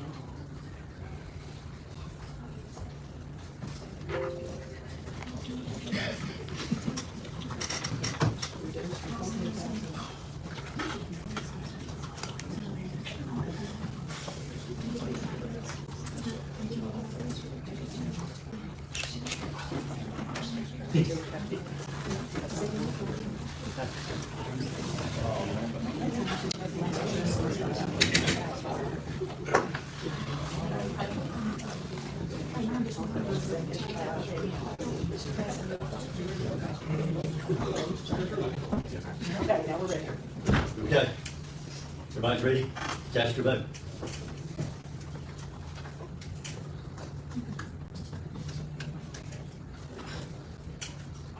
Five yes, 13 no, 1 abstain, 2 absent. Back to the original resolution, then it'll fail.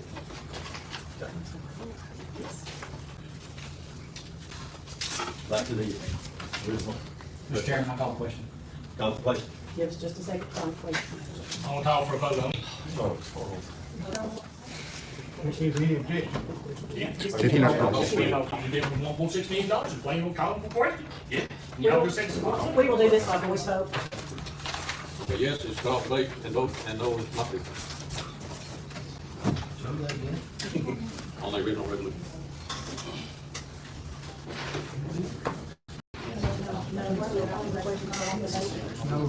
Yeah, no, it's anybody's.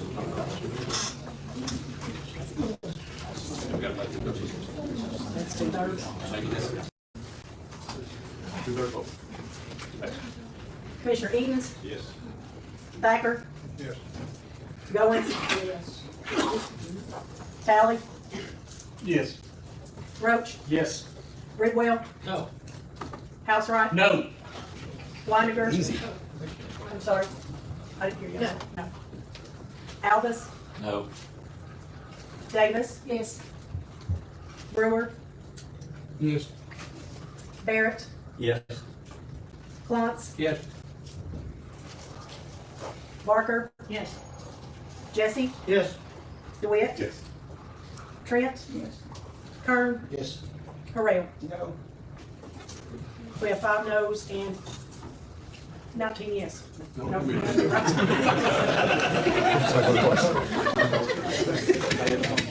14 yes. 14 yes, 5 Call no. question, been sustained. Chairman, we now vote. Okay, they've got all that behind us. Now, we're ready to vote on the original resolution as presented.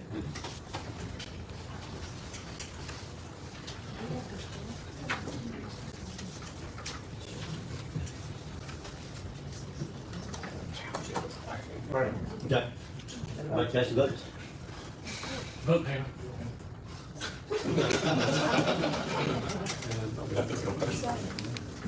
Thirteen yes, 4 no, 2 abstain, 2 absent. Resolution passed.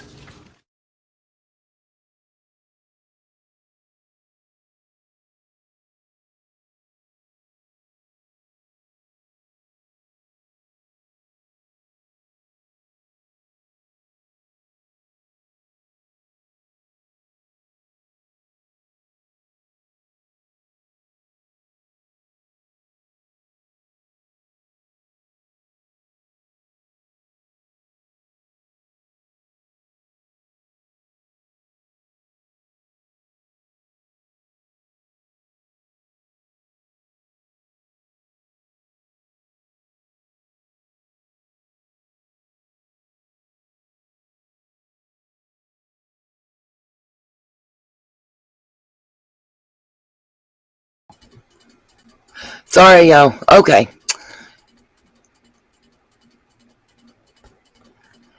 Yeah. That one guy often seems confrontational in most of the board meetings that I've watched.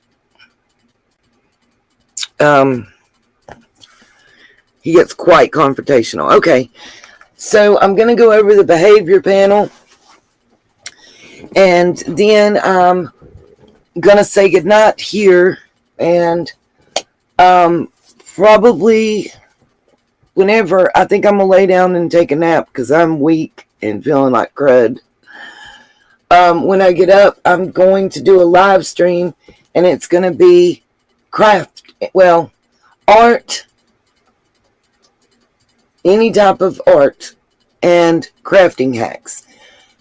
Whether the medium you're using is watercolors, tempera, acrylic, oils, pencils, markers, cardboard, canvas, whatever. I have hacks. We can call it your broke artist hacks. Just tidbits to pass along. One is amazing. And again, if anybody can help support the channel, it would be greatly appreciated. I am down to around 25 flyers left for Little Summer. I'm waiting on Michael's to arrive. But I got to go get some more. And I've got to work on gas money. I'm going back. It sounds like I'm going back to Cali. It sounds like LL Cool J. I'm going back to Hawkins County. I'm going back to Kingsport. I'm going back and forth, and I'm putting Summer's face out there. And if you don't believe it matters, we're going to start my notes that I took from July 28, 2022's behavior panel. We're going to start with the end and then go back to the beginning. There's a reason I say this, okay? Every one of them, for the end, they all gave an opinion. I'm going to state their ending opinion, but then we're going to talk about individual statements. And there's a reason for that. So, ending opinion. Mark, that's the English gentleman with the long blonde hair and the glasses, dark glasses. He says that Don's soap opera that he has created is a problem for him. Just stick to the facts. And the lack of home security is also a problem for him. Mark's in England, in the UK.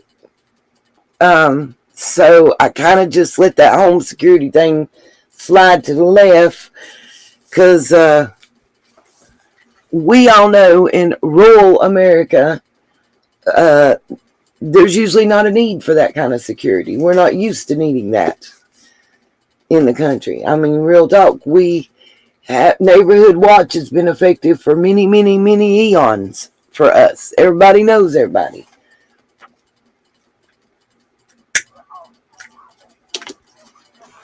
Then Chase, which is the younger gentleman, usually on the bottom left-hand side, that I think also works for Dr. Phil. Now, this part, I want my Tennessee folks to reach out, let me know, reach out in the chat, reach out email, because I don't believe they're correct on this. But Chase said this after he was corrected by Scott.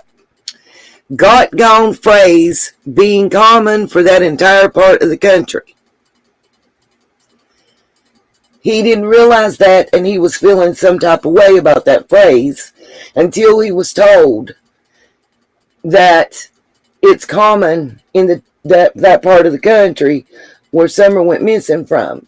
It's not common here to say got gone. If somebody come up missing, it's not a child. Now you might say a person got gone because we're talking about them like getting in their car and getting gone, but not in this case. But he said it was common. And in my notes I wrote, is it for y'all in Tennessee? Because it's not in North Carolina on this side of the mountain. I think I'm going to do a poll on my Facebook or YouTube or both, or Instagram one, just to see. He also says, everyone will use Don's checkered past to paint the future. He thinks Don is mostly honest with a tremendous amount of doubt in Candace's story and her level of involvement or knowledge of Summer's case. Greg says he does not believe that Dawn is involved in Summer's disappearance. Scott says that he doesn't believe Dawn is involved either. He does not think that Dawn believes Candace. They do state they will do a part 2 to this.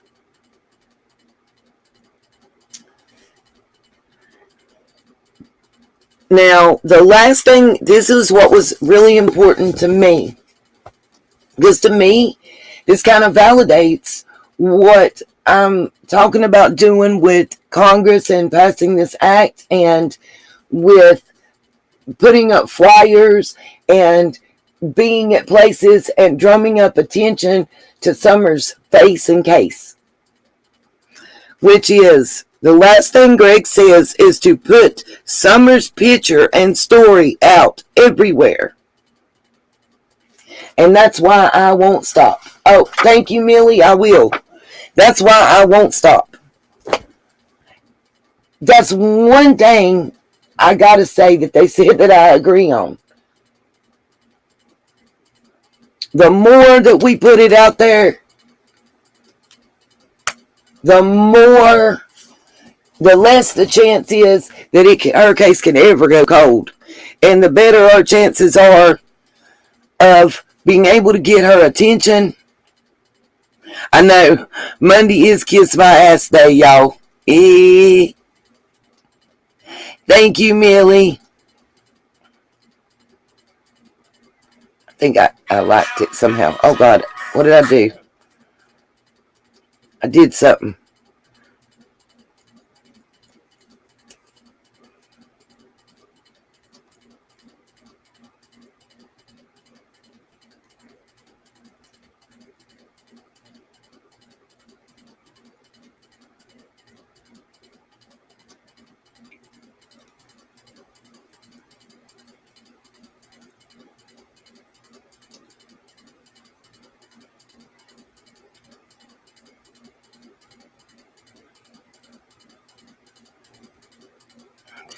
Sorry, y'all. Thank you, Miss Millie. It should have sent you a thank you just now.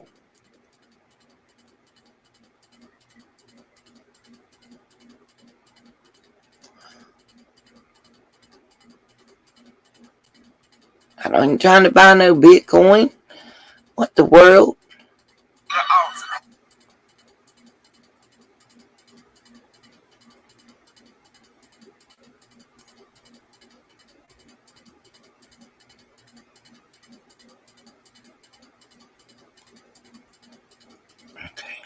I don't even know what I'm doing. Y'all bear with me. I'm hitting buttons. Okay. Okay, on to the next one.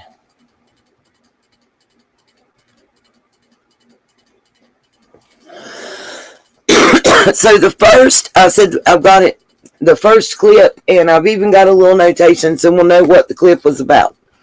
The first clip is where Don is talking about he'll see Summer in the redemption, okay? And Mark, and I've got Englishman, he says the tongue grooming that you see Don doing, he often sticks his tongue out when he goes to talk. He says that is a baseline of speech preparation for Don. That he's noticed every time that Don starts to speak, that he does that tongue grooming. He don't really say nothing about the resurrection. But let me tell y'all something. Chase does. Chase, the young guy in the bottom left-hand corner, says, Don gives the resurrection answer because the reporter used a technique to elicit statements by not really asking a question, but by giving an open-ended statement and pausing. Don's resurrection statement denotes that Don has already decided that Summer is not coming back, or she is dead, or he's already aware of her condition. Nope. No. Hold on a minute, y'all. Sorry.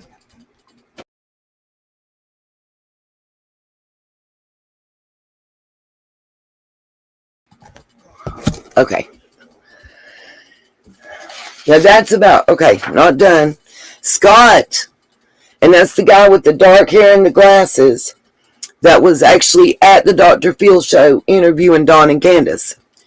He says, usually when someone goes straight to religion out of the gate, it is a red flag to him. But in Don's case, he feels it. Lord, I can't even read my writing there. Oh, he feels it is nerves and a lack of public speaking experience. Says he has a high blink rate and that he needs to watch and pay close attention to how many times he blinks, how many times, what his respiration rate is, and how many times Don says and so. Greg, the bald guy with glasses that was the other gentleman there, also interviewing Don and Candace on Dr. Phil, mostly Don, he says that you immediately think by the resurrection comment that he thinks that Summer is dead. But he thinks it's a phrase learned in the new church / new religion, often given as a comfort phrase.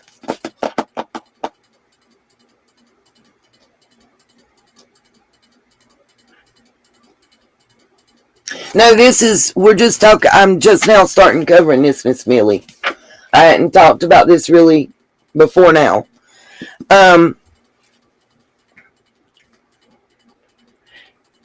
Now, my thing.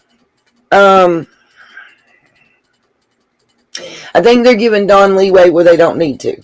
That's my opinion. You're welcome, Millie. That's my personal opinion. Okay. The second clip is, I wrote, some bad person took her. where he says that he don't know what happened to her, that some bad person took her. Scott says there's a lot of red flags. Slow cadence, lots of movement while he's talking. He says he doesn't know what happened and follows directly with someone bad must have taken her. To him, that's a lot of red flags. Greg says red flags, blink rate, respiratory rate go up. The first time he saw this video, he felt Don knows something. If it was him that had gotten this answer and result, that he would have asked more questions, at least one follow-up question for clarity. They did make it clear that when they were questioning him, they were not questioning Don like an interrogation. They were questioning him for knowledge and information, and baseline knowledge and information. That were they questioning him in an interrogation setting, that everything would have been different. Just so y'all know. Chase said, red flag, Don telling people that all or anything has been done with no request for any help.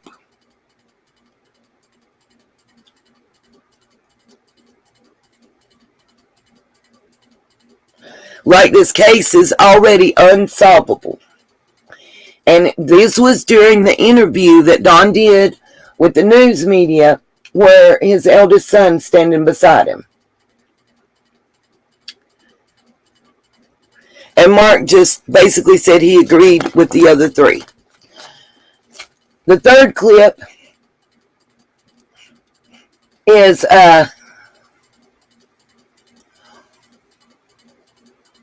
when he talks about firing Dudley. What I found in this clip that I made a note about, and I wrote my thoughts, is, wow, this tells me that Don was used to going to YouTube and searching for shit and looking for shit before Summer ever went missing. Because in here he talks about firing Dudley. We fired Dudley before Summer went missing, you guys, right?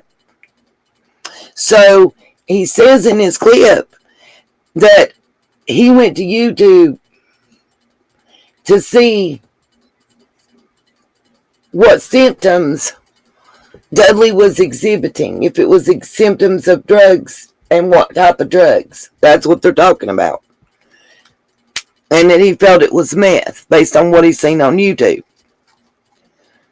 So that lets us know before Summer ever went missing,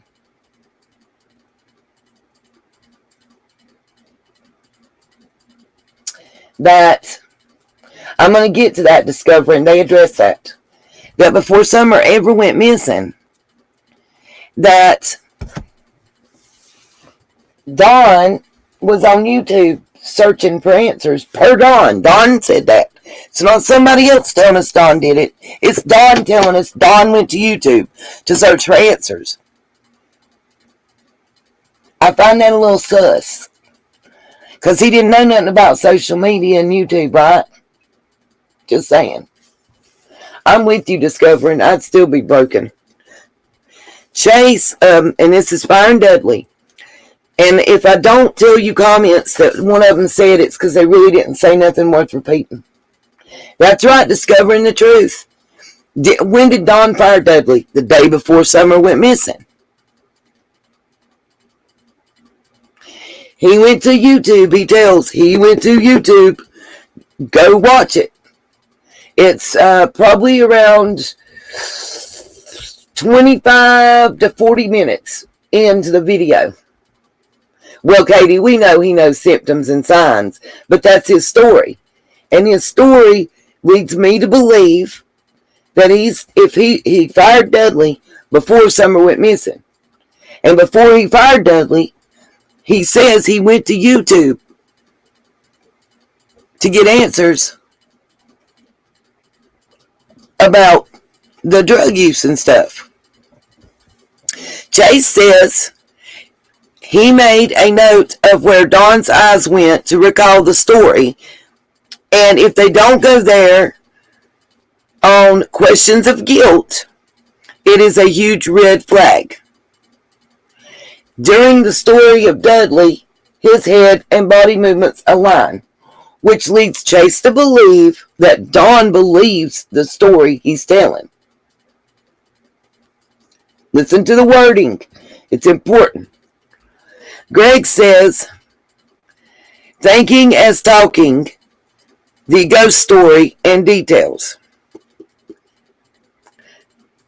Greg says that these stories that Dawn wants to tell about firing Dudley, about the sisters, about the neighbors, all that are just that ghost stories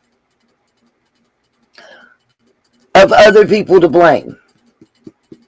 If you don't think he's guilty, why do you think he's making up ghost stories? Okay. Scott says that you get a lot of baseline here.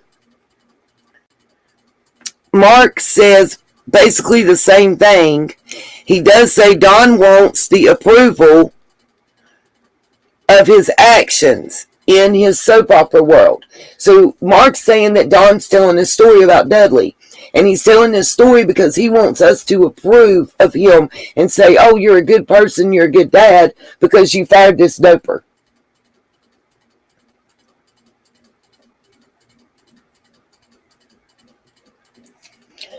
He was on YouTube searching for info about how somebody would act under the influence of certain drugs. That's what he said. I can only speak to that. They all say that this is part of Dawn trying to paint his soap opera narrative. So again, they're saying that this story is part of Dawn trying to paint a specific narrative. And then, we're on the fourth clip, which is where they asked him, does he know anybody that is less than above board? They all say that where Dawn doesn't really answer their question and deflects and starts talking about his sisters, that's part of him trying to control the narrative. He wants to get to that soap opera. He wants to tell those stories that he wants told that he feels make him look a certain way. Okay? Scott says that he uses addict language. And like Peter Hyatt talks about addict language. Chase says that he uses group pronouns when it comes to Dawn and Candace. He's using group pronouns like they, we, us. We did this. Us, we, our, which is an indication of how they say, of how he views Candace in their relationship. In my opinion, that would mean ownership. Yeah, that's what they're saying, discovering. That's what I took it as. But they're saying that the us and we and the way he uses them shows how he thinks about her in their relationship. They didn't expound on that, and I'm not going to. The fifth clip, where Dawn says he works all the time. Greg calls it a resume statement that says it's not like a general resume statement, and Chase expounds on it and says the work all the time is truthful because he doesn't specify a time. He doesn't say, well, on the 15th, I work from da-da-da-da-da. He's just like, I work all the time, man. I'm really never home because I'm always working. Kind of thing. And he's saying that because it was a general statement like that, whether he actually worked all the time or not, that he generally feels that Dawn felt he worked all the time. And understand, a lot of this is subjective, based on the person that's answering the questions' ability to understand the words and how they're properly used. And we're going to get into that in a minute.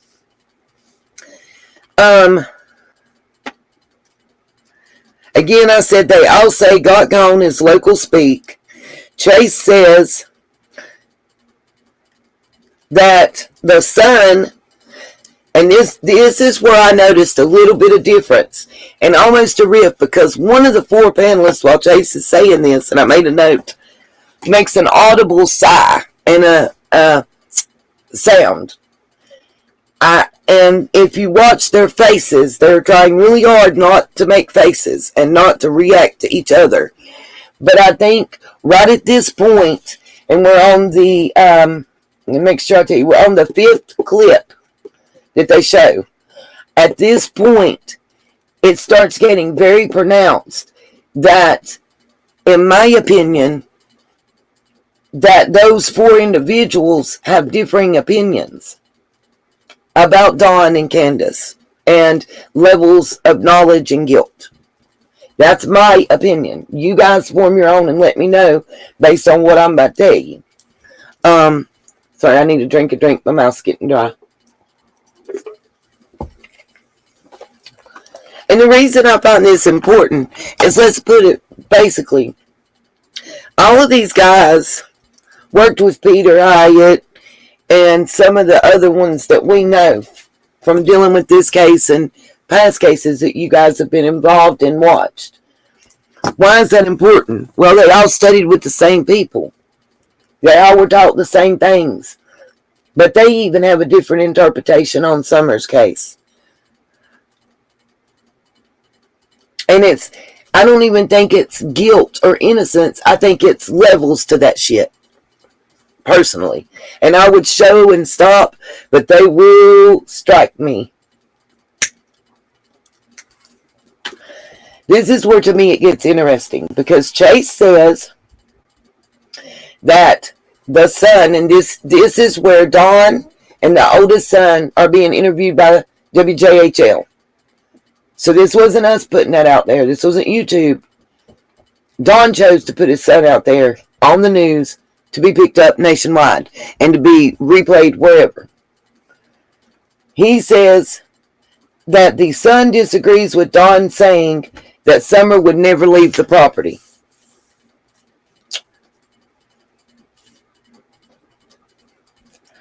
Scott says the son is in the boy's face that he's not disagreeing.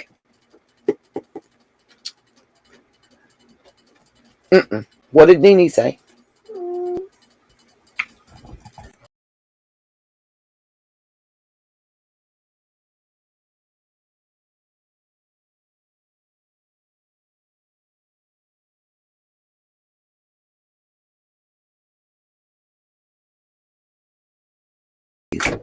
I'm going to hurry to go get chocolate milk. I hope we got some still.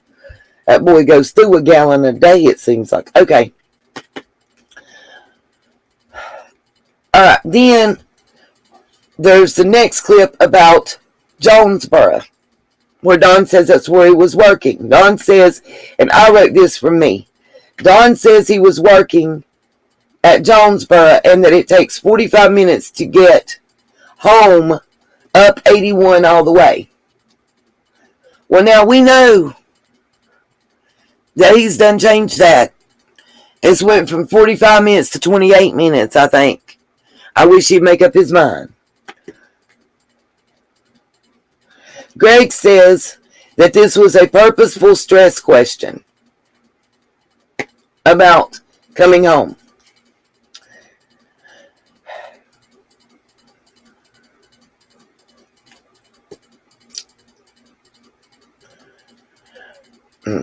Okay, I wrote down the next clip, and I didn't write nothing about it, but this is where we get into Candace's story, where Don starts retelling it.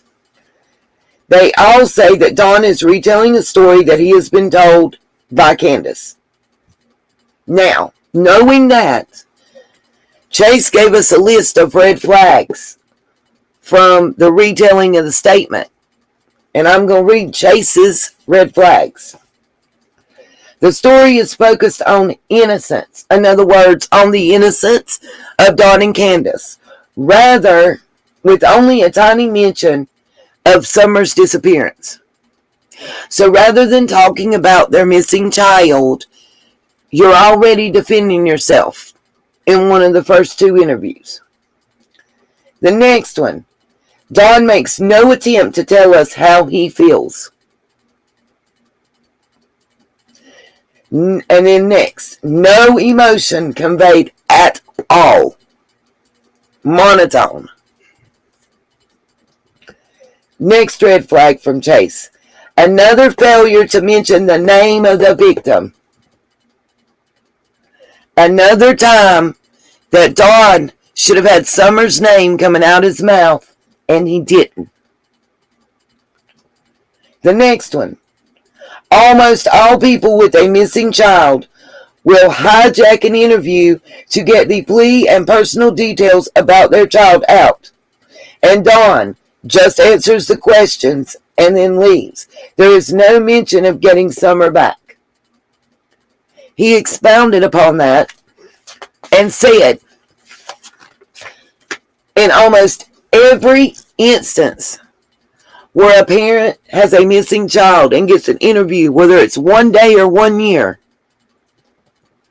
that they don't just follow along with the questions. They have no problem talking over the reporter or the person questioning them to get out a picture or information. If you see Summer, here's a picture of her. She's 3 foot tall and weighs 40 pounds. She was barefoot. She had no problem telling that part.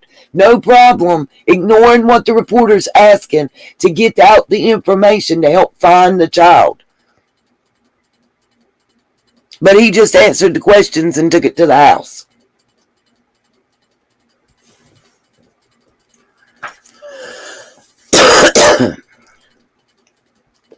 It has to me just roll with it, but they don't do that. You haven't seen the interview where Don and his oldest son are talking to the news reporter? Or this one. This one from the behavior panel is July 28, 2022. Is when it came out, Millie. If you want to watch it and you can see what I'm talking about. Then Scott says, I wrote, Scott seems taken aback by Chase's comments.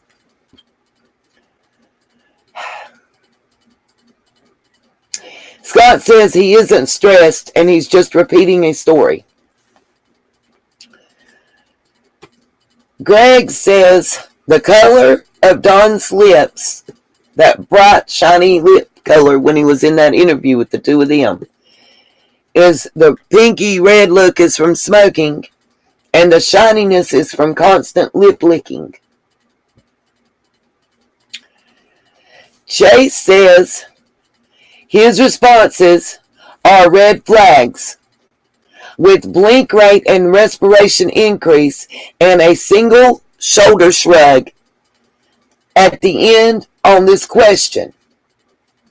He scored 11 out of 16 on the deception scale.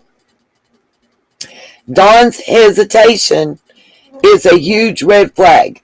The question was, do you have any questions about Candace's story? All of them, I wrote, they all believe he was not honest on, oh, that's the next thing. Sorry, y'all, I'm getting ahead of myself. They all said they don't think he believes Candace's story.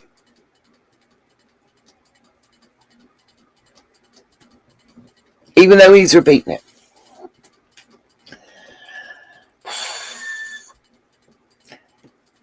This is where they ask him directly about his sisters. Did you do this? Did you do that?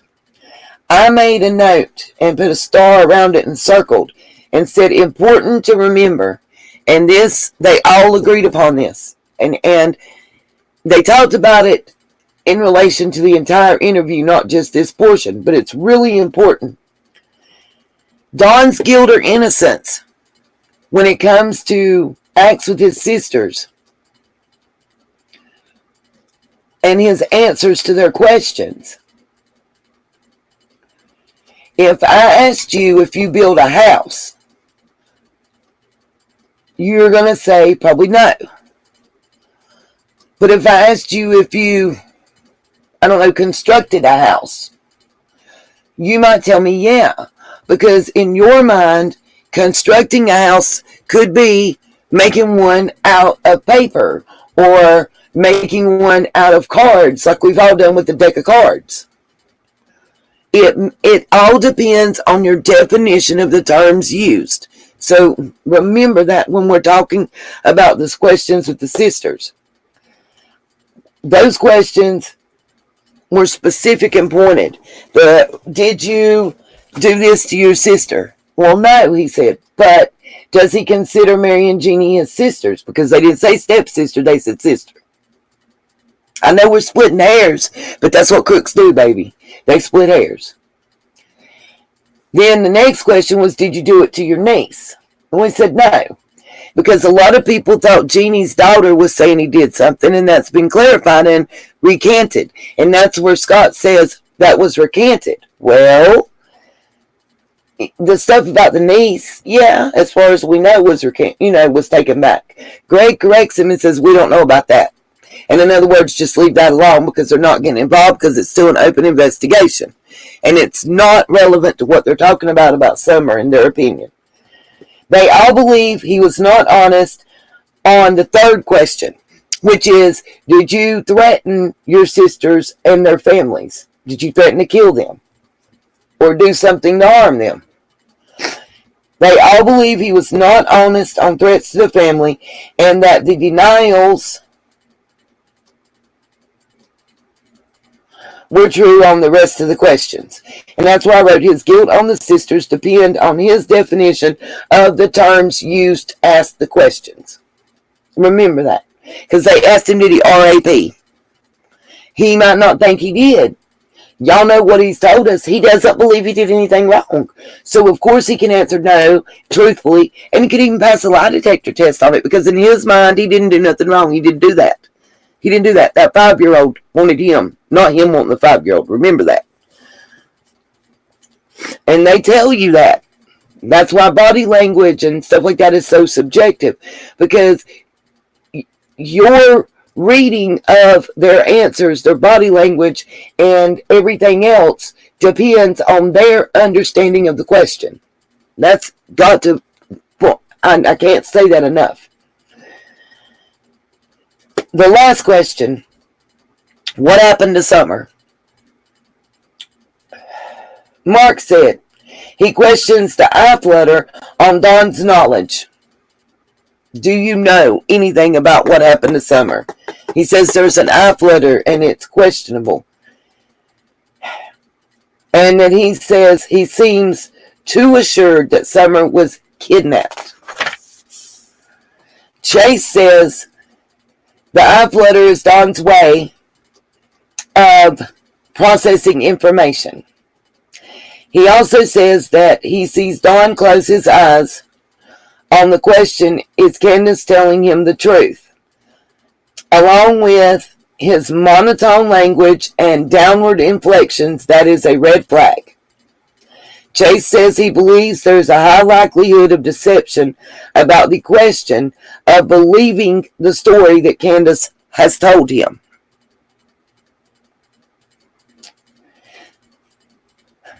Scott flat out says he doesn't think that Dawn believes Candace.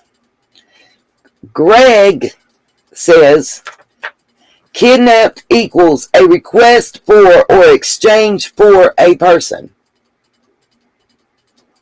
Abducted equals taken. But again, what does the word kidnapped mean to Dawn? Is that interchangeable with abducted? We gotta look at Amber Heard. In her mind, pledge and donation is the same thing. Remember that. It's that kind of thing we're talking about. I agree, Millie.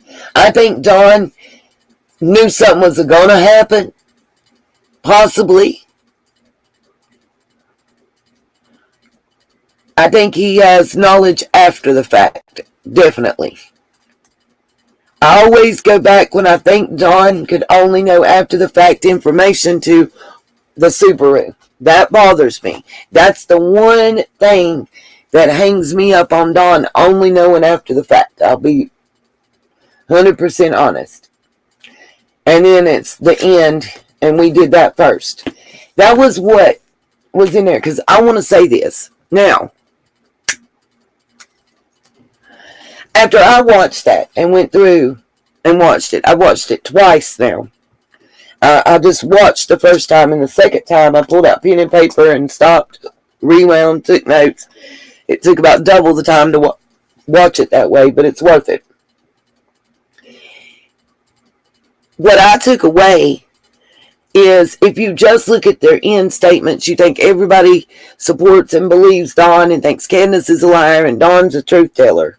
I don't believe that. I believe they're holding back because they told us more in this one than they told us in the first three that they've had. One, it's an open case, and they both still work with military and law enforcement. Several of them do on the behavior panel. But I believe they're holding back due to that. I have to believe that in my heart of hearts. Number two, I feel like Chase didn't go and interview because Chase is fed to F up. I feel like Chase don't believe shit that Dawn or Candace had to say. That's my personal opinion based on his statements. I think Mark really don't buy into it and believe it either, the UK guy. What he is believing, I think, is because he's from another country and he don't know. You know? I don't know about the other two. I think they're on the fence. I think if we asked specific pointed questions about knowledge before, during, and after, I think that they would probably all agree that there's knowledge after the fact by both parents. I really do. I think that they would probably all agree that Candace and Grandis have the most knowledge of anybody.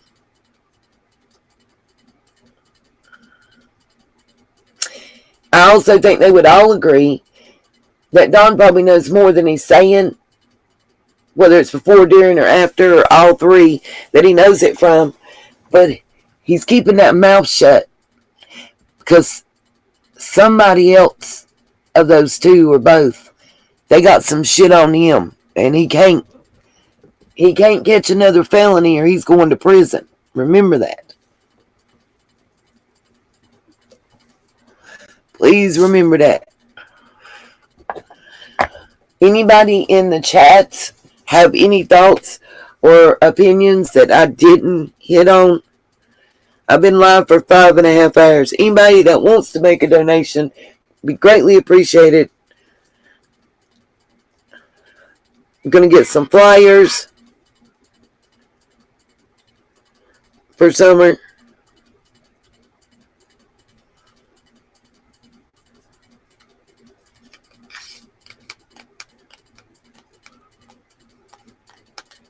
I know, right, Millie? It just seems like it's always the girls in that family. You ain't never seen a boy disappear, and Candace does have a brother. But anybody that would like to help donate and support the channel and support, you know, getting this act passed and before Congress and the Senate and getting flyers out there and you know, getting me from point A to point B, however I got to get there, be greatly appreciated. Really depleted my funds big time when I got this sick with the flu, and I'm telling y'all, it felt like it beat me. I feel my fever's coming back up again. It broke for a while. I'm going to have to lay down and rest.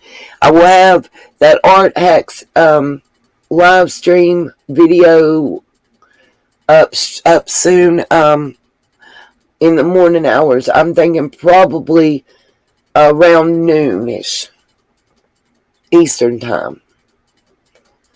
I'll announce it before I do it. I'll do a live stream. I've got 50 art hacks and 10 that'll change your life. And they're all simple. You guys, some of the things I'm going to tell you, like I can tell you how to make 50-cent paint look like $5 paint. How to take your cheap colored pencils and make them look like the $300 colored pencils when you color.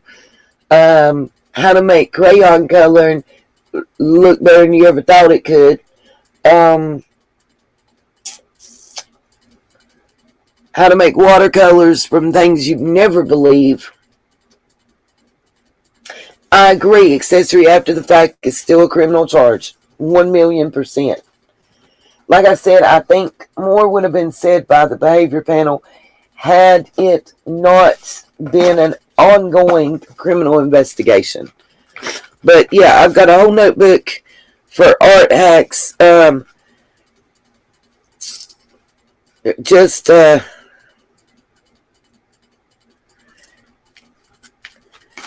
to clean your stubs in a way you might not have thought of. How to clean your kneaded erasers. How to use hairspray. A lot of stuff.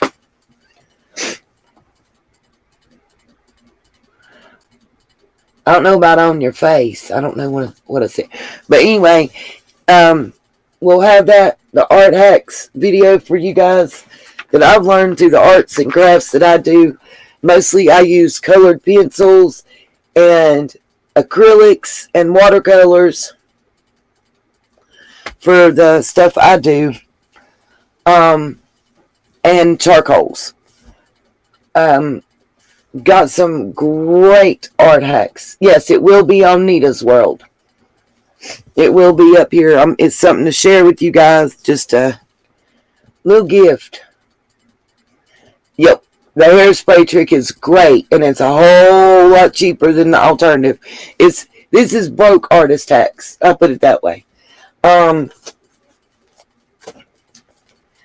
teach y'all the cornstarch. You'll never believe what you can do with some cornstarch. I'll teach you. You can say, if you work with acrylics or tempera paint or watercolors, I guarantee you I can teach you how to save and have a variety of colors. Them 50 cents to $1 bottles, them 2-ounce bottles at Wally World for the matte that's 50 cents and the gloss that's $1. I bet you we can make it look like that shit you pay $5 to $7 a bottle for. That's right, Gene. One goes down, we got them all. Exactly, lovely lady. And a lot of this stuff is stuff that you can do with your kids for arts and crafts, and things that you can do with your family. And I've tried and tested all these that I'm going to give you. I'm going to say peace, love, and light. Anybody that can help support. We got CashApp, we got PayPal, we got Venmo. There's the wish list. Don't forget, if you need my link to shop Amazon, shoot me an email. I'll give you the link. Right now, Amazon's only allowing me to post the link on the Instagram, which is a pain in the ass. But I do have a shopping link that if you make your purchases on Amazon, you don't got to purchase nothing from me or my store or for me. Anything you buy in toilet paper for your house or, balsamic soil like my neighbors bought. Whatever. You buy me pots, pans, whatever. Just roll with it. I feel you. You definitely should tune in. I'll teach you. And let me tell y'all, if you do watercolors, if you guys have ever seen the paper palettes for watercolors, they're like $20. And it comes with like 10 to 12 colors. And there's like color swatches. But they're on paper sheets in a little notebook to travel. Don't ever buy one of them. Why would you pay $20 for that? I'm going to teach you how to make one just as good as you can buy. I'll tell you how to make it waterproof and how to make it in your little booklet to carry with you. Put whatever color you want in it, and I guarantee you'll have less than $2 in it. And that's just as supplies. Now, there's arts and crafts I can teach you to do real quick, too, that I've been working on, but that's another video. This is just going to be art supply hacks on how to make the supplies you already have in your house go further. So, just as a thank you to you guys just for being here. So anybody that would like to help support the channel, please do. I'm ending with that. Say everything that we talk about and discuss is all our opinion and our thoughts and our discussions and what we see. Just our way of making it through the day. Peace, love, and light, and I will see you all later tonight.